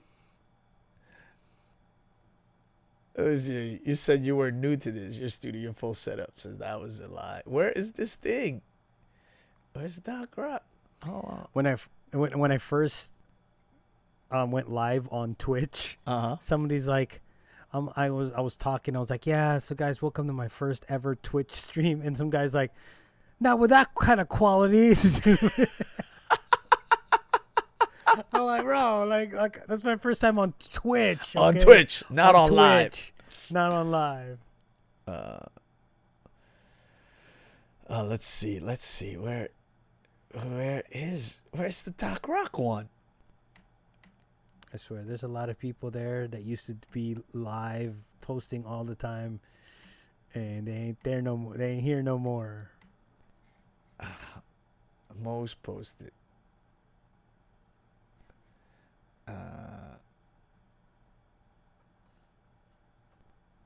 Yeah, man. Well, that's I mean, that's everything, right? It happens. Yep. It's called life. Yeah. When you finally upload your Vlogmas video for the day and Lem asks you to upload the following day. Let's see. Man, I made up so many web pages, bro. I'm right now, like a year ago, I set up a ton of websites, and my my annual is coming up, and I'm like, I haven't posted in this thing in the 8 months. It used to be hot, now it's not.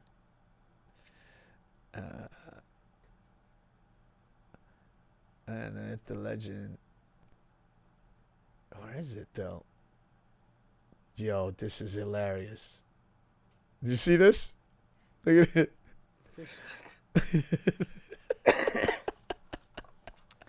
Damn. India.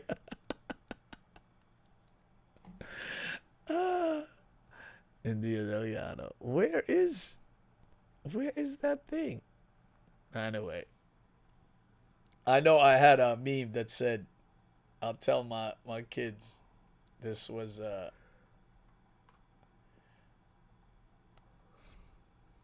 is it?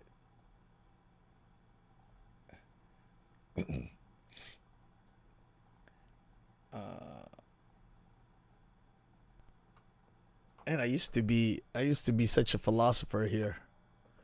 I don't know what happened to me. You lost your way. I've lost my way, son. You need to come back to the point where you... I don't even know why this is funny. Must have been that moment. No, that's it. That's it. Oh, no, there is more. End results. Okay. Yo, dude, this used to be the legit... Look at that. Mm-hmm. Man, guess how many subscribers I have now? 152. Amen, everybody. Thank you all for I'll tell you. coming together and being part 213. Amen, everybody. Wow. Hey, man, that's some great growth. Together and being part of 213. Time. It would be beautiful to see. I have about 213. Yeah, right. 2,213. Yes. I No, get it. this week. Did you really? That's pretty good, man. You're growing that fast? No, I think I got 137 this week, 140. I'm not sure. I can't remember. What? In 1 week? Yeah. You kidding me? How'd you doing that? Doing things. 124. 124. In 1 week? Let me see. In the last 28 days, I've had 393, right? So let's see. My analytics in the last subscribers. Oh. Dude, it is 2. What is it? 3? What is the time? Yo, we are hitting 30 more minutes and we have 5 hours. Are you kidding me? We've been on. Oh my gosh. Oh, no, sorry. In the last 7 days, it's been not that much, but the last 90 days, it's like 600. That's great. That's incredible growth, bro. Do you like your... All right, so here's a real question. Do you like your own videos from your different channels? Yeah. I really Do you really? Yeah. No. I mean, hit the like button on it? No. Yeah. No. I thought you meant do I like them? Of course I like them because I put them out, but I don't physically go in and hit the like Well, is button. there a negative thing about that if you do that? No, but personally I don't because it's like, of course I like it because I put it there. So why would I hit the like button? It's like because there's nobody else that liked it. That's the reason why you like it. You're trying to egg everybody on my video. No, I have enough people that like my videos. I mean, you look at it and you're like, okay, in the last 48 hours, I've had like close to 1,100 views on my videos. So there's enough. If you understand analytics enough, you understand YouTube. YouTube never kills a video, no matter how many people complain and how many times you've seen it. I can physically show you a video that has like the worst ever audience retention, right? The worst ever audience retention, and I think it's like is it? Let me see. Is it in my dashboard? I'll give you the numbers on it because it's so ridiculous. But when you look at the analytics, like what the fuck? Okay, so I have a video called Taco Bell Got Me Sick, right? Okay. The average view duration is 58 seconds at 12.6%. How horrible is that? Okay. Right? In the last 28 days, it's gotten 290 views. From 2019 to today, it has 4,800 views. Is that a good thing or a bad thing? No, I'm just saying it videos will consistently be watched. Like, look, this video, average percentage viewed 15%, Lem, and it's giving me 18 subscribers. I'm not sure. I don't. It's not transputing in my brain what does it mean? Well, what it means is that even at this low view duration, YouTube will consistently try to find it an audience, and once in a while it'll find pockets here and there for people to like it and to watch it. It never means that YouTube just says, "Oh, F this video, nobody's gonna watch it," and dump it. Yeah, it's gonna do that, but eventually it's gonna continue to try to reintroduce it to people, and if it catches fire, it catches fire. That's why I'll have videos that I'm just sitting here like who would think, like, how many videos do you have, Lem, that's at 4.8 thousand views? Not many. Not many of your videos have a 15 15% view duration either. They're probably even more. Probably right? not. I don't know. So what I'm saying is that, you know, like, if you create good videos, you add good titles, and then you whatever, people will watch it. For me, excellent thumbnail. I think it's one of my best thumbnails on thing. It's in the title of the video. Taco Bell got me sick. And that's so it's very searchable. Right? The thumbnail, if you see it, you see me like grunting like on the toilet. Very clickable. And that's it. And you know, people What is it? What is it? Let me see. What's your channel again? Just go to YouTube and put Taco Bell got me sick. It'll be the first video that you see. It's kind of crazy, but it is. I checked it today. Oh yeah. but you see what I mean? I mean, people won't like it. I mean, people might not like the rest of the video, but it's the top one. Taco Bell got me sick, and vlog number 157 or whatever that is. That's 2 years ago. Every 1.2 seconds, a new user. And there's an ad. No, I'm using my alternate my other accounts. Let me switch it to the other ad. To my my Lem Drops account, which I have.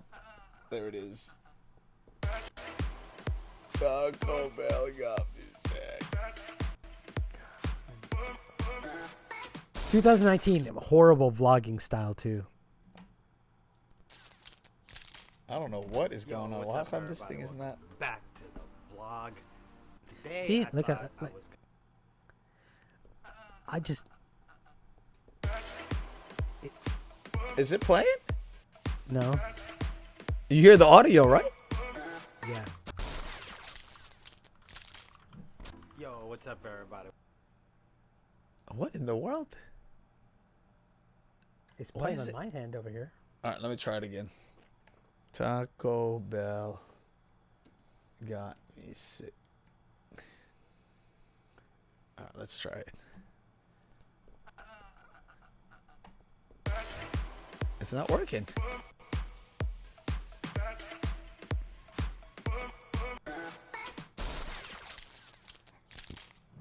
Yo, what's up, everybody? Welcome back. I'm gonna go ahead and go to the beach. What is going on? Your computer's effed up. Experiencing interruptions? Find out why. Video quality. Results for Richmond County. Yo, what's up, everybody? Welcome back. YouTube verified. So what am I? These are manufacturers influential YouTube stream. Go to the beach. Enjoy. All right, what does that mean now? Sunday, but your results. Where's my results?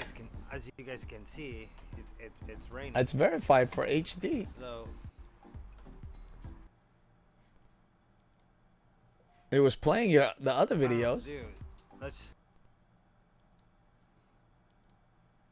I don't know. I like the color grade on this video though. What is going on?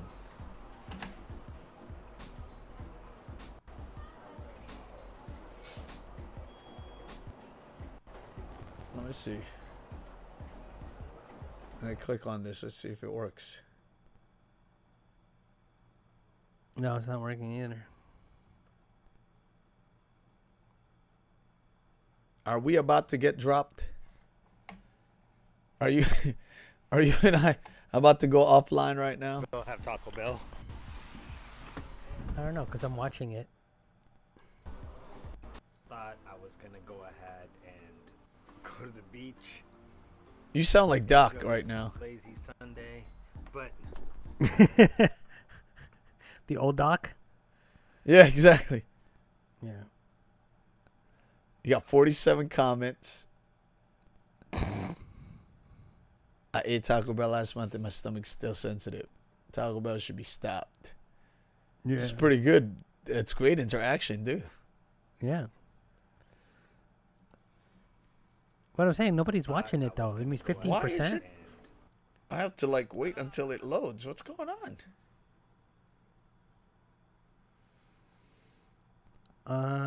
Let me see. There's something on in the background that's causing you to. There's music. No.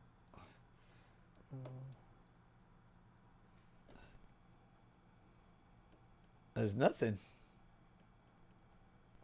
As right now, those are the only things that's open. Switch the accounts. It was frozen with my other account. All right, let's see.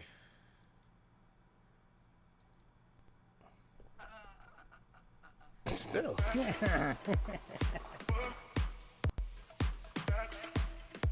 No, there's something that's causing it. I can't remember what it is though. Yo, what's up, everybody? Welcome. Let me turn it. back Let me vlog. get out of. Let's try it again.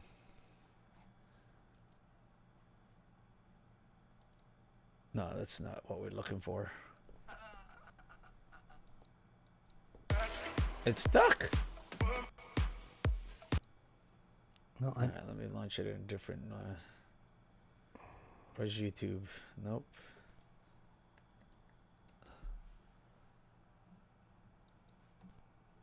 Taco.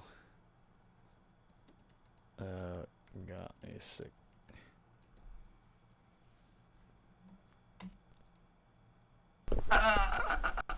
Nope, same thing.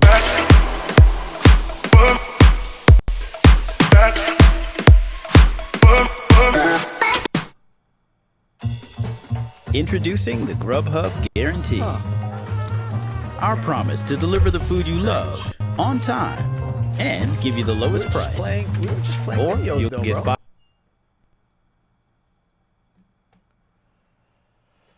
Anyway, where'd you go?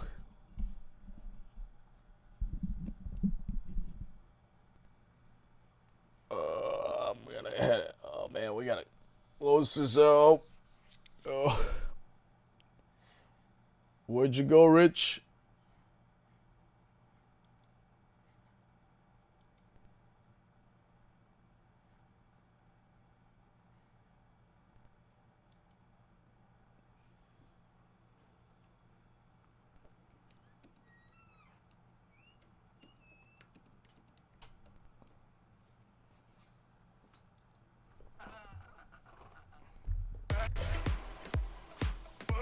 How weird is this? But look.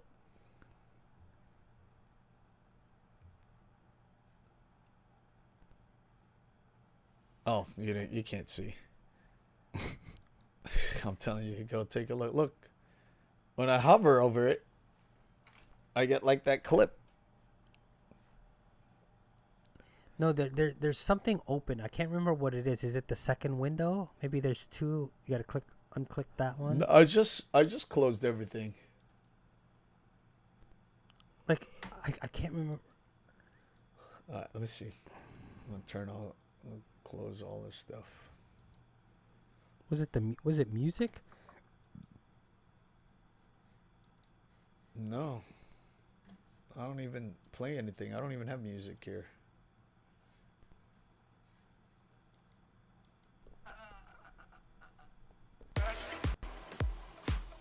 This is weird. Change and your the- YouTube is doing okay? Yeah. Change the quality Yo, what's up, everybody? Welcome back to to. the vlog. Today, I thought I was. It's gonna go 350. ahead Oh, and- here. Weird.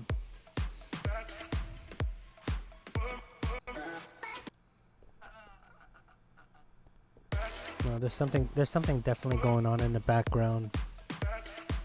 Yeah, definitely. Look at That's crazy. Yo, what's up, everybody? Welcome back to the vlog. Let me do Today, Facebook. I thought I was Let's gonna see. Go ahead and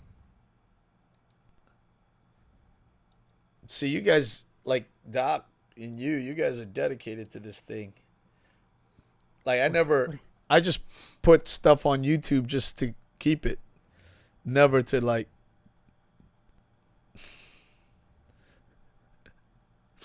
let's see. Let's see if there's a video anywhere. This is me. Like, I never. This is us. I just put stuff on YouTube just to keep it.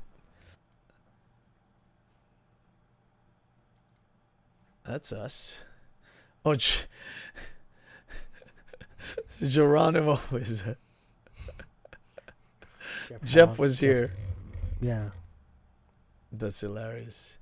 All right, let's see a video. Any video?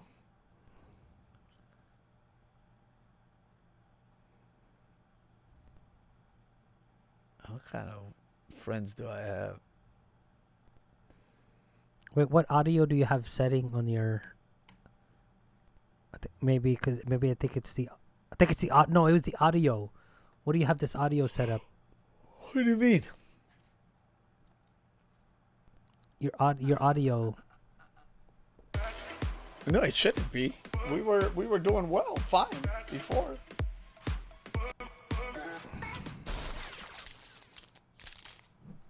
Yo, what's up, everybody? I'm telling you, go. Vlog. Today, I thought I was gonna go ahead and go to the. This is me. 2022, I want Enjoy your this result. lazy Sunday. I want you. The audio is working. I don't know what happened here. As you guys can see. No, it's change your raining. audio to like headphones or something up above, like your actual computer audio. Just go get something to eat, come back home. Why? And see what we can do. I had to stop by to get gas. What a horrible. It's the audio. But I don't hear it now. I know, but you see how it's actually moving now? So I don't have to do it tomorrow. See how expensive the gas is here? There you go. You're good. $4 a gallon. You just have We to- don't hear it now, bro. Basically, I hear don't it. really know what to eat, so I'm just gonna go have Taco Bell. You say something? Huh? Do you hear me? Hello? Hello? Say something to me? I don't hear you Something now. tell me. What happened? I can't hear you now. You can't hear me now. What?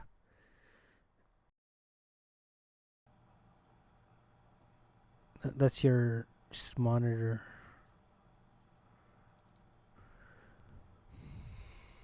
There it is. Can you hear it? I can't hear it, but I can hear you. Can you hear it? I don't need to hear it. It's my video.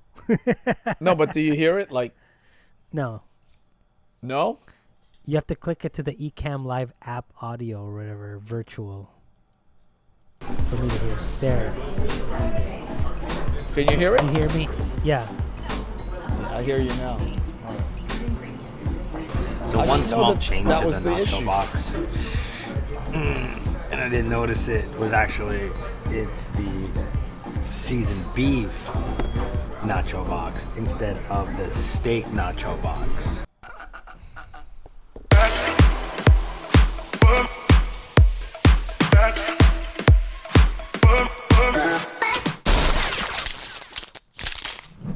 Yo, what's up, everybody? Welcome back to the vlog.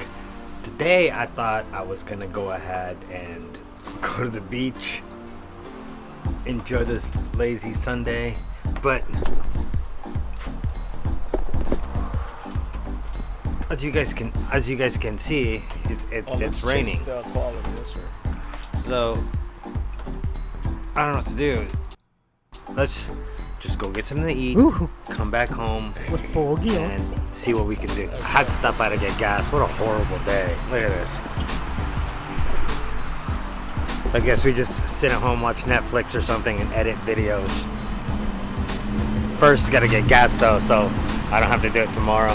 See how expensive Do a lot the of your gas is followers here? are from $4 a lot a of gallon. followers from the Philippines? Basically, I don't really know what to eat, so I'm just gonna go have Taco Bell. Not really. There's a lot of like Japan and recently I had like close to like 600 from Malaysia. Malaysia? Yeah.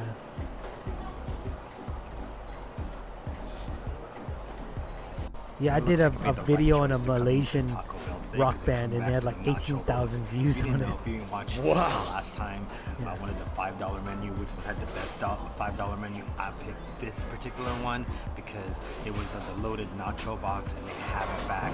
So super excited. We ordered it. Can't wait for it. This might just be a game changer for today.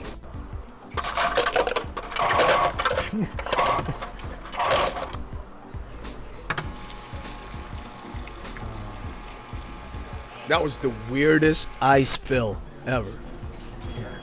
Well, nobody watches this far into the video, Lamb. This is it. Everything dropped after this. We are now watching. We are now in the land of the unknown. Yeah, the unknown territory. Yeah, exactly. We're in the frontiers right now. It was actually breaking ground right here. Seasoned beef nacho box instead of the steak nacho box.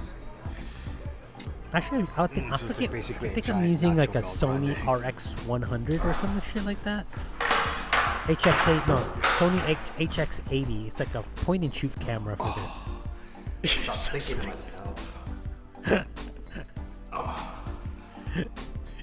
That's gross, bro. This is why they turn off. They see you head into the bathroom. That was quick. Like 2 minutes after I was done eating. That was pretty much like what I expected, not expected. Eating here. Holy moly. But now, do you on your thumbnails? Do you just grab it from your video, or you actually take a picture? Oh man, this weather's crazy. On this one, I just grabbed it from the video. I had to put the but dead normally cat I on the don't. mic. Hopefully it doesn't catch most of this wind that's blowing. But y'all, this weather. What camera was I using? How gloomy it is outside. What part of San Diego are you in? Taco Bell. Like, see that sky over there on the far end? That's Mexico. That's TJ. That's literally. Oh wow, like, you're way south. Yeah. See, it was a little different when I first started because I thought it was actually gonna be, as I said, See, here's the thing with that Taco Bell. I thought it was gonna be the steak nacho box, but ended up being the seasoned beef nacho box. Seasoned beef nacho box is garbage.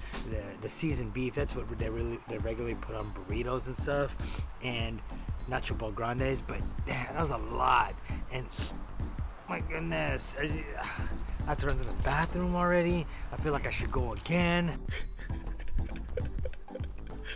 Here it goes, another take. Oh no, I was using the A7S. There's that picture. 5 minutes. Why didn't you put that there? 5 minutes Okay, because later. everybody else was doing it. And Yeah. That's gross, bro. Yeah, let's get out of the house just a little bit. Get something to eat. My stomach's still not working right. Plus, I gotta get some stuff from CVS because I need some air freshener or something in my room because it's getting stuffy in there. I mean, with the humidity, it was stinking. You know, me and laundry. It's a small room. It kind of gets a little funky in there. So, and we're out of freshener. So, let's go get some.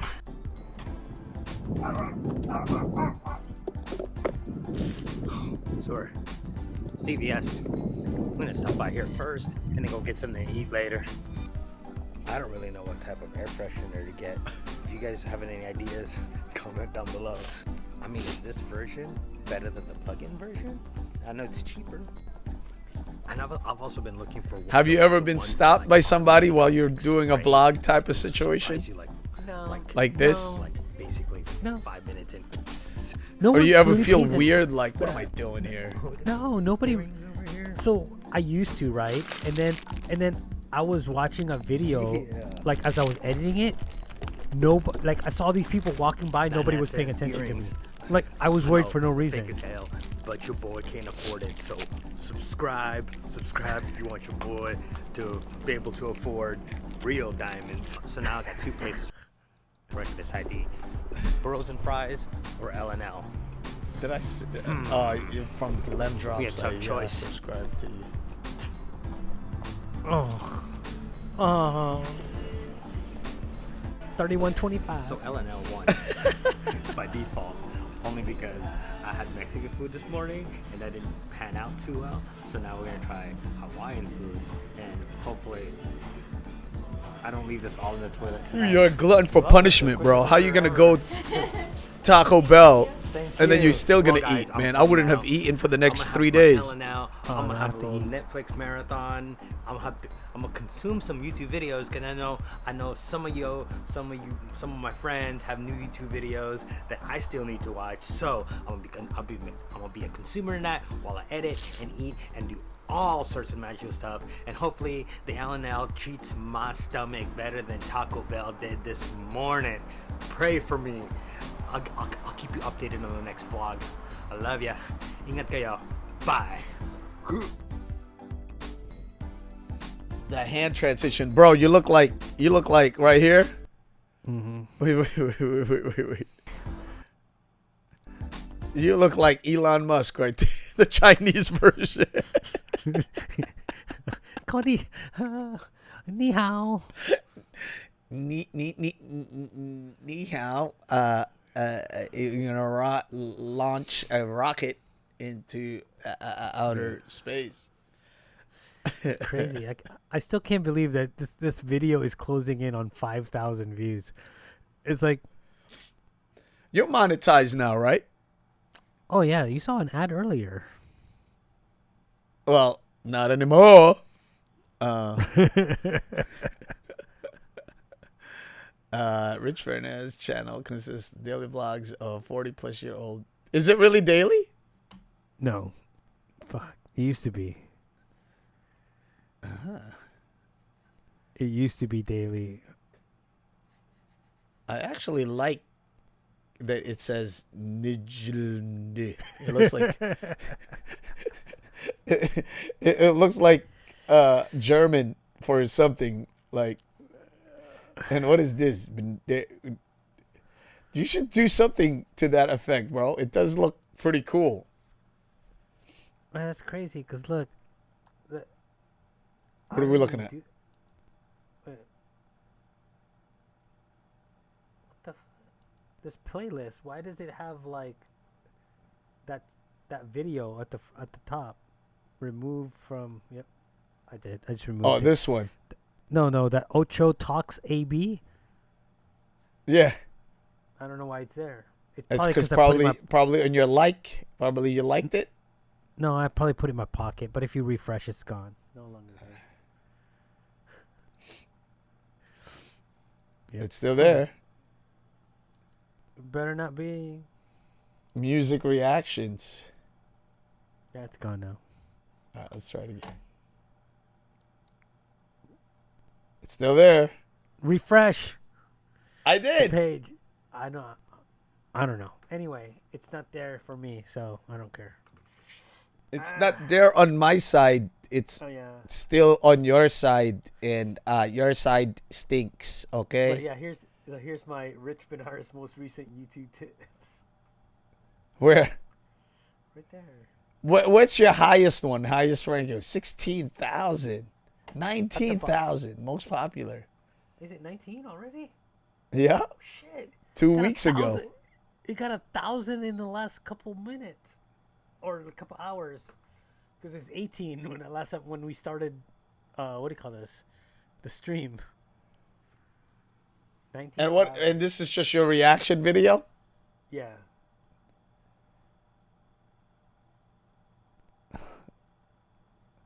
This video alone has gotten me like, God knows. Got what?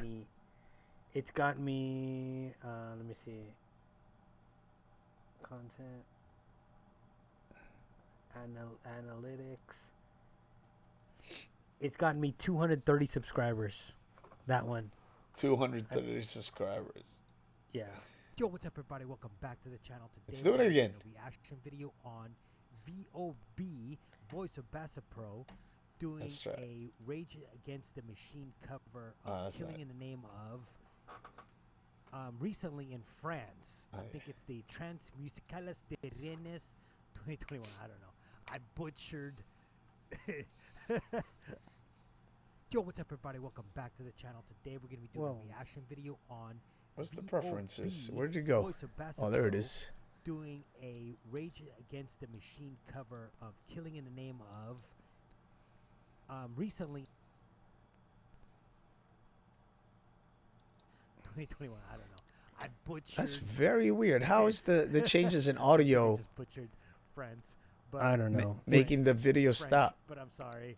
But It's again, the whole thing we're with gonna the get right loop to the back and all video. that stuff. I love Voice of Basketball. Oh, We're yeah? gonna watch it, and I don't know. the transition- I don't have look loop at back. that new transition I don't we have have. loop Here back we go. either. I use You know, for this sake, I'm gonna. Make Oh it Lord, black. Rich, we gotta get going. There you Wow, go. 1 minute. And There it is. 10. Let's have at it. Wait. Oh, look at this. 10 seconds left, bro. for what? 5 hours.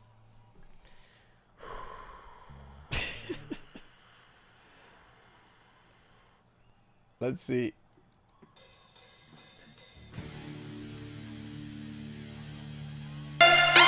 Oh no, what happened?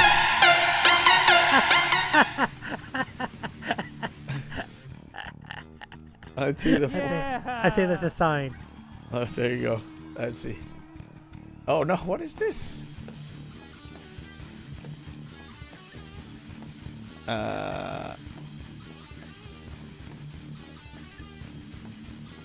No, I was trying to do a capture. 5 hour What, screen of the grab. 5 hour. Boom! Wait.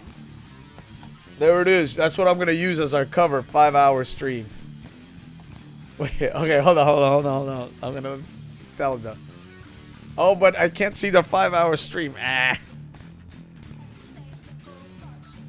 5 hours. Hold on. Let me bring this down. All right. Hold on. Give me 1 minute. Let me increase the size of this thing so that we can have better resolution. At least. When I grab it.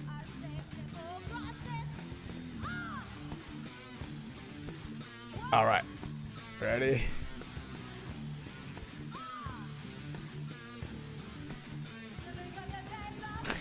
All right, dude, we're out. Oh, the crowd!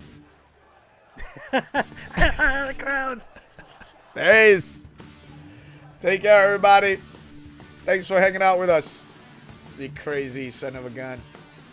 Yeah. Rich, love you, man. Much love to you. I'll talk to you later. Love you too. If you've been here for 5 hours, go get some help. Yeah, we love you. Thank you.